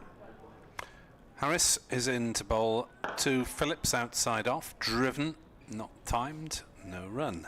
And the effects of the tempo that he bats at has been clear to see this season. He's not a prolific boundary hitter, but in terms of somebody who can manipulate a field and find singles off good balls, that sort of skill that you need to ensure that you're not just getting completely bogged down out there, that sort of thing has really rubbed off. As Harris is in to bowl, and that's a short ball that Phillips ducks underneath. And yeah, well, they certainly would not have qualified even for the quarter-finals, never mind beyond that, without Bancroft's runs. He top scored in the last group game to help get them there, top scored in the quarter-final, and then runs in both the semi-final and the final. Not that they were huge chases, either of them, but still, it's a knockout game, and if you end up 20 for 4, then it can get very nervy. Harris bowls, forced nicely off the back foot by Phillips through the offside, and it will run away to the cover point boundary for 4. Phillips moves to 55 out of 59, sorry, and that is the 100 up for Gloucestershire. As that one beats point fairly easily, nicely timed shot from the 20-year-old Cornishman, Cardiff student and Gloucestershire opener. Harris in for the 4th ball of his over. Still getting a little bit of in-swing, James Harris, and blocked by Phillips. Hampshire are about to finish second in the championship by defeating Somerset. It's one of those things, actually. I suppose you do, of course you do, for prize money, so yes, you definitely do want to finish second, but Hampshire have been second or third enough times that over the last few years, I don't know how their supporters even would feel about it. As Harris bowls, short ball, Phillips ducks, as he has done mostly. So Lewis Gregory, so it's another 2 to the score, 102 for 3. So Somerset lost, claimed 2 wickets with the first 2 balls. Lewis Gregory should have had a hat-trick. The 3rd ball was dropped at slip. Was it James Vince who was dropped? Yes, it was. He went on to make 54. Yeah, he's so a key man. Not a man to drop in that Hampshire side, is he? Gregory got 3 wickets, Jack Leach a couple, but Hampshire have now won, as Phillips will take a single off his legs down to backward square. Well, of course, relations between Gloucestershire and Hampshire supporters have certainly thawed this year, after it was Hampshire who helped to see Gloucestershire into that quarter-final in the first place by beating Essex on the final day of games. Gloucestershire forced to sit on and watch after completing their victory over Middlesex, and could only hope for a Hampshire win over Essex, and Hampshire delivered. Liam Dawson got Hampshire over the line with 44 not out. A man who has offended the England selectors in some way, because I know he's had chances, but you'd think his current stats would get him back in. Harris bowls to Bracey, who defends to cover no run. Well, he rightly so. I mean, he thought good on him when they were going to take him out to Pakistan last winter, and he said, well, if I'm only going to be going there to carry the drinks, which is what you've told me, then no, I'm going to go and earn some dough playing in a league elsewhere. If you thought that bringing Moeen Ali out of retirement to play in the Ashes last summer, when I was sitting there as an all-round option to plug into that side, then what does that say about what you actually really think of me? So, yep, that's a good point. I don't blame him at all. No. Elsewhere in Division 2, Yorkshire making sure of things. 206 for 1, already 59 ahead of Northants, and decent draw will almost certainly be enough. In fact, they might have already got the points. I'm trying to do the calculations at some more convenient juncture. Middlesex against Sussex. Middlesex 208 for 6. Andy Gorvin returning from the River Taff end, and Phillips plays this one to mid-wicket first ball. Keeper up to the stumps and a short straight mid-on in place.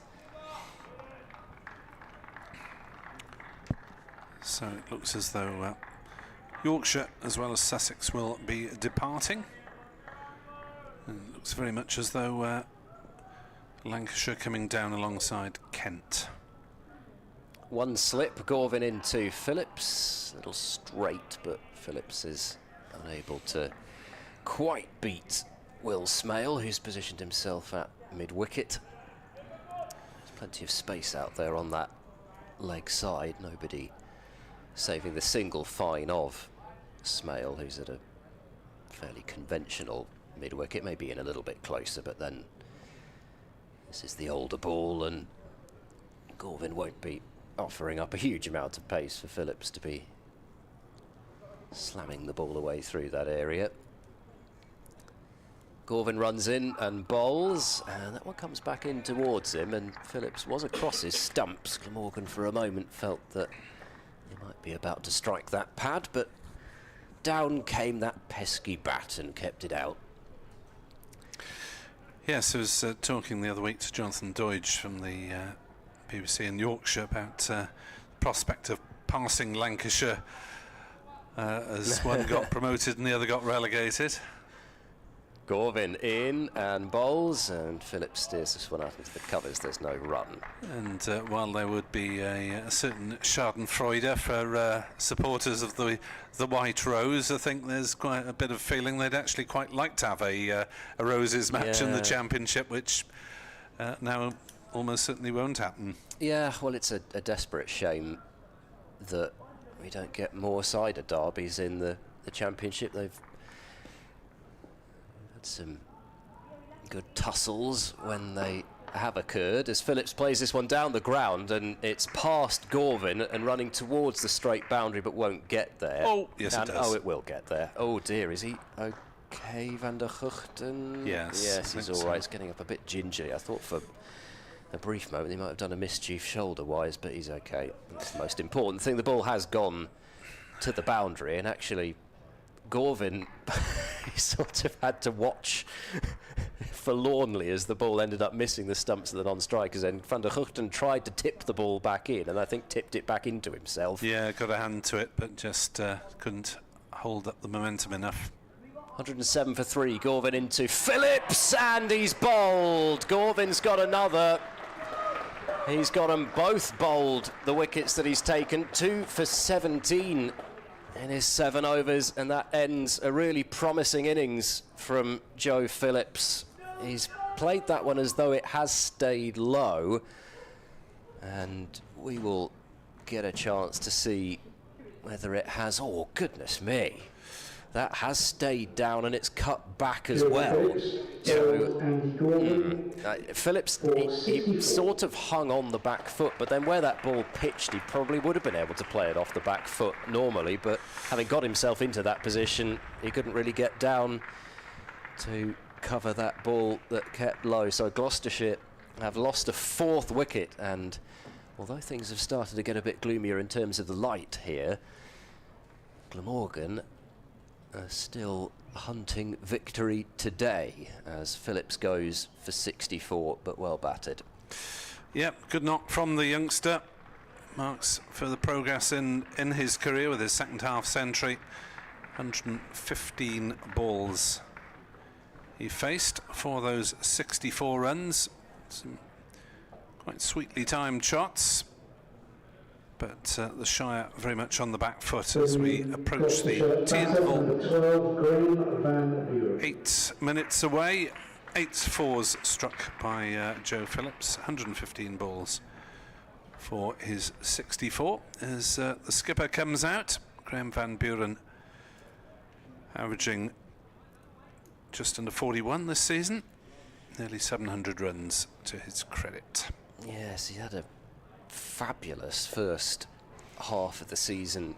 Graham Van Buren, back-to-back hundreds through the middle part of it, and he only failed to reach double figures once in his first 6 matches, and had 3 half centuries, 200s, and 46 in that time, but hasn't passed 50 since then. So would like to finish the season, I'm sure, on a high note here, and he's got a job on his hands, though still only 7 minutes to go until tea.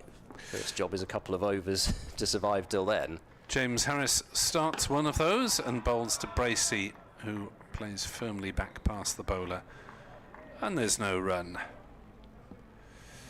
Hull City 1, Cardiff City 1, latest from the Championship football. As the light is not great. And Harris is in to bowl, firmly driven by Bracey through the offside. He'll get a couple of runs at least. Smale is off in pursuit, maybe 3, no. Not at this stage in proceedings. I think Bracey was initially rather hoping for 3 off the bat, but I'm not sure that his captain quite fancied the run to the danger end as much as Bracey wanted the 3rd. There's quite a lot depending on these two in terms of Gloucestershire hopes of victory or even survival. As Harris bowls and Bracey drives to mid-off, no run. Yeah, well, there is batting to come in the form of Tom Price and Zafar Gohar. You would think that, especially in terms of chasing the target down, you would want that substantially down into the 100s. 273 to win at the moment. Harris to Bracey, down leg side, poor ball, well taken by Chris Cook. He's just so good at those half volleys, Chris Cook. I don't want to be responsible for putting the curse on him, but I've just never seen him fumble one of those half volleys. He just eats them up, and it's something that some keepers, I'm sure those especially who've come from more bouncy pitches, struggle with. Harris bowls and flicked to mid-wicket. I thought for a moment it was a catch, but it's a good stop by Ben Callaway. No run, 109 for 4. Those spectators who made their way in today, and actually there's, I mentioned it earlier, there's a decent number of people in here. It's not bad considering, is it? No, it likes to be the last day of the season, but not all of them will have turned up knowing that a contest was about to unfold. Harris bowls, Bracey blocks. To cover. 4 minutes to go till tea.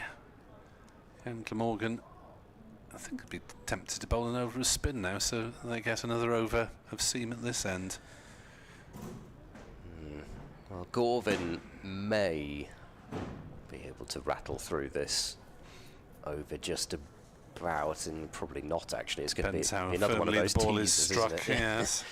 We've got, well, just under 3 minutes now to go until the tea break, and you've got to allow about 20 seconds or so for the umpires to position themselves, so I would have thought, especially with Graham van Buren needing to take guard for the first time, that would be tricky to get in. He's not actually taken much time over taking his guard as Van Buren. He's waiting for Gorvin, and he's struck on the pad, or at least a combination of bat and pad. Let's have a look at the signal. No, it is just pad, and it will be a leg by down towards the gully region. He must have been outside the line there or something, because there was only a... No, it's too high probably, and going down leg actually. That's done quite a lot as well. It hasn't kept low like the one that got Phillips out, but that has swung back at Van Buren more than I thought it must have done. So he does get off strike, but when you've not got a weight of runs behind you in the last few innings, that is not the sort of ball that you want to be receiving first up. 110 for 4. Deep square drops back. Gorvin bowls to Bracey, who plays a very quiet defensive shot that dribbles out into the offside for Cook to spring out and field. They've got through the first 2 balls of this over in about a minute and a half, so yeah, I think this will be the last before the break. As Gorvin round the wicket to Bracey on drives. It's a good looking shot. He's only going to pick up a single for it though, because Van der Guchten is able to track round from mid on. 111 for 4. Nightmare for the superstitious if it stays like this, having to spend the whole tea interval on one leg. And even worse overnight. Van Buren waits. There's a short mid-wicket, a short straight mid-on, 1 slip and a very tight ring field. 2 fielders deep on the leg side. Gorvin to Van Buren, who chops down on that, and the ball trickles up to mid-off. So the end of this over will be the halfway mark in terms of overs to survive today, and Gloucestershire have lost 4 wickets, and really only Joe Phillips has timed the ball with real consistency in this innings so far. Gorvin bowls to Van Buren, who's in behind that one and playing it up again to the mid-off fielder. They lost Chris Dent without scoring in the 4th over, having had Joe Phillips dropped himself without scoring off the bowling of Leonard. Ollie Price, real struggle for him, 13 from 69 balls. Hammond timed a few, but top-edged Ned Leonard to deep backward square for 20. Gorvin bowls and Van Buren blocks the last ball before tea out into the onside. The clock having just flicked to 3:30. Gloucestershire really have mostly Joe Phillips to thank that they're not already even deeper in the mire. His 64 has been the bright spot of this Gloucestershire innings so far at 111 for 4, agreeing to a mammoth chase of 382. They find themselves 4 down, but it is already getting fairly gloomy here. It's a pretty dark cloud has positioned itself over the ground, but that may well move through. We've still got, in theory, 41 overs left. And a final chance to have your photograph taken for those present with the Metrobank one-day cap, something that Kenneth Davis and I took avail of earlier in the match. So commentary resumes at 10 to 4 then. Gloucestershire set 382 to win after a double declaration. They're 111 for 4 at tea.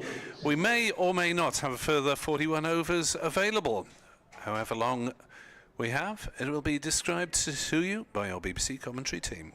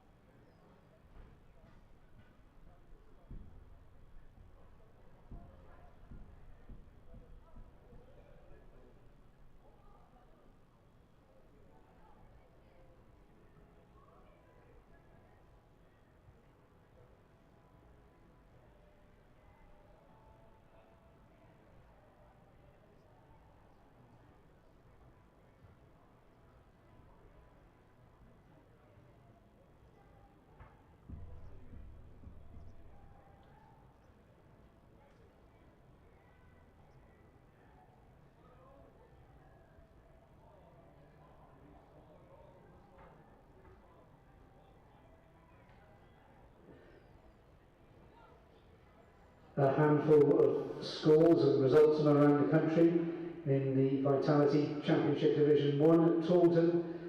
Hampshire have beaten Somerset by 5 wickets. Hampshire in their second innings 121 for 5. It's tea at Chester Street, Durham versus Kent, Durham 309 for 6. At Trent Bridge, Nottinghamshire were bowled out for 487 against Warwickshire, Warwickshire 68 for 2 in reply. Tea also at Worcester, at New Road, Worcestershire 180 all out, Lancashire 119 for 7, so they still trail Worcestershire by 61 runs.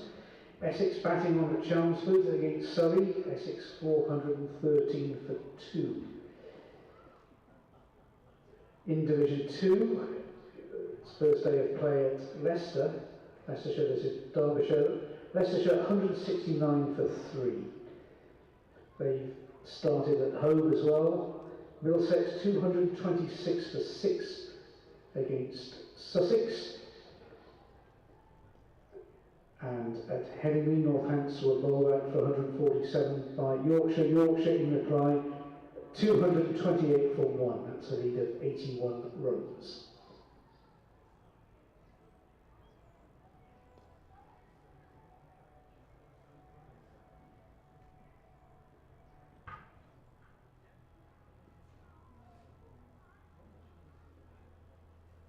Sophia Gardens is one of Cardiff's best and busiest year-round venues for meetings and conferences, whatever the size.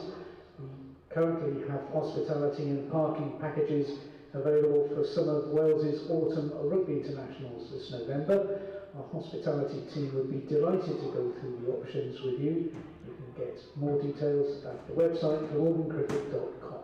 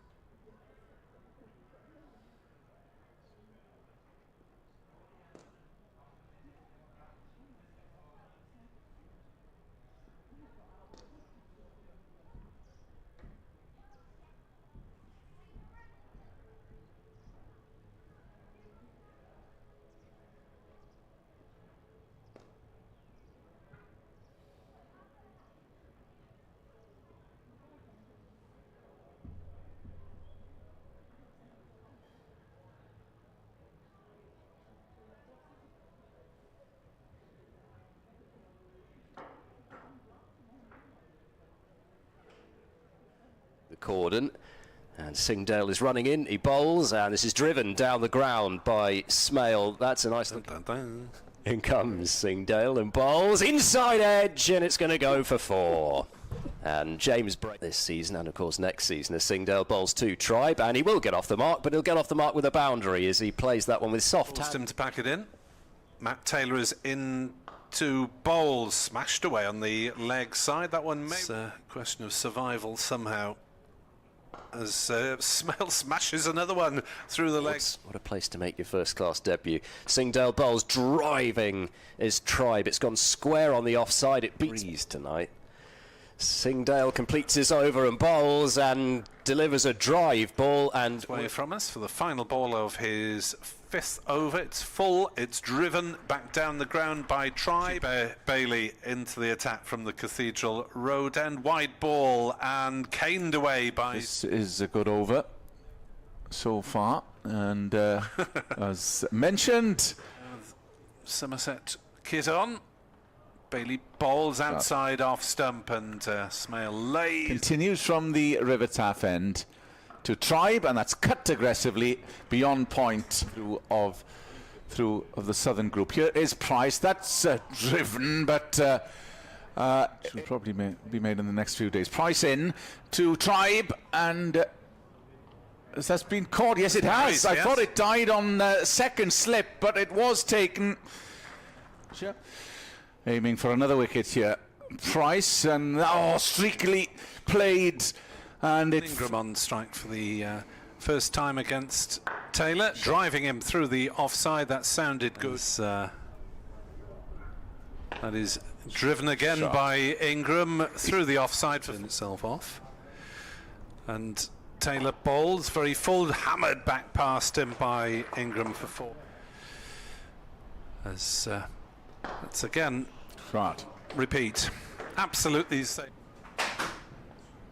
Bowls, and it's driven firmly, and they don't need to move for that. Keeping Ingram at bay somewhat as he bowls, and over-pitched really there. He's a bit lucky, but yep, he's already on England's radar, very much so. Zafar bowls edged wide of slip, and it will go. Placings.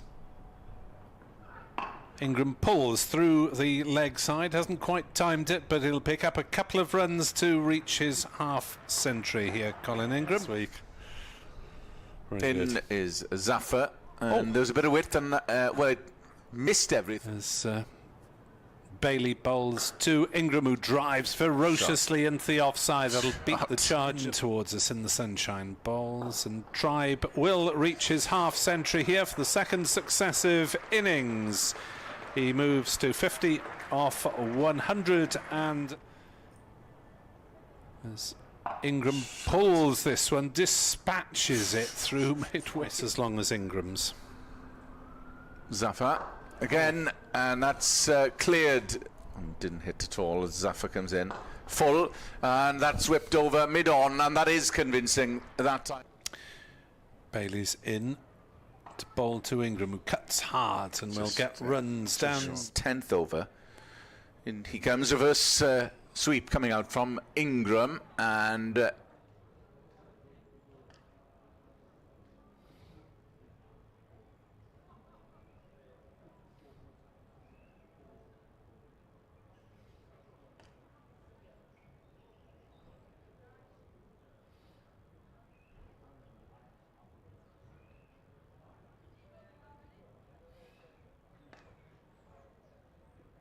Gloucestershire might have hoped for. Taylor bowls. Oh, he's chopped it on!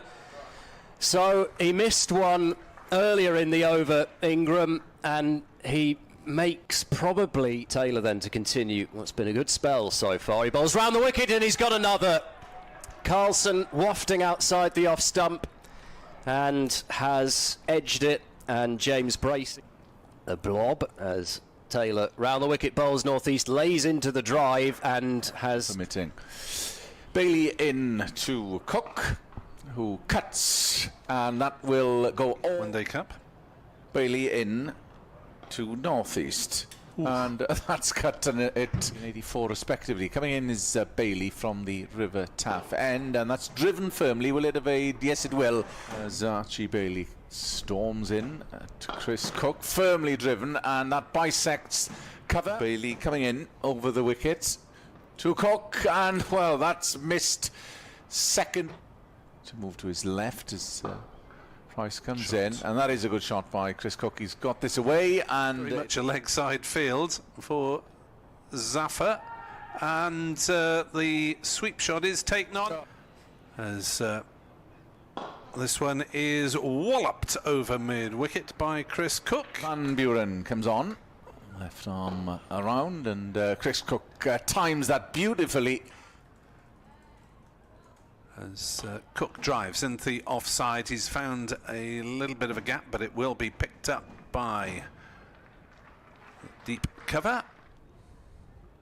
Zafar bowls a full ball, is stroked down the ground to deep mid-off. Cricket 6, Nick Webb 2017, Ed Bevan Cricket, as that's whisked away somehow by Cook down in the leagues.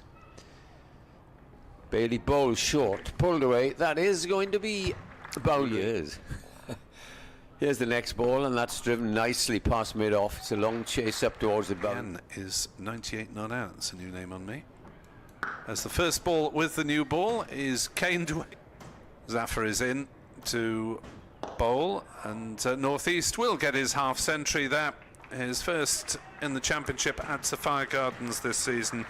And it's Zafar is in to bowl to Chris Cook, who's smashing that one through the game. And I'll go back to that as Taylor comes in and bowls, and this is a very as Zafar bowls, swept away by Northeast. Umpires Mark Newell, Simon Willock for the Glamorgan team, and captain Sam Northeast, and the Gloucestershire batters James Bracey and Graham Van Buren.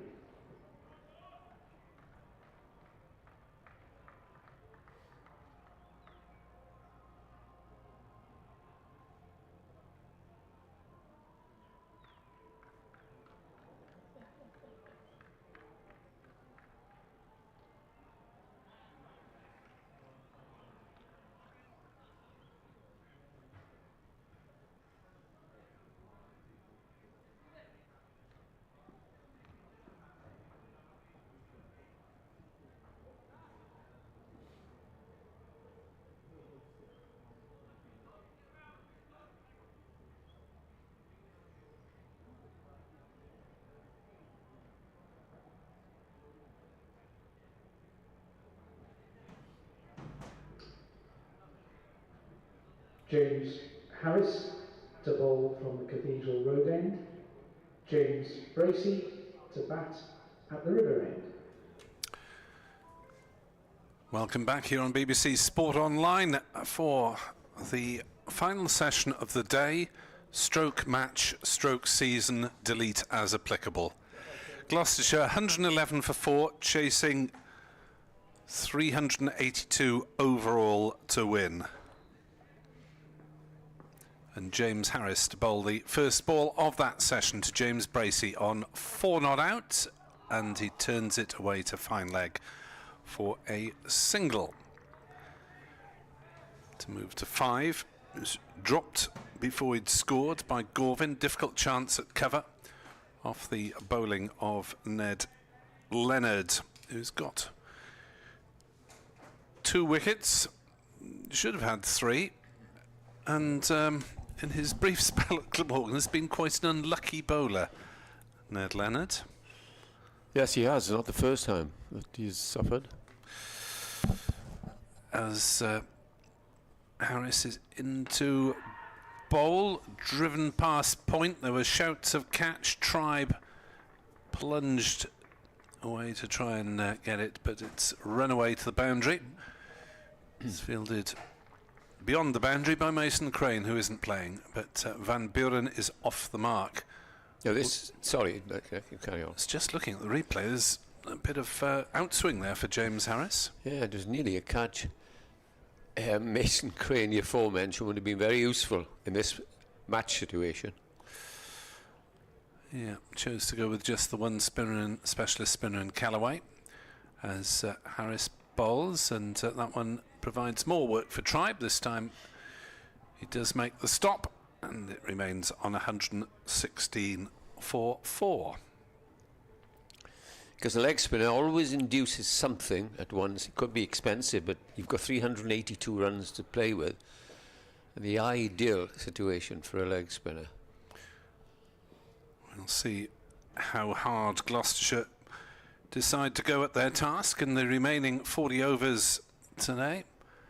As Harris bowls, oh, that's stopped and almost dollied up towards short mid wicket as Van Buren played on the leg side, and the ball hung frustratingly in the air for part of a second, but it must have seemed an age to him. Surprising that. I haven't seen much of that. It hit the spot. It's not really coming on, is it? It's difficult for the batters to get value for their shots sometimes. As Harris bowls. A full toss at Van Buren, squirts off the bottom of the bat to Callaway at short cover. Well, we're still in a very odd match situation in that we may have up to 40 overs depending on the light. We may have some play tomorrow morning. Who knows? We may not. Gloucestershire still need 266 and Glamorgan still needs 6 wickets. As Harris bowls and Van Buren plays 2 mid-on. Van der Hoogten fields, shaft of sunshine coming through.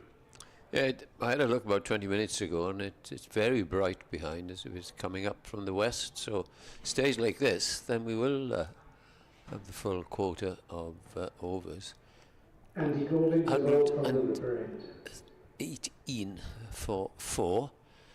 Thought might be time for Van der Hoogten to have a bowl. Yes, once more to the well. He's bowled his heart out since starting the season a bit late, but he's more than made up for it since. Yeah, splendid bowling by him. And if you look back at the top performers of the season, it's difficult to look past Ingram with the bat and Van der Hoogten with the ball. Yes, that'll be interesting. And the award winners in the respective prizes, it's got to be Colin Ingram, I think, because Garvin comes in and it's a nice looking shot there, but not timed at all. Where it looked nice, leapt into it, but it went about 10 yards. There have been quite a few of these in this Gloucestershire innings, haven't there? You think, you look and see the shot and you look to see the ball racing away through the outfield somewhere, and it's in the hands of the close fielders. Happened to Bracey, second ball. Played a bit early, straight to very low chance. Garvin bowls, and it's driven up to mid-on, and there's no run. Cook is standing up. And then you've got 3 men in the covers, because there's still 265 runs needed. Glamorgan don't have a sweeper. They just have the man out to deep mid-wicket. They don't have a third man either, just a fine leg. Here's Garvin coming round the wicket from the river end and bowls, and that is played away onto the onside. Yeah, if you are watching on the screen, it says the run rate we required is under 2, but of course that's assuming we had a full day tomorrow. Which you're not going to. Which you're not going to. If we think that the game may end tonight, then the run rate required is about 6.5 as things stand. Yeah. May get 90 minutes, maybe a session tomorrow. Garvin bowls, watched carefully onto the bat by Bracey, and there's no run. He was asked for possible advice on picture to illustrate the BBC Sport report, and I said, well, I have no idea who the headline act or the narrative of the day is going to be at the moment. No. Just hang on, though, everybody. Cricket is such a funny game. You could lose 3 wickets in 2 or 3 overs. Well, these 2 could be there at the close. Garvin bowls. That's a nice looking shot, but well fielded at mid-off. Yes, not much coming off cleanly, is there? No. Joe Phillips with 64, his second best score in first-class cricket. Yeah, what if he'd been caught on 1 and Bracey caught on 0? Different outcome then. Yeah, could be 6 or 7 down by now.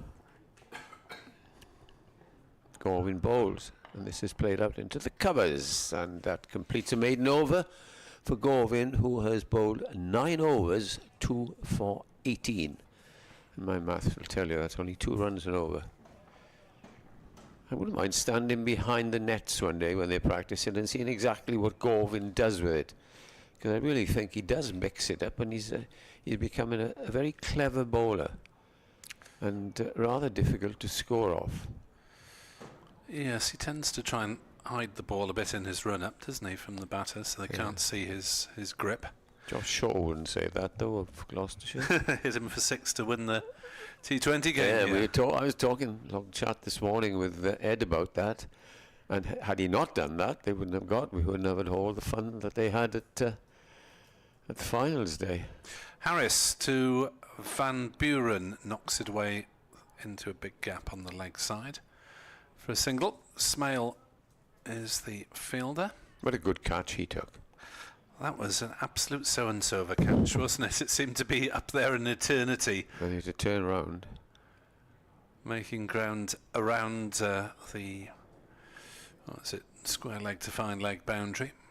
117 for 4, Bracey 5, Van Buren 5. The men outdent for no score. Price for 13, Hammond for 20, then Phillips for 64. Harris bowls wide, slashed away for 4 by Bracey. Can't give him that sort of width. Nicely hit by the man who got that memorable double century against Glamorgan at Cheltenham. Harris just not quite adapting between right and left-hander as adeptly as he would hope, but it's got a bit of a swing on the ball now and again, and posed a few questions. 121 for 4, 261 more runs needed to win for Gloucestershire here on BBC Sport Online. What may be our last session of the season, as that is edged and it's flown away through the slips for 4 runs to James Bracey. 125 for 4. Now, at what height did that one travel? As you got a thick edge to it between first and second slip. He showed more aggressive intent in the last couple of balls, Bracey. Who knows? We've been surprised a few times today. Yes, maybe Bracey is trying to win it tonight. Yeah. That one flashed without anyone laying a hand on it between first and second slip. Now, where is Tim van der Hoogten off to? Extra cover. No, he's going into the slips, is he? Yes. BBC Radio Wales update shortly here from Sophia Gardens as Harris is into bowl to Bracey, who plays that one towards point where it's parried by Smale, and there's no run. Did some northeast jar something maybe on going down for that potential catch? 125 for 4. He's got good hands, but they're good. Rarely a slip fielder though. You'd have thought Gorvin would have been in. Carlson. Yep. Harris bowls and another 4 through the offside as Bracey leans into that one. 3 4s in the space of 4 balls for James Bracey. He's getting on with it. He's on 17. It's 129 for 4. Harris really can't put them there against a man of the quality of Bracey with 1,040 runs coming into this match and 4 centuries, including that double against Glamorgan. So Gloucestershire need a lot of runs from him if they're going to get near 253 still to win. And Gloucestershire are 129 for 4, having been set 382 to win. The captains between them cooking up a declaration. Earlier we saw a Chris Cook century. Before the Glamorgan declaration, there have been 2 wickets apiece for Andrew Gorvin and Ned Leonard in the Gloucestershire innings. Joe Phillips, the Cardiff student, made 64, but James Bracey looking dangerous on 17 not out. Forecast poor tomorrow. Gloucestershire set 382. They're 129 for 4. Yeah, I would have been tempted or inclined to have bowled Tim van den Gooten simply because he's had a good rest. I don't think was he bowled 10 overs? I'll check that up afterwards. And coming in after tea, fresh, and batsmen having relaxed during the intervals. But it's Gorvin to prove me wrong. Comes in, bowls Van Buren. Van Buren turns it out to short mid-wicket. Van der Hoogten 8 overs, 0 for 21 in this innings. You could try him this end. You never know if there's a bit in it. We saw one ball from, I think it was Harris, jump when Van Buren came in first from a length. So there might be something there for Tim van der Gooten. Amazing how bowlers like the ends, don't they? As in comes Andy Gorvin and bowls. And appeal for LBW. Not given again. That was close. Only one has been given in the whole game. That was Tribe. Let's have a little look at this. No, I think it was just going down. Done too much, I reckon. Yeah, just going down. Yeah, must have been a decision to make for Mr. Woodhup. That was a good shout from Gorvin. Oh yeah, there was another one earlier on from James Harris, left-hander. Very close. But here he is trying again as he bows at Van Buren. Well, anybody not here and have heard that yell, you would have thought yes, wicket, but not. Yeah, that sounded like bat before pad, but they were inquiring just in case it was pad first, I guess. Yeah. More in hope than in expectation, as they say. Chris Drew, regular Glamorgan listener, passes on his regards at the end of the season and his thanks. Thank you, Chris. Thank you. Gorvin in bowls. Brings Van Buren forward. He's bowling good over here. Van Buren is 5 from 15 balls. Bracey 17. 28 at the moment. We've had 4 dot balls in this over. Winter well, says Chris. Indeed, it's a phrase you hear very often at this time of year from cricket lovers. In comes Gorvin. Bowls. Nice looking shot there, but again, just goes slowly to mid-off. 1 ball left of this over. I would perhaps have bowl Leonard, who I think has been one of the best bowlers we've seen today, with Gorvin. But he might be just keeping those two now for a last dash tonight. Gorvin bowls the last ball down the leg side. He might just get 4 here. Yes, James Harris, it evades him. 4 runs to the batsman. Blemish there off the last ball of the over, and it's 133 now for 4 wickets. Yeah, sporting gesture from Harris there. The ball didn't actually cross the boundary, but Harris signalling that he had been in contact with the ball when he was over the boundary. 133 for 4. Boundaries starting to come for the Shire, for their supporters to feel cheerful about. Fair few Gloucestershire shirts and hats in evidence in the crowd. I see our old friend Marchant de Lange not playing, didn't play much in the T20s. Is he injured? Injured at the moment, yeah. He's had a history, hasn't he? Well, it's almost inevitable, I suppose, with the stresses of his bowling action, which bears the marks of his youth as a javelin thrower in South Africa. He's a big lad, isn't he? Mr. Polite. Oh.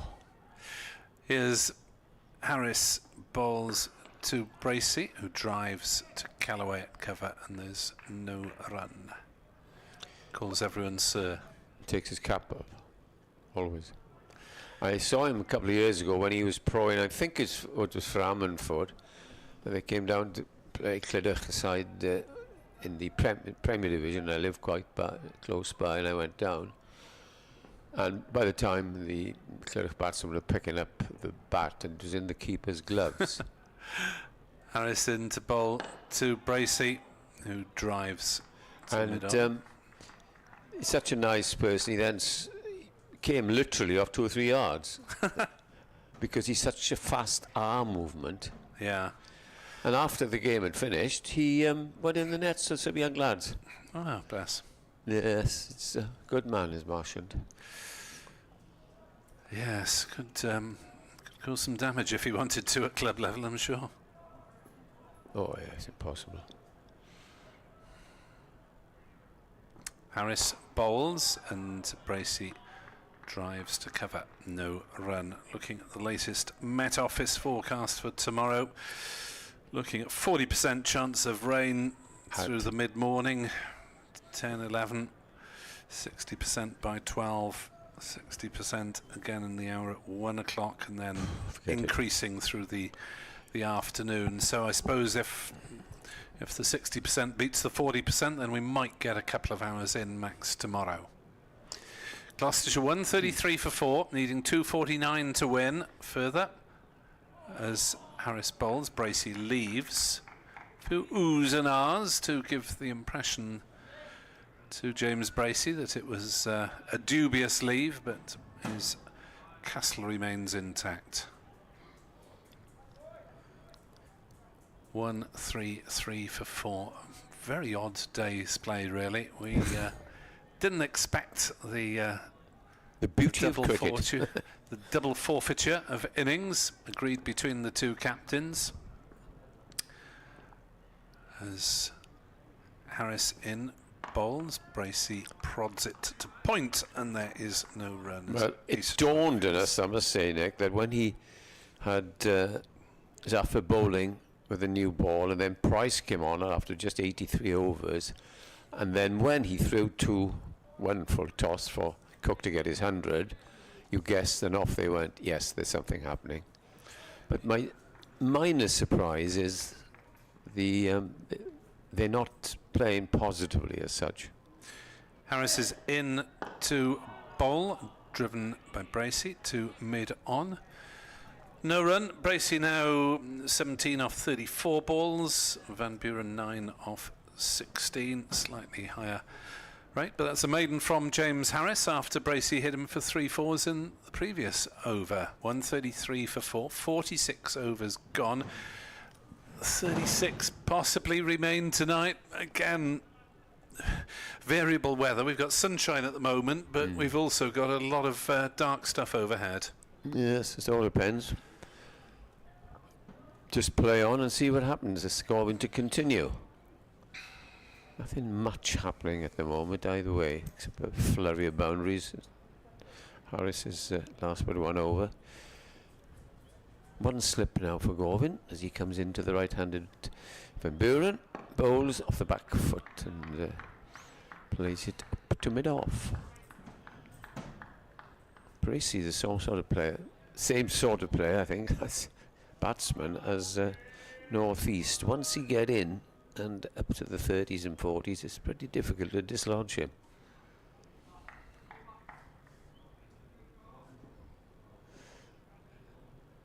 Here's Gorvin turning in the bright sunshine from that far end, and bowls, and he's gone.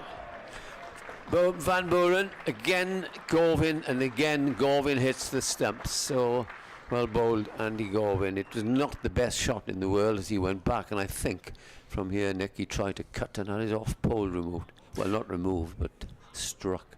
There may have been an inside edge. Yes, there was. Yeah, there was. Chopped on from outside off stump. Played on off the inside edge. Gorvin, a skiddy bowler, is getting the ball to go through quite low at times. Joe Phillips got one that was it Phillips or Price got one that nipped back and kept low. Yeah. Anyway, that one has not got up a great deal, and Van Buren has inside edged it onto the base of his off stump. So 133 for 5. With 35 overs remaining today, if those overs can be bowled, Glamorgan will fancy the chances. Yes, with the batting to come. You know, they can all certainly hold a bat, but people might be tired of me saying this, but from here down, you wouldn't expect, you always expect the top 5 to get hundreds, but the bottom 4 or 5, okay, they may get some sort of score, but you don't say, oh yeah, he'll get 100, as you would say about Bracey. The new Gloucestershire batter, number 53, Tom Price. So Tom Price, all-rounder in at 7, batting average this season of 27, picked up his 9th wicket of the season, bowling average in the 30s, 133 for 5. If they play 35 overs, Glamorgan may just about be favourites. Gloucestershire may look to just bat it out tonight and hope the rain comes early tomorrow. Yeah. Gorvin now 3 for 22. I think you've got to compliment Gloucestershire for agreeing or suggesting or whatever, because we all thought, well, and Glamorgan were looking for just another 19 runs, plenty of overs left to get another batting point. But I wish we had more games like that, to be honest, Nick. Like this, rather. Yeah, it's welcome adventure, isn't it? Yeah. We don't see declarations and run chases. Maybe with a 4-day game, of course, there's more time for things to evolve and for sides to be bowled out in the third innings, so declarations aren't always necessary. But it's good to see the adventure in making up for the loss of the first day and the probable loss of at least most of the fourth day. Here's Gorvin then, buoyed by that wicket, bowls. Price goes back on his stumps, plays it out to mid-wicket. Again, this is an accurate over. Dot, wicket, dot. 3 for 22 now of 10.5 overs. And as we come to the start of next season, you would pencil Andy Gorvin in pretty high in your Glamorgan side, wouldn't you? Yep, you thought he'd get a good go next season. And he comes bowls.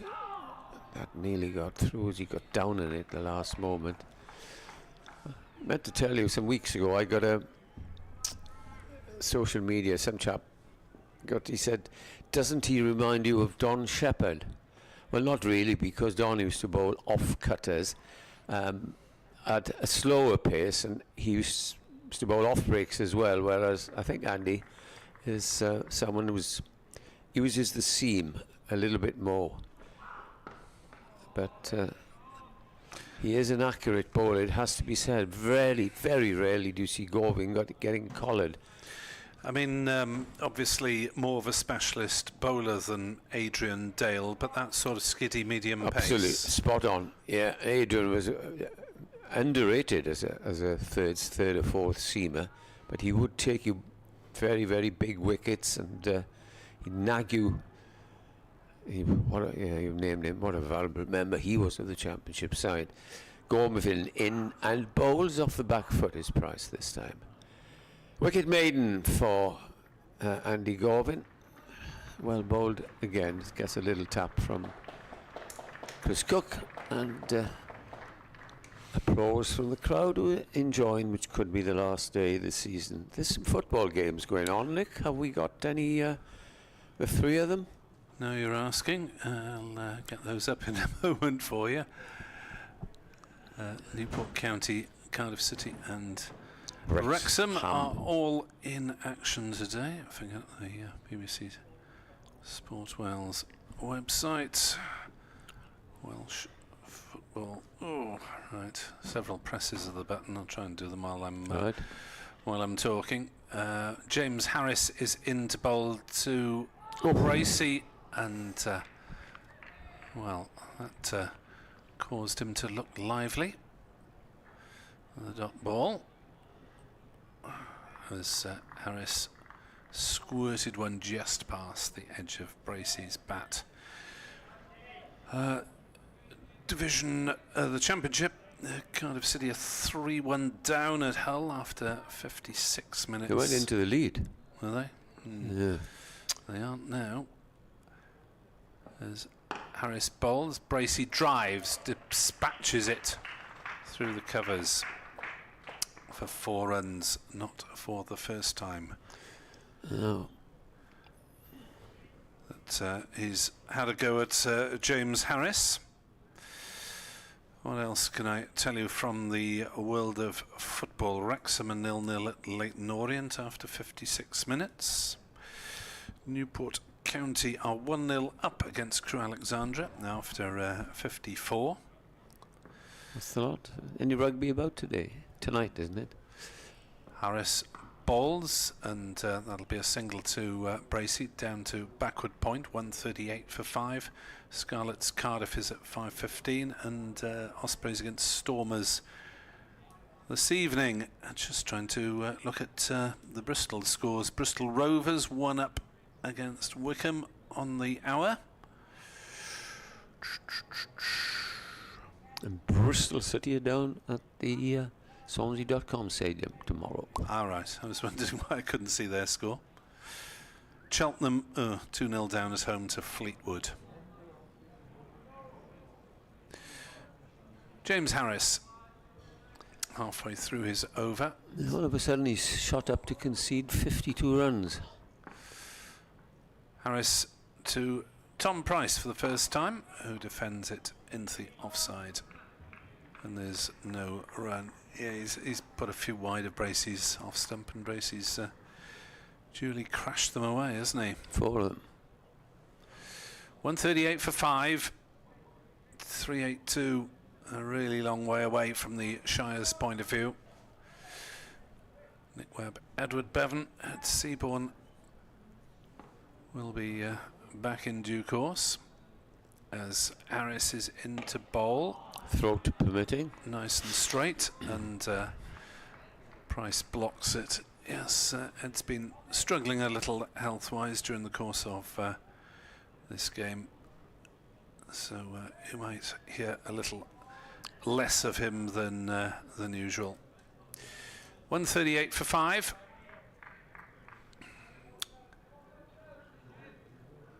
As Harris in some hazy sunshine. Into bowl. 2 Price hit on the pad, going down leg. Peel dies away. And for Quickly. 158th time, the appeal is not upheld. Yeah, that shadow of the floodlight pylon is now just encroaching onto the side of the wicket. That must be quite distracting, I always think, to Do you think have that blooming great shadow moving across. that was taken into consideration when they decided what pitch to play on? Because you couldn't play on that. You know what I mean? The next pitch down? Well, that shadow will move across, won't it? So it'll be right in the middle at some point if the sun stays out. Just have to get on with it. Quite a while now. Bracey's down at this end, 22 not out, and he's facing Andy Gorvin, who's got a slip and a 3rd slip, or 4th slip. First ball comes and it's fielded there by a tumbling Tim van der Gooten. Oh, I was just wondering where Sam Northeast has got to in the field. Yeah. Medon. Possibly, maybe had a bang on the finger. He did have it in batting, didn't he? So Van der Hoogten is now removed from that 4th slipped position and will be in the firing line at cover instead.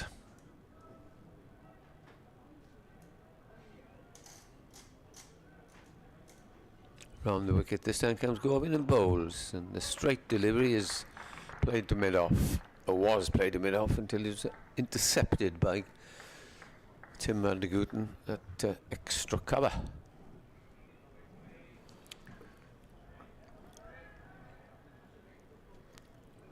Now Van der Hoogten's migrated back to mid-off.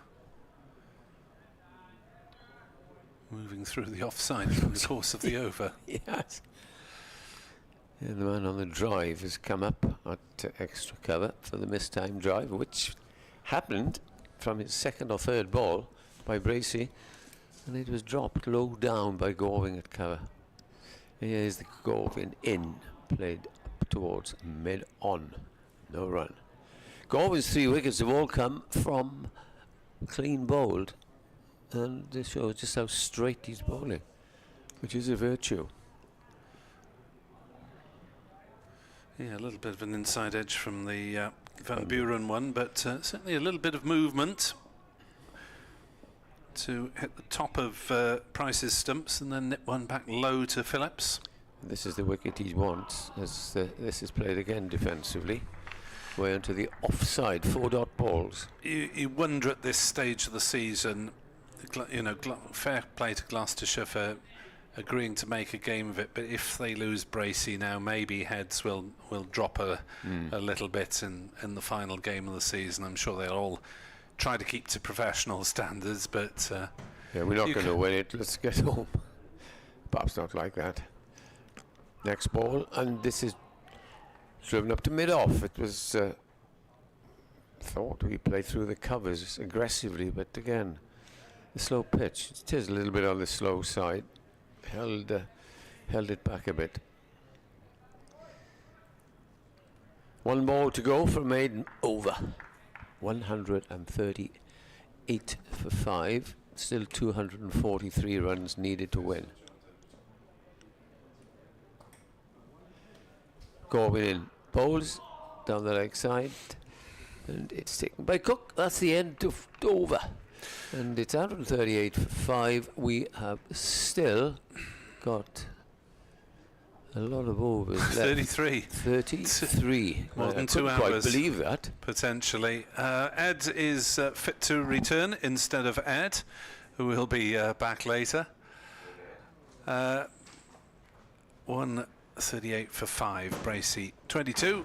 Price yet to score. You listen to BBC Sport Online live from Sophia Gardens. From BBC Sport Wales, BBC Bristol Sport, and James Harris to continue despite being somewhat expensive against James Bracey as Harris bowls to Price. Hits him on the pads. Gentle inquiry for LBW, but not really expecting the answer yes from Mr. Newell. At this near end, Harris bowling from the Cathedral Road end on a nice, pleasant enough evening. Temperature does drop a bit as the sun goes behind the clouds, as you'd expect, as Harris bowls to Price, who works it to square leg, but Tribe makes a scrambling stop in front of umpire Widdop, and there is no run. In Division 1, Hampshire beat Kent by 5 wickets to finish second behind Surrey. Durham 345 for 8 against bottom side Kent. Lees made 144, Beddingham 66, and Gay, who's just joined them, 52. Harris on his way. Bowls and defended by Price. Oh, it's missed completely. And they don't take a single. Well, it's Will Smale that time. Tim van der Hoogten ran over one completely early on. Mind's wandering now and again. End of season squares. It's yeah, it's all sorts of dodgy bounces all out there. fault of the old wickets, yeah, or not. Nottinghamshire against Warwickshire. Both sides will be happy with the draw and look like achieving it. As Harris in to bowl, swung away into the leg side. Good half stop by Tribe, but Price will get a single to get off the mark. As Tribe had to get up and recover himself. 139 for 5. So a draw suits both Notts and Warwickshire at the expense of Lancashire. Notts made 487 all out. Warwickshire lost a couple cheaply, but they're 105 for 2. Lancashire needs a lot of batting points and a win. They're not going to get it. They're on their way down. 155 for 8, still 25 behind Worcestershire on first innings. Harris bowls, pulled by Bracey down to fine leg. Single taken, 140 for 5. The match in Division 1, Essex, 436 for 5 against champions Surrey. Dean Elgar, 182. Tom Wesley, 135. Matt Critchley, 89 not out. Division 2, Yorkshire completely on top against Northants. 265 for 1, centuries for Lythe and Wharton. Northants 147 all out earlier. So Yorkshire may win that one. They certainly won't lose it. Middlesex, who started in third, will remain there. 271 all out. Sussex 11 for naught. Harris bowls, hit away into the leg side. A pull shot by Price. Takes a single out to deep square. I think James Harris, giving it the double teapot in mid-wickets, may have seen the end of his spell. He's 0 for 55 off 15, the only one who really has gone more than 2 or 3 and over. Leicestershire 194 for 3 against Derbyshire is the only one we haven't given you on this, well, dark cloud around. The flags fluttering out in the breeze, but still sunshine at the moment. You don't know how long it's going to last, though, as the light can dip sharply when the sun goes in this week. He can't get the ball out of Andy Gorvin's hands at the moment. And it's got to that stage of the day where one of the floodlight pylons is looking like the shadow of which being cast looks rather like a giant fly swat, which is about to sweep all of the players in the thick of the action out of the way. Here's Gorvin into Tom Price, and he's forward defending the ball back to the bowler, making a signal with his hand as though he doesn't feel that the ball bounced a great deal, but kept it out well enough. Bad news for supporters of the Garden Route Badgers. Oh, have they lost the Limpopo Impalas? Lost to the Limpopo Impalas. Yes. That's a good name, though. It's not Route Badgers as in R-O-O-T. In comes Gorvin and has gone past the edge of Price, who probably felt that he had to play at it in case it jagged back like the one that got rid of Joe Phillips, but I don't think it did quite, and kind of missed his stumps by a huge amount, because very few deliveries that Gorvin's bowled have been missing the stumps, but fortunately for Tom Price that one did, as it was taken by Cook right behind him. Gorvin in and looking to swat this one away. Tom Price, and the ball will... Oh, it might just have made it 2 pitches away.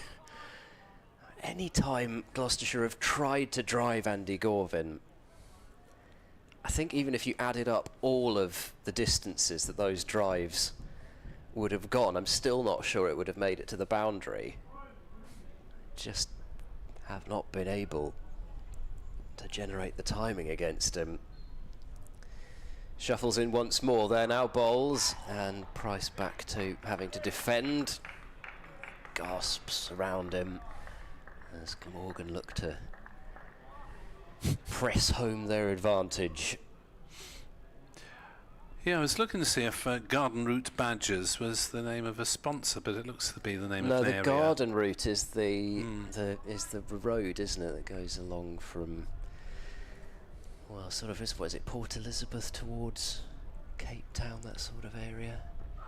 In goes Gorvin and gets a leading edge from Tom Price that loops off towards mid-off. It fell a long way short of anybody, but he wasn't in great control there. Sorry, not Port Elizabeth, of course, because it isn't Port Elizabeth anymore. It's Gaberha. I'll take your word for it, Squire. It's been renamed. It's somewhere around there, anyway. The equivalent women's team is even more entertainingly named. Ooh. Gorvin in, bowls, and Price head over the ball, defending into the onside. It's another maiden over from Andy Gorvin. Has that been added on yet? No, it hasn't. So that is his 7th maiden out of 13 overs, 3 for 22. As the women's team in Southwest Districts is now known as the 6-Gun Grill Garden Route Badgers.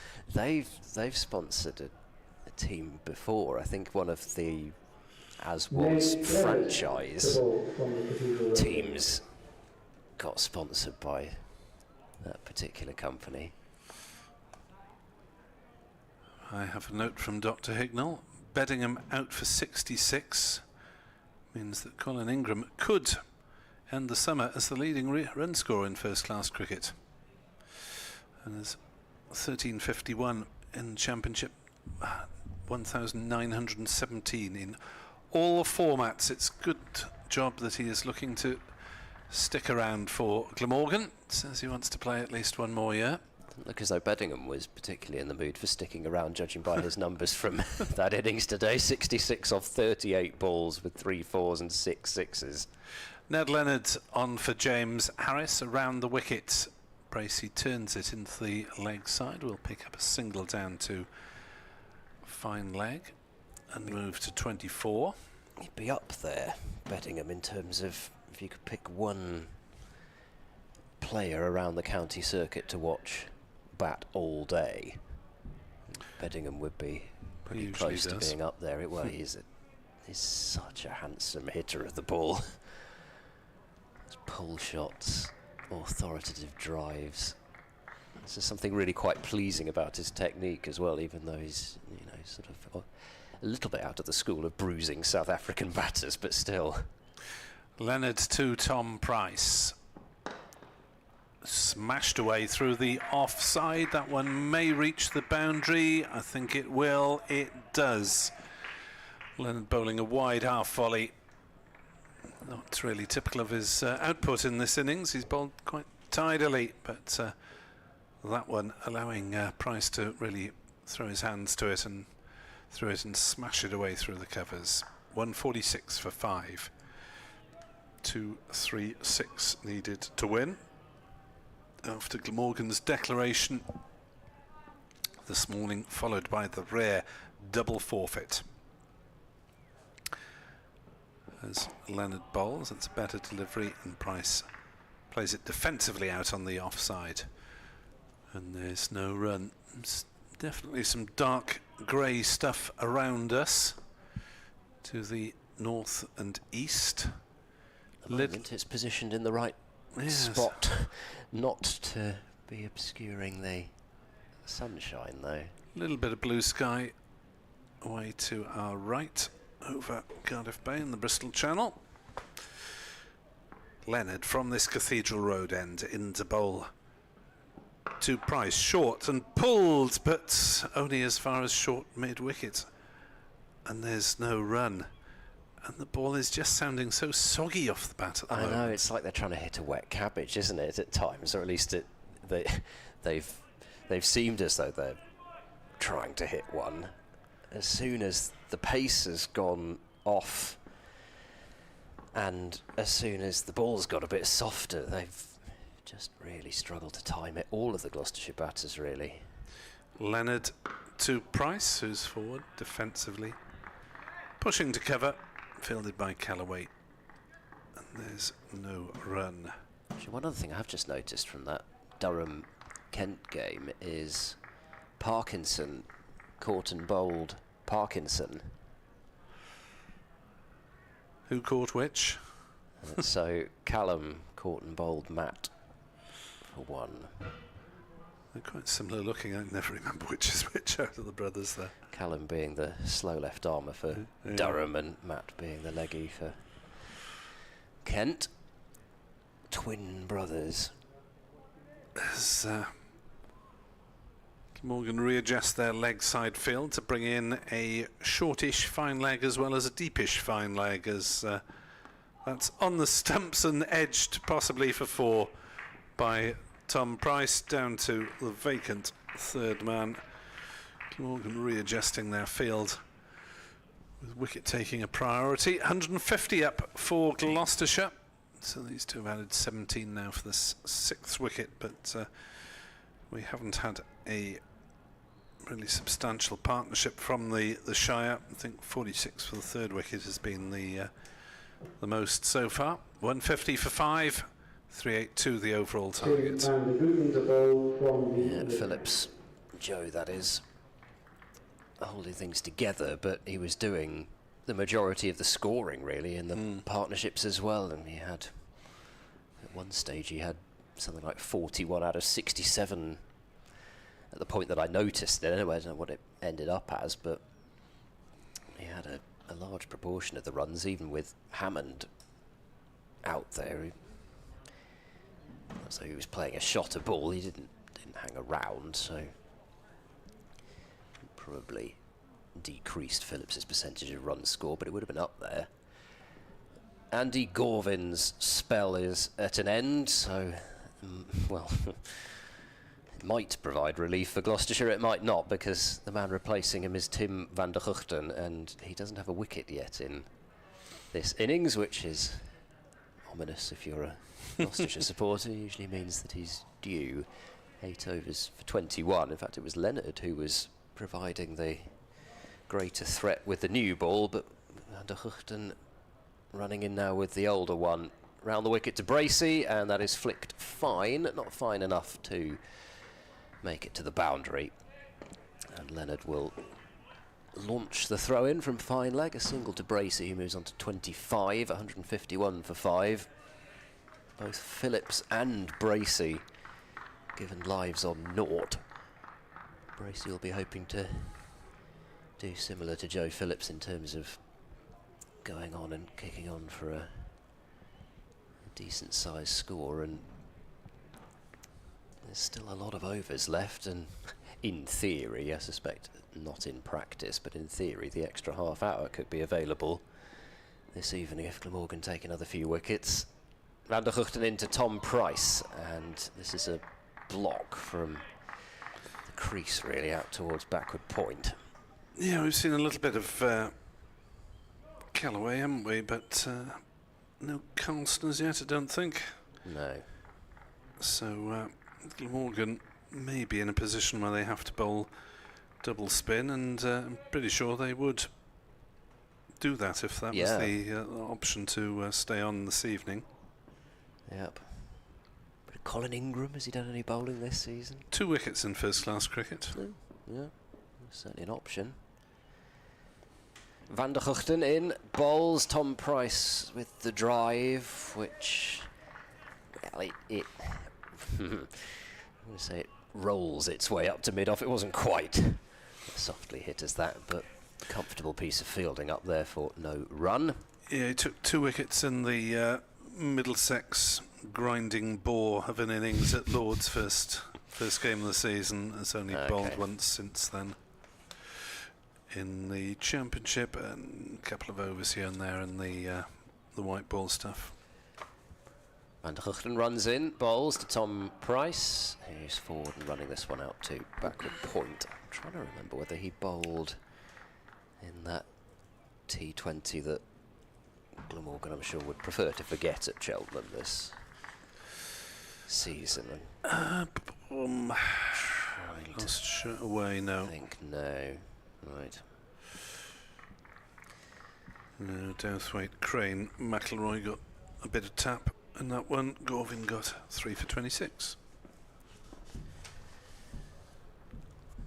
Van der Guchten in, and Tom Price struck on the pad, gone LBW, up goes the finger, so there is the Van der Guchten wicket, and Gloucestershire are 6 down and heading towards defeat this evening. Tom Price, the latest to go for 10, looked like he got trapped on the crease there. Glamorgan seemed fairly convinced, it struck him sort of leg stump-ish, but the umpire with the call that it was not doing too much, and Gloucestershire are 151 for 6 as Tom Price walks off looking mournful. Yes, he turned away as if expecting the digit of doom there from umpire Widdop. Hit fairly low down, and therefore Price can see his first-class season at an end. Latest recheck from Dr. Hignell reckons that Colin Ingram has just squeezed past 2,000 runs in all formats this season. So thank you for that, Andrew. Gohar is rather gingerly making his way down the steps. It's quite a long way down those steps. You don't want to being very careful to use the balcony as he went down there, wrapped up in his cable knit sweater. I'm not sure how many other layers he would have on underneath there. Gets a punch of the gloves from James Bracey. That might have warmed him up a bit. If you think those steps are bad, you ought to have tried the steps in Swansea now, St Helens. They really were a little bit crumbly in the in recent years, and you had to hang on there. Or the steps at that vast stadium in Ahmedabad now. I can't remember how many steps they counted back to the pavilion, up the stands in that, whatever it is, 110,000 seater or whatever it is. But I can't remember. I'm sure it was over 100 steps back. 2 short mid-wickets for Zafar Gohar as he faces his first ball and just about keeps that one out towards point, and that completes that over. There are still 29 overs remaining, but outside possibility of an extra 8 or half an hour. Oh, gosh. I think that would be asking quite a bit. I don't think we can take them. We had this earlier in the season. Okay. Because there's already been an 8 on the day, you can't then add an extra half hour, because it came up in a recent match. We were discussing it. So the extra half hour has already in effect been applied. Right, yeah. So, 29 overs to survive then. Because of the shortage of play on day 2, when we lost about 30 overs, didn't we, yesterday? Here's Ned Leonard. Right arm around. Our volley driven away by Bracey, but Glamorgan have got Smale sweeping out on the point boundary, squinting into the low sun, and they take the single, 152 for 6. Leonard, who has Welsh grandparents, we're told, so would just about to be qualified to play for a Welsh sporting team. The young man on loan at the moment from Somerset, born Hammersmith, educated Millfield, and finds Goa playing one down into the gully. Tribe Fields no run, and his full name is actually Edward Owen Leonard. So if he's got Owen as a middle name, that practically qualifies you. That's all you need. He's probably eaten a Welsh cake as well. So yeah, 152 for 6. The sketchy qualifications of some Welsh rugby sides about 25 years ago. As that is driven into the offside by Zafar, they think about a single and then recalculate once they see that Kieran Carlson is in possession of the ball. Carlson with his left hand quite a bit bandaged, not for the first time. So many at this stage of the season. I noticed it in the Gloucestershire side, and at least a couple of them had bandaging on. Leonard bowls. I think that caught the edge. It didn't carry through to Cook anyway. It sounded as though there might have been a little snick, but it went through so low that no one got terribly excited anyway. Might have been just the sound of the bat hitting the ground. So quite powerful effects microphone. It's very useful for these championship games. As Leonard in bowls, driven by Zafar to point, no run. Ever hopeful for that first run. Zafar, he's not quite itching to get off the mark, but he's certainly looking as though he would like to be positive out there, which has not been easy for any Gloucestershire batter really, because there's been an intention to play a few more shots at times, but they've just not been executed with much force. Leonard to Zafar, no shot played, through low to Cook, who takes it, tumbles over, spins the ball up to one of his mates, and the over 152 for 6. I mean, even Bracey, who's gone after Harris at times, 26 off 47 deliveries, which is fairly average strike rate. 1 wicket to Van der Hoogten, 2 to Leonard, 3 to Gorvin. 152 for 6, 28 overs, possibly for Glamorgan's take 4 wickets. I think we can safely say that Gloucestershire are extremely unlikely to score 230 runs in that time. Yeah, and it's really only been with that extra bit of pace from Harris that the ball has seemingly been timed.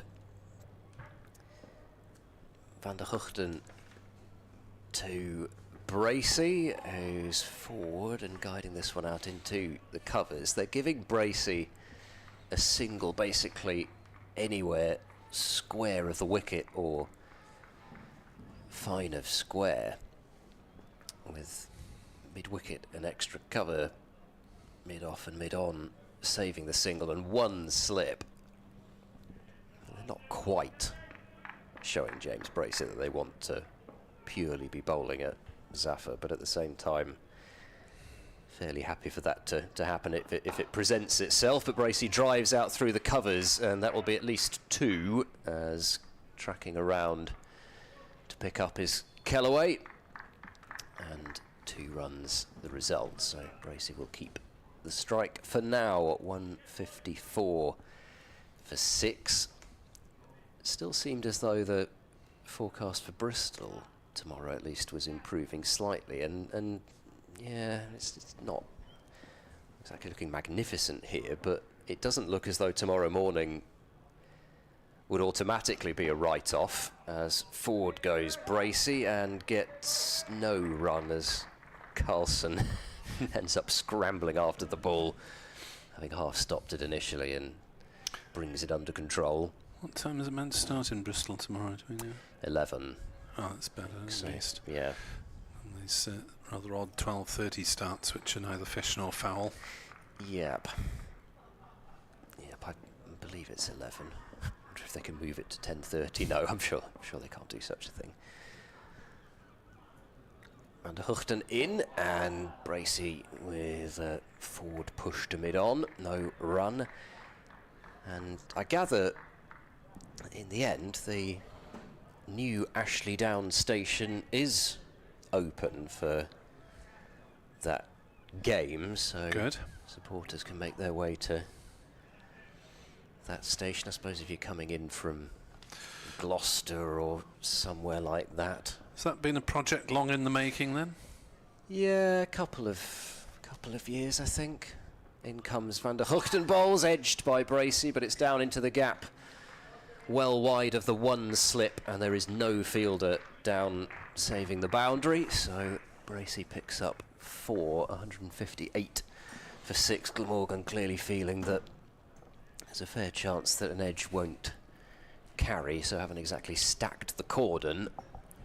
Might have carried to a gully, but we'll never know. Bracey to 32. Yeah, I think there was a thought that it might be ready annoyingly just after the international, but I think I did see something the other day saying that it was open today.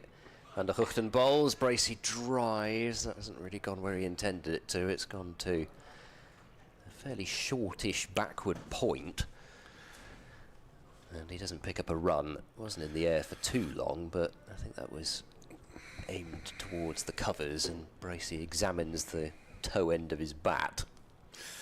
158 for 6. Another over goes by, but still 27 more remain. Batting to come for Gloucestershire: Matt Taylor, Ajit Singh Dale and Archie Bailey.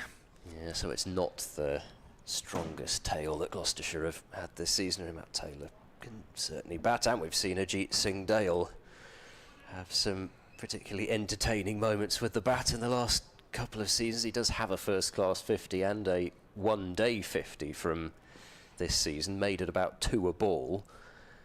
But, yeah, in terms of survival, I'm not sure.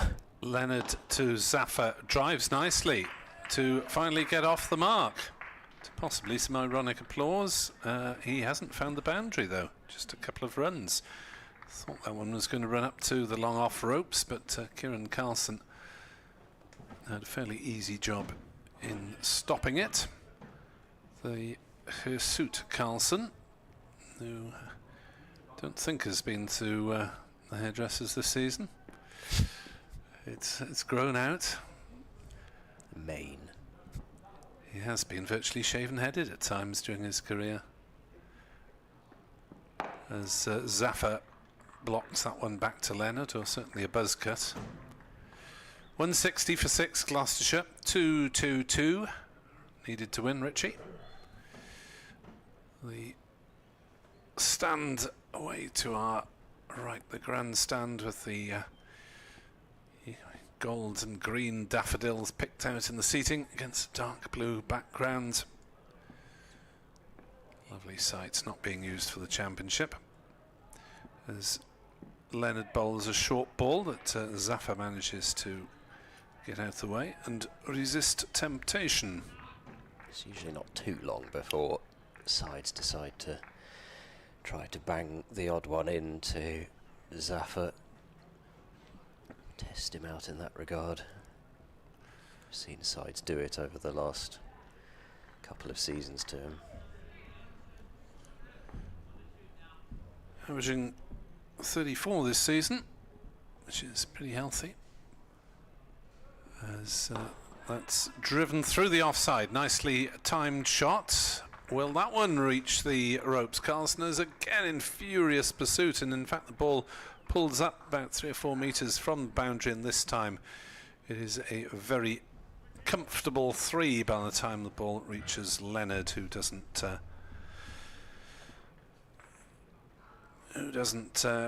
stop it cleanly anyway. Yorkshire could seal promotion under their own efforts if they make 350. They're 283 for 2, so you'd think that the odds are very firmly on them. Lancashire are 1 wicket away from relegation. As Leonard bowls, swung away nicely by Bracey. He'll pick up at least a single, just a single, down towards backward square. And I assume that in terms of even that 1 wicket, that would require Nottinghamshire maybe to lose as well. Unlikely events elsewhere, but Lancashire are 9 down, 3 runs behind Worcestershire on first innings at the moment. Could have been a good game were it not for the weather. Well, maybe they will get some play in there tomorrow, but I suspect given the forecast, the rest of the region perhaps not. Leonard bowls and Zafar defends. Ben Morris is on as a substitute for Glamorgan, wearing 18, the young seamer. And I haven't seen Sam North East in recent overs, so I suspect it is he who is off the field at the moment, the Glamorgan skipper, with Carlson probably directing affairs, with a bit of assistance from Chris Cook, a former captain as well. Colin Ingram, plenty of experience in there. Lancashire are relegated, and the last wicket has fallen. All out for 177. Van der Huchten running in, bowling to Bracey, who's forward and playing this one out into the covers. Initially I thought he was shaping up for an attempted clip through the leg side there, but squared up and played it out to cover. So I think really we've known that for most of this round, given the rain at New Road and the efforts of McCann in particular at Nottinghamshire. Van der Huchten bowls and goes past the edge of Bracey with one that looked as though it maybe nipped away from the left-handed Bracey from round the wicket. Van der Huchten angling it in, and then it seemed as though it left him a bit. Just looking at the overs situation, it's the 57th over. If we were to get the full 82 in, that of course would give Glamorgan a potential 2 with the new ball. Van der Huchten bowls, Bracey across his stumps and accessing the leg side. Works a single through backward square. 165 for 6. Yeah, I don't know. I guess for 2 overs it depends how it's going, doesn't it? If you've been toiling away with this and a huge partnership has developed, which it hasn't looked likely at this point, but never say never. I suppose maybe you might give it a go for 2 overs. Van der Guchten in, bowls, and Zaffer has flirted with that one outside the off stump and has missed it just about. He did his best to try and get an outside edge to it. There are 2 slips in place now. Flirting with peril there. Yeah, he's gone past the edge twice this over as Van der Guchten, and just sort of saw it coming really before he even started his spell. He'd gone wicketless with a new ball, which is a rarity in itself, and a chance for some scalps towards the lower part of Gloucestershire's order, and that was very nearly another one there. That ball really, all due respect to Zaffer, who is more than capable with the bat, but that one was too good for him. As he got a ball that was a little bit further back of a length, but it doesn't really look as if it's done a huge amount, but Zaffer's ended up leg side of it and ends up just passing the top of off stump and the outside edge. Been an excellent over this. Last ball of it, Van der Guchten into Zaffer, who does get bat on it. Another crab-like getting down to negotiate that successfully as the ball runs up to mid-on, and it has ended up having the feeling of almost a last day with Gloucestershire battling for dear life here. 165 for 6. Yeah, last bit of sunshine for the supporters to enjoy. We may get some play tomorrow morning if needed. In football, Cardiff City have gone down 4-1 at Hull City in the Championship. League One, Wrexham a goalless draw away to Leyton Orient. Defeated home for Bristol Rovers, I'm afraid, 2-1 against Wycombe Wanderers. Bracey again will probably wanted to stay out in the middle, so he doesn't receive any flack for that. A defeat at home for Cheltenham Town as well, 2-0 against Fleetwood Town. Newport County leading Crewe 2-1 in the late into injury time there, stoppage time.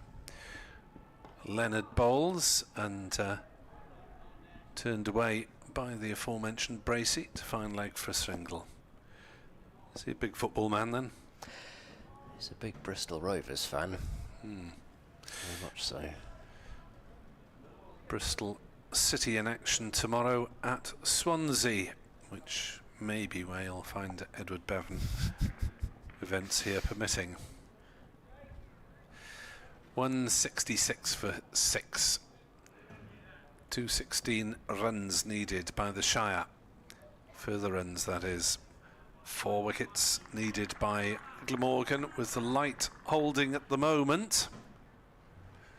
You get lots of shadows encroaching across the field later on as the sun gets lower. And Leonard has now got 3 slips, 2 of whom are quite close. As he bowls, and Zaffer defends to mid-on, and there is no run. He's bowled well as Leonard. As I said, I didn't really feel I'd seen anywhere near a fair reflection of his abilities the one previous time I'd seen him, and yeah, he's got more out of this surface than some in terms of carry. Got some bounce.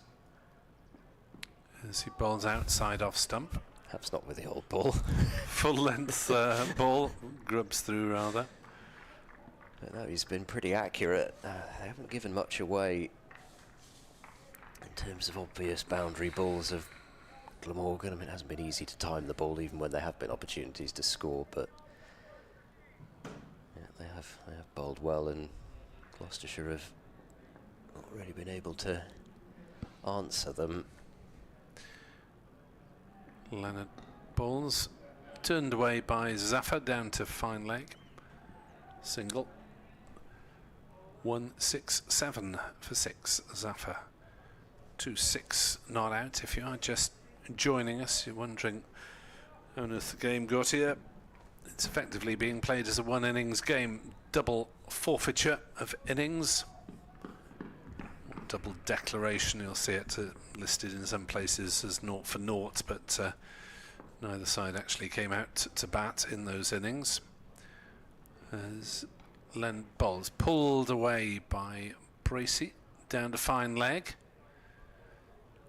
Leonard not quite getting his line consistent to these two left-handers, but maybe bowling with the hope of a catch deep on the leg side.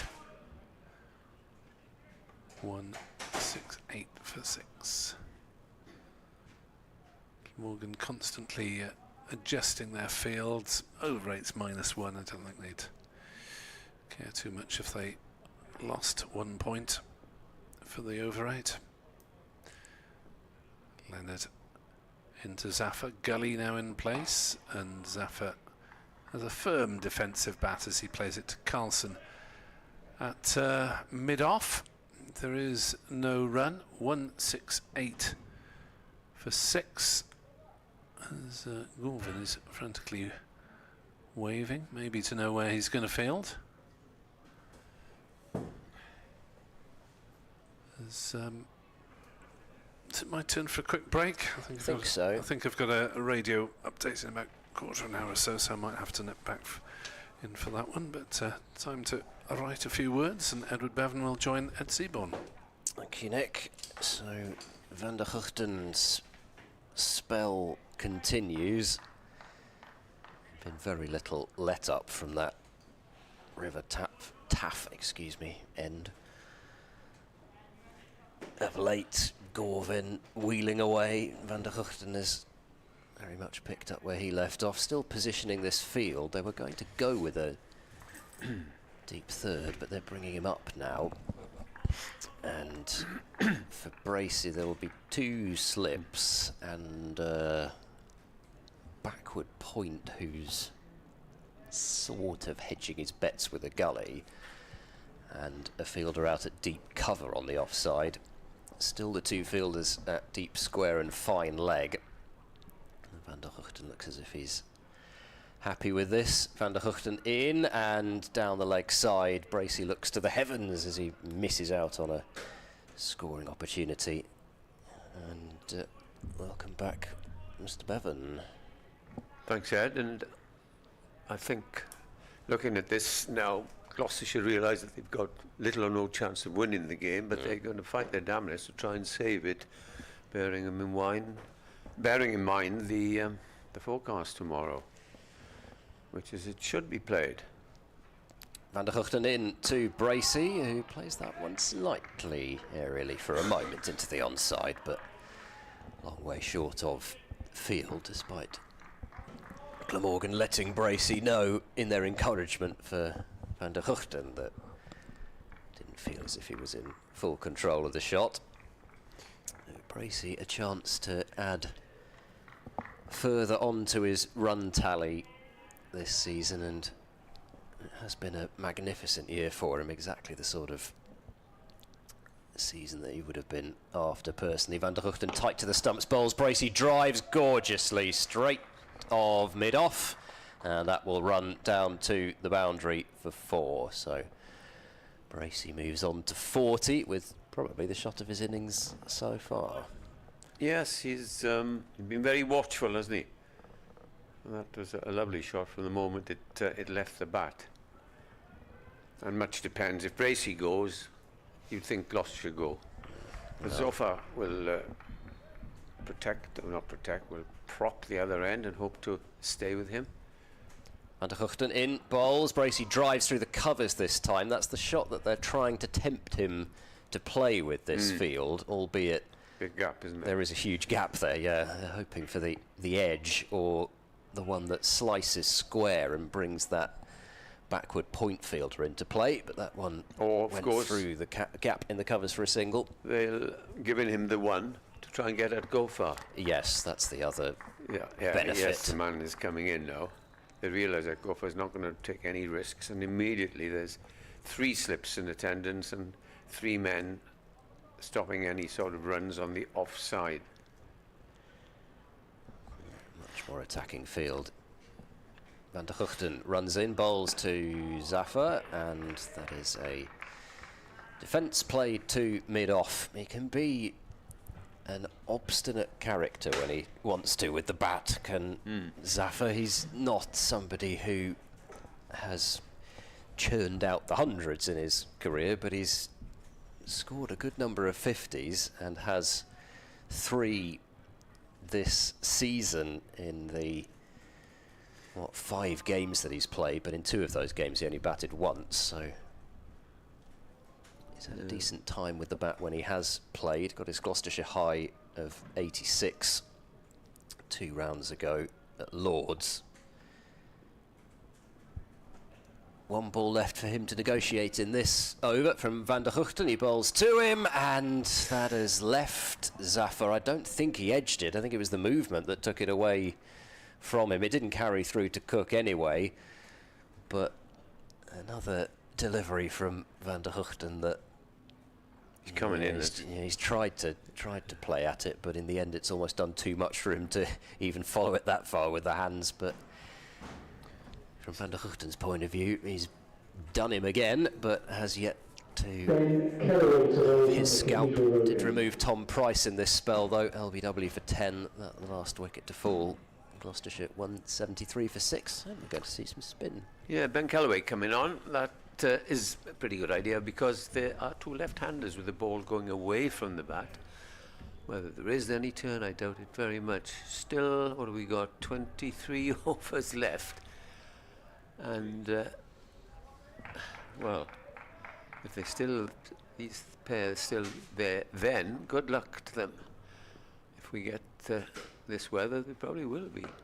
Not still there, but still batting. Gloucestershire. Some results from various clubs. Cardiff's wars continue, I'm afraid. Hull City 4, Cardiff City 1, Leyton Orient 0, Wrexham 0, and Newport County 2, Crewe Alexandra 1, Bristol Rovers 1, Wycombe Wanderers 2. And of course Bristol and Swansea play tomorrow. Callaway in, and he's bowled him. What a shot to play. And second ball, Zafar, I don't know what he was trying to do there. It's the most irresponsible shot if he's trying to stay there and help his partner, Ed. Let you... Well, it's funny, he played the sweep shot a few times in that 86 at Lord's, but it never really looks like a shot that's particularly natural to him. And yeah, he's moved so far across his stumps there, so as to expose both leg and middle stump. And the field, in terms of where he was trying to hit the ball, the gap was there, but it wasn't a shot that was there for the delivery, or at least not in terms of the position that he got himself into. If he'd stayed still and tried to sweep, it might have been there, but because he's moved so far across, he's ended up just presenting all that stump for Callaway to hit, and he has hit it. So not an end to what we Zafar Gohar's season, to what we expected, because as I say, he's so often made a habit of really digging in these sorts of scenarios, but not here. And once again, even the end of today looks a very long way away as Matt Taylor comes out to the middle. He's not batted very much this season, at least in terms of first-class cricket. In fact, this is only his 3rd first-class innings of the season. If another, what do you think? If another wicket goes, is there any point in still blocking it, or just have to play a few shots? Well, it'll be interesting to see how Ajit Singh Dale comes out at number 10. He does tend to like to play his shots. And who's number 11? And Archie Bailey is at 11. He didn't actually bat at Lord's, so he would be coming out for his first-class innings. Right. Well, the change worked. Captain can take credit for that. And Matt Taylor is welcomed by a leg slip, a short leg, and the man on the drive. So it's a 7-2 field. 1, 2, 3, 4. It is. I think so. 7 on the leg side. And here comes Callaway. Tosses this one up. Taylor's forward, plays it back down the pitch. It's nice to see some men round the bat. I mean, if you can't put men round the bat in this situation, then I suppose when can you? But no, it's a 6-3. The slip was hiding from me. In comes Callaway. Bowls to Taylor. And this shoots through onto the batsman, but it's well covered by the batsman. 174 for 7. And still over 200 runs behind. Callaway over the wicket. Bowls. And it's played away. And to mid-wicket. 1 ball to come, and I don't think Bracey would want to leave his crease here, because he'll try. Because if Van der Gooten gets up the tail enders, yeah, I think ball a little bit quick there, because he tossed the one up when he got Zafar out. That's the end of the over. 174 for 7. Plenty of overs left, and Glamorgan in sight. Possibly only their second win in the championship this season. Yep, and we've been discussing. I mean, the forecast tomorrow is bad, but if Gloucestershire were to, even if Gloucestershire were to get to the end, they would still feel that they might have a chance of getting in. Well, this is it, but there's so many they overs would left, need. aren't there? Yes, well, exactly. I mean, 22 overs this evening. 120 odd balls. Yeah. Been mentioning it. Gloucestershire have probably had, in terms of batting, stronger 9 to 11s at various points this season. Wind might still be on if Marchant de Lange were out there. Yes. Here comes Van der Hooft bowling to Bracey. This is clipped out through backward square, and he will take a single first ball of the over. 175 for 7. Not that I expected him to hide, certainly Matt Taylor, from the strike, and in this sort of situation, he'd probably just take the attitude of, well, with 22 overs to go, there's no real point in trying to protect the strike with that number of overs left. Still sunny skies. That's sunny Sapphire. Yes. Look at it. Yeah, there's some darker clouds in the distance They've around, gone, but where it's coming up to from Bristol. and where it's it's gone to, it's looking nice, and I'm sure that'll be welcome for the spectators. Be warmed by the success of Glamorgan as Van der Hooft bowls to Taylor, who has played a waft at that and has missed the ball. Goes through to Chris Cook. It was a not fully committed attempt to try and pierce the sizable gap between backward point and wide mid-off. And Matt Taylor's stay at the crease was very nearly a short one. No, it's looking at a picture at the end of the season. It's lovely. And yeah, it's always like this at the end of the season as Van der Hooft bowls to Taylor, takes a hand off the bat. There is a fielder in at quite a deepish, short leg, well short of him.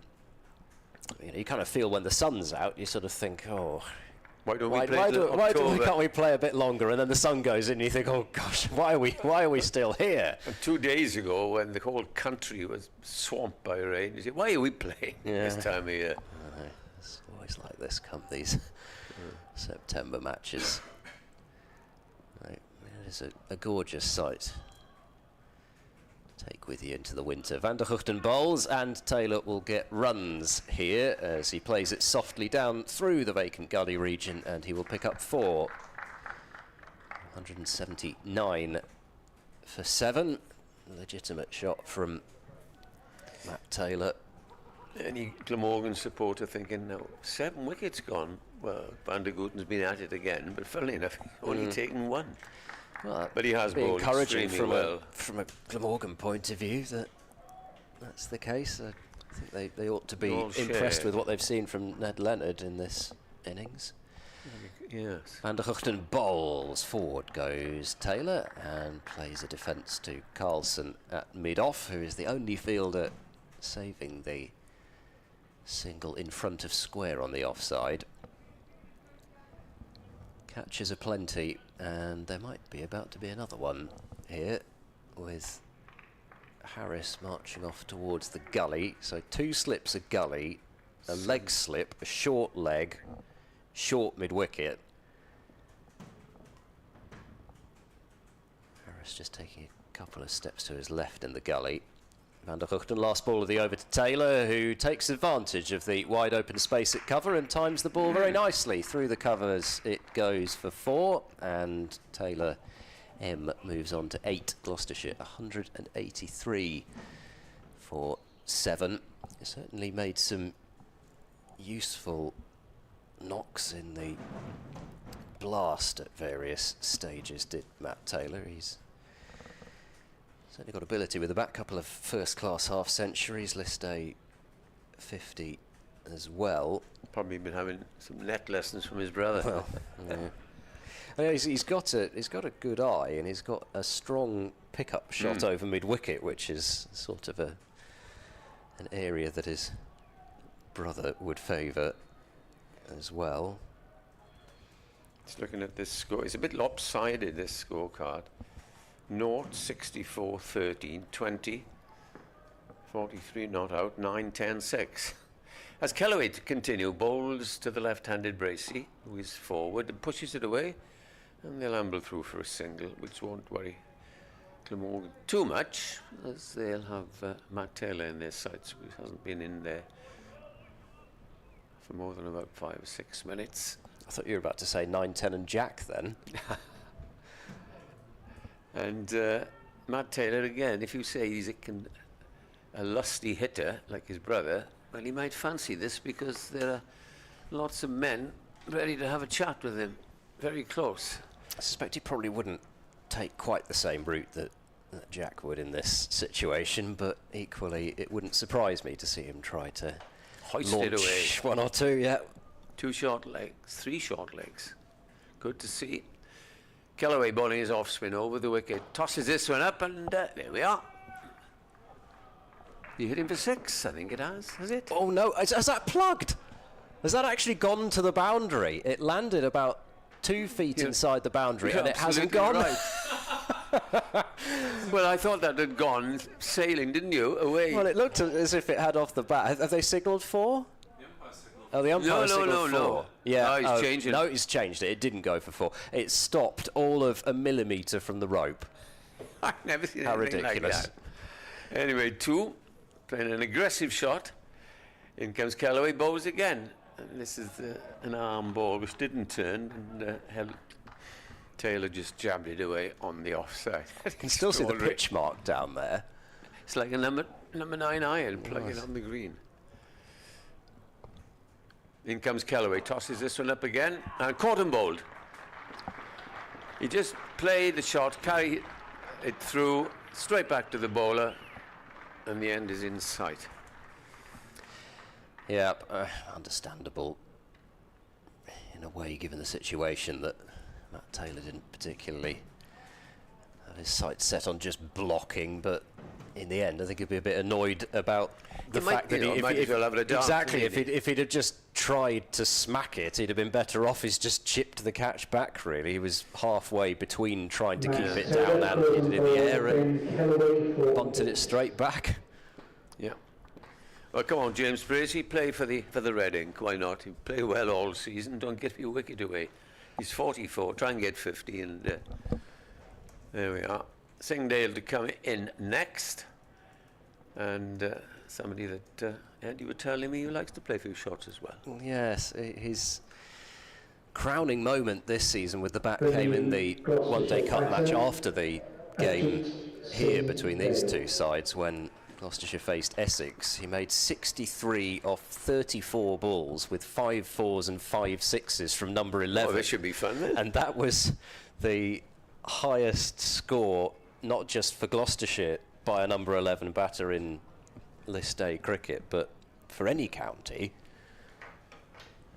Joint highest. So he, at the same time, that was a you know was certainly a once in a while innings. He does have a first class 50 that he made last year against Leicestershire at Bristol. So he can bat, but he may decide that he wants to exhibit all the shots that he's got and possibly Nick, at once. Nick has joined us as we reach the end of the season. Well, we say that. Well, it should be the end of the season. There's still how many overs left? 20? 20.2, yeah. And here's Kellaway. Bowls to Sindale. Whoa, and he nearly potted it to short leg then as he played with hard hands, and there's no run. Was there a fingertip on that from I think Carlson? he did, yeah. I think there might have been. It was off the face of the bat, so it would have been a blinder, but that's going to force a silly mid-wicket in, is it, as well as the short leg? 3 close catches on the leg side. As if to say to Sunday, come on, play a few shots. Galloway comes in, bowls, quicker delivery, and it's pushed back down the pitch. And Galloway has taken 2 for 20 in his 7 overs. And it's 184 for 8. Bracey still there on 44. Just the 4th batsman to score over 20. Third batsman, really, to score over 20. Yeah, just I won't interject on commentary for the time being, but we may have a radio update. I shall summon you if they do. To follow, so I'll lurk with intent. Okay. Which is going to come first? Radio update or the denouement? Van der Hugten into Bracey on 44, and Bracey is not going to launch himself. He's quite happy to see off this first delivery, defend it to mid-off, and and the other thing is that you can completely starve yourself with a strike in this sort of situation. If you're just finding a single off the first ball of every over, then just end up playing yourself out of whatever rhythm you might have been in. Batted well for his 44 off 67 deliveries. Van der Hugten in and bowls, and Bracey plays that one up the pitch to the bowler, who might have been about the only person who could possibly have saved a single there, because even mid-off and mid-on have moved deeper now. They've got very little interest in bowling to Singdale, as the sun does just threaten to go in. I mean, you can see already, even at 25 past 5, if the sun does just go in, it'll be fun. It does get fairly dark. Van der Hugten round the wicket to Bracey, short, and helped round the corner by Bracey, and he doesn't take the single. Perhaps he's just seen what's happened in terms of the sun just going in, and he's thinking maybe actually we can just. Well, it was only the third ball, wasn't it? Yeah. Don't know whether at this stage, given that Singdale is quite likely to try and attack the spinner, whether he's almost better off having Singdale facing Van der Hugten in a bizarre way, but because the runs don't matter. 3 balls left in the over. Van der Hugten to Bracey, who drives firmly towards mid-off, does not take the single. Now, Glamorgan going to bring everybody in. They are. Mid-wicket coming in, and deep extra coming in. Back goes Gully, back goes third slip. And we always get this, don't we, in every game when the side are either trying to save it or whatever. Doesn't help in terms of time, does it? Tedious either. then. Yeah. Second slip is coming out, so 1, 2, 3, 4, 5, 6, saving 1 now, with 2 balls to go. 184 for 8, 2 more wickets needed to win for Glamorgan. Van der Hugten to Bracey, going for a quick single. Now that's going to be out with a hit. Surely it misses, and has been backed up well by Smale. I don't think Singdale could almost believe in the non-strikers, then Bracey got him through for that single. Only 1 stump to aim at for Douthwaite. Douthwaite, is on the field. He's come on, and we think it's the captain. You can't seem to see him about. So Bracey does get off strike. 185 for 8. It'd be ironic if he gets out to this ball, won't it? Well, Bracey will be on strike for the next over. He'll have the chance to hit out for his 50. Short leg, short mid-wicket, 2 slips, leg slip. Van der Hugten to Singdale, edged, and has he caught it? He has. What a catch from Chris Cook. One-handed down to his right-hand side, and that is a spectacular grab. Van der Hugten has his 2nd wicket, and Gloucestershire have lost their 9th. Why did I take that single? We looked for that single off the last delivery. Fantastic grab, and he does it so routinely, it seems, that Right, again, he just does not get the credit that he deserves for he's been his wicket-keeping, Chris Cook. He just doesn't. Superb this season, absolutely superb, and he's well into his 30s. But Singdale goes back and thinks, I nearly got run out, then I'm out to the last ball. Life isn't very good to me. So Archie Bailey will come out for his first class innings. He might have hoped to have come out in easier circumstances. He didn't come out at Lord's because Gloucestershire wanted to declare behind to put the pressure on Middlesex, which worked a treat. So Bailey didn't get the chance to go out there as Gloucestershire declared 9 down. But he will come out for his first innings here, but he won't be on strike. Well, there's 19 overs left. I don't see much point. Okay, get you 50, make sure you're not out, but you might as well take every run now with 19 overs left. I don't see...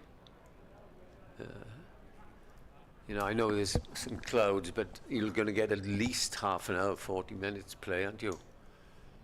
So, I wonder what he's told Archie Bailey. We can do this. Fill your boots. Yeah. It'll be interesting to see how Bracey goes after Callaway, whether he just goes into the mode of trying to attack everything, or whether he waits until the end of the over maybe to have a bit of a We pop. shall see. He's hemmed by fielders now as in comes Callaway to bowl. The first ball is short, cut away, and he has got 4 runs, and that'll take him to 49. 185 for 9, and the target of 382 really is academic now. Callaway rather pushed that through a little bit too quickly. It's Callaway again prepares to come in. James Bracey on 49, and this time he just plays it defensively to cover. Backward point, I beg your pardon. Good effort by Glamorgan's bowlers throughout the day, it must be said. They stuck to their task as he goes wide of the crease. That's a good delivery, and comes on to Bracey, but he just stabs it away. Now then, 4th ball of the over. What are we going to get here?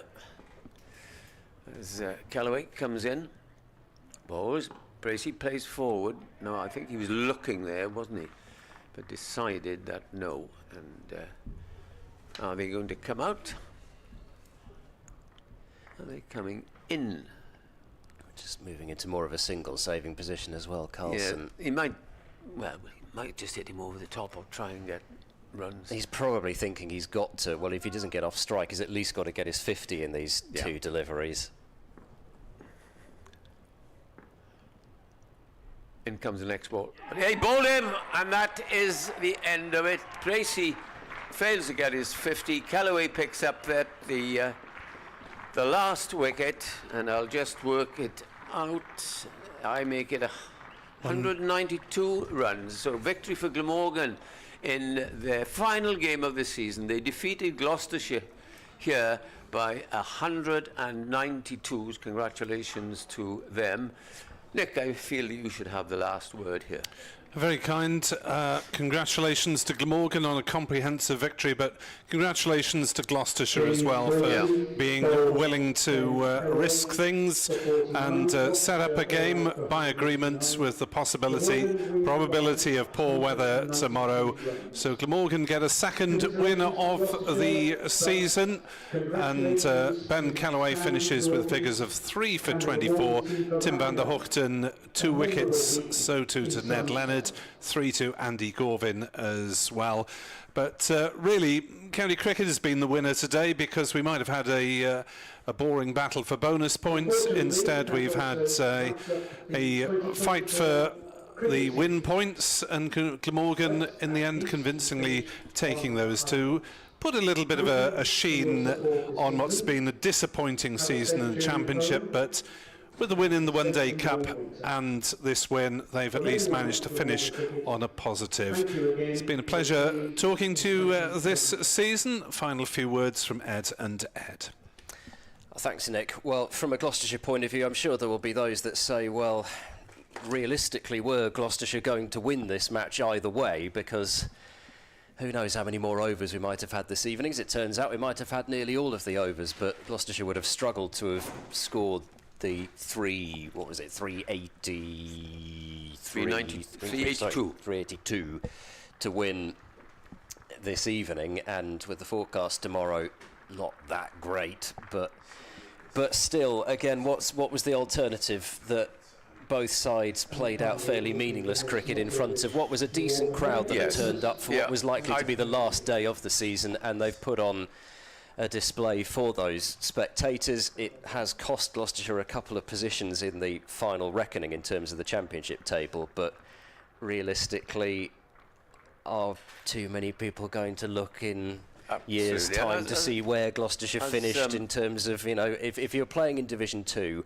what do you have to play for? You have promotion to play for. If you're not promoted, as far as I'm concerned personally, it's more about... It's a game of cricket. It's more about the type of cricket that you've played. And Gloucestershire have made significant improvements in red ball cricket this season. They've scored a large number more centuries than they did last season. There have been far fewer occasions where they've been stuck in the field for 130 overs plus and have, to be honest, not really looked like bowling a side out unless the side themselves wanted to be bowled out. So that is a improvement on both sides of the ball. They've broken their winless drought with a win at Northampton earlier this season. I was about to say, big day was last Saturday. Win at Lords as well, but exactly, from an overall season's point of view, one of the great days in club history this year. At finals day. They put in, statistically and whatever way you want to look at it, probably the most dominant performance that finals day has ever seen, bowling out both Sussex and Somerset on finals day and chasing down those scores without their captain even needing to come out and bat on either of those innings. It's been an absolute pleasure, as ever, to have been able to bring every ball of every Gloucestershire game to you this season. That's why you've got a sore throat. And yes, the effects of it are being felt, but it has been I was going to say it's been a blast.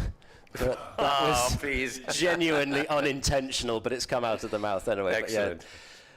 It's been a huge pleasure. So hopefully the coverage has been worthwhile from a listening point of view. Yeah, pleasure to have here. Of course, Ed, thoroughly enjoyed your company throughout the season. We seem to be playing in every competition against you. This is the end of my 43rd season, would you believe? And enjoying it as much as ever. My grateful thanks to everybody, especially Nick here, who's had to put up with me for more than anybody else. But it's been lovely to work. And as we look out now, it looks like a perfect summer's day.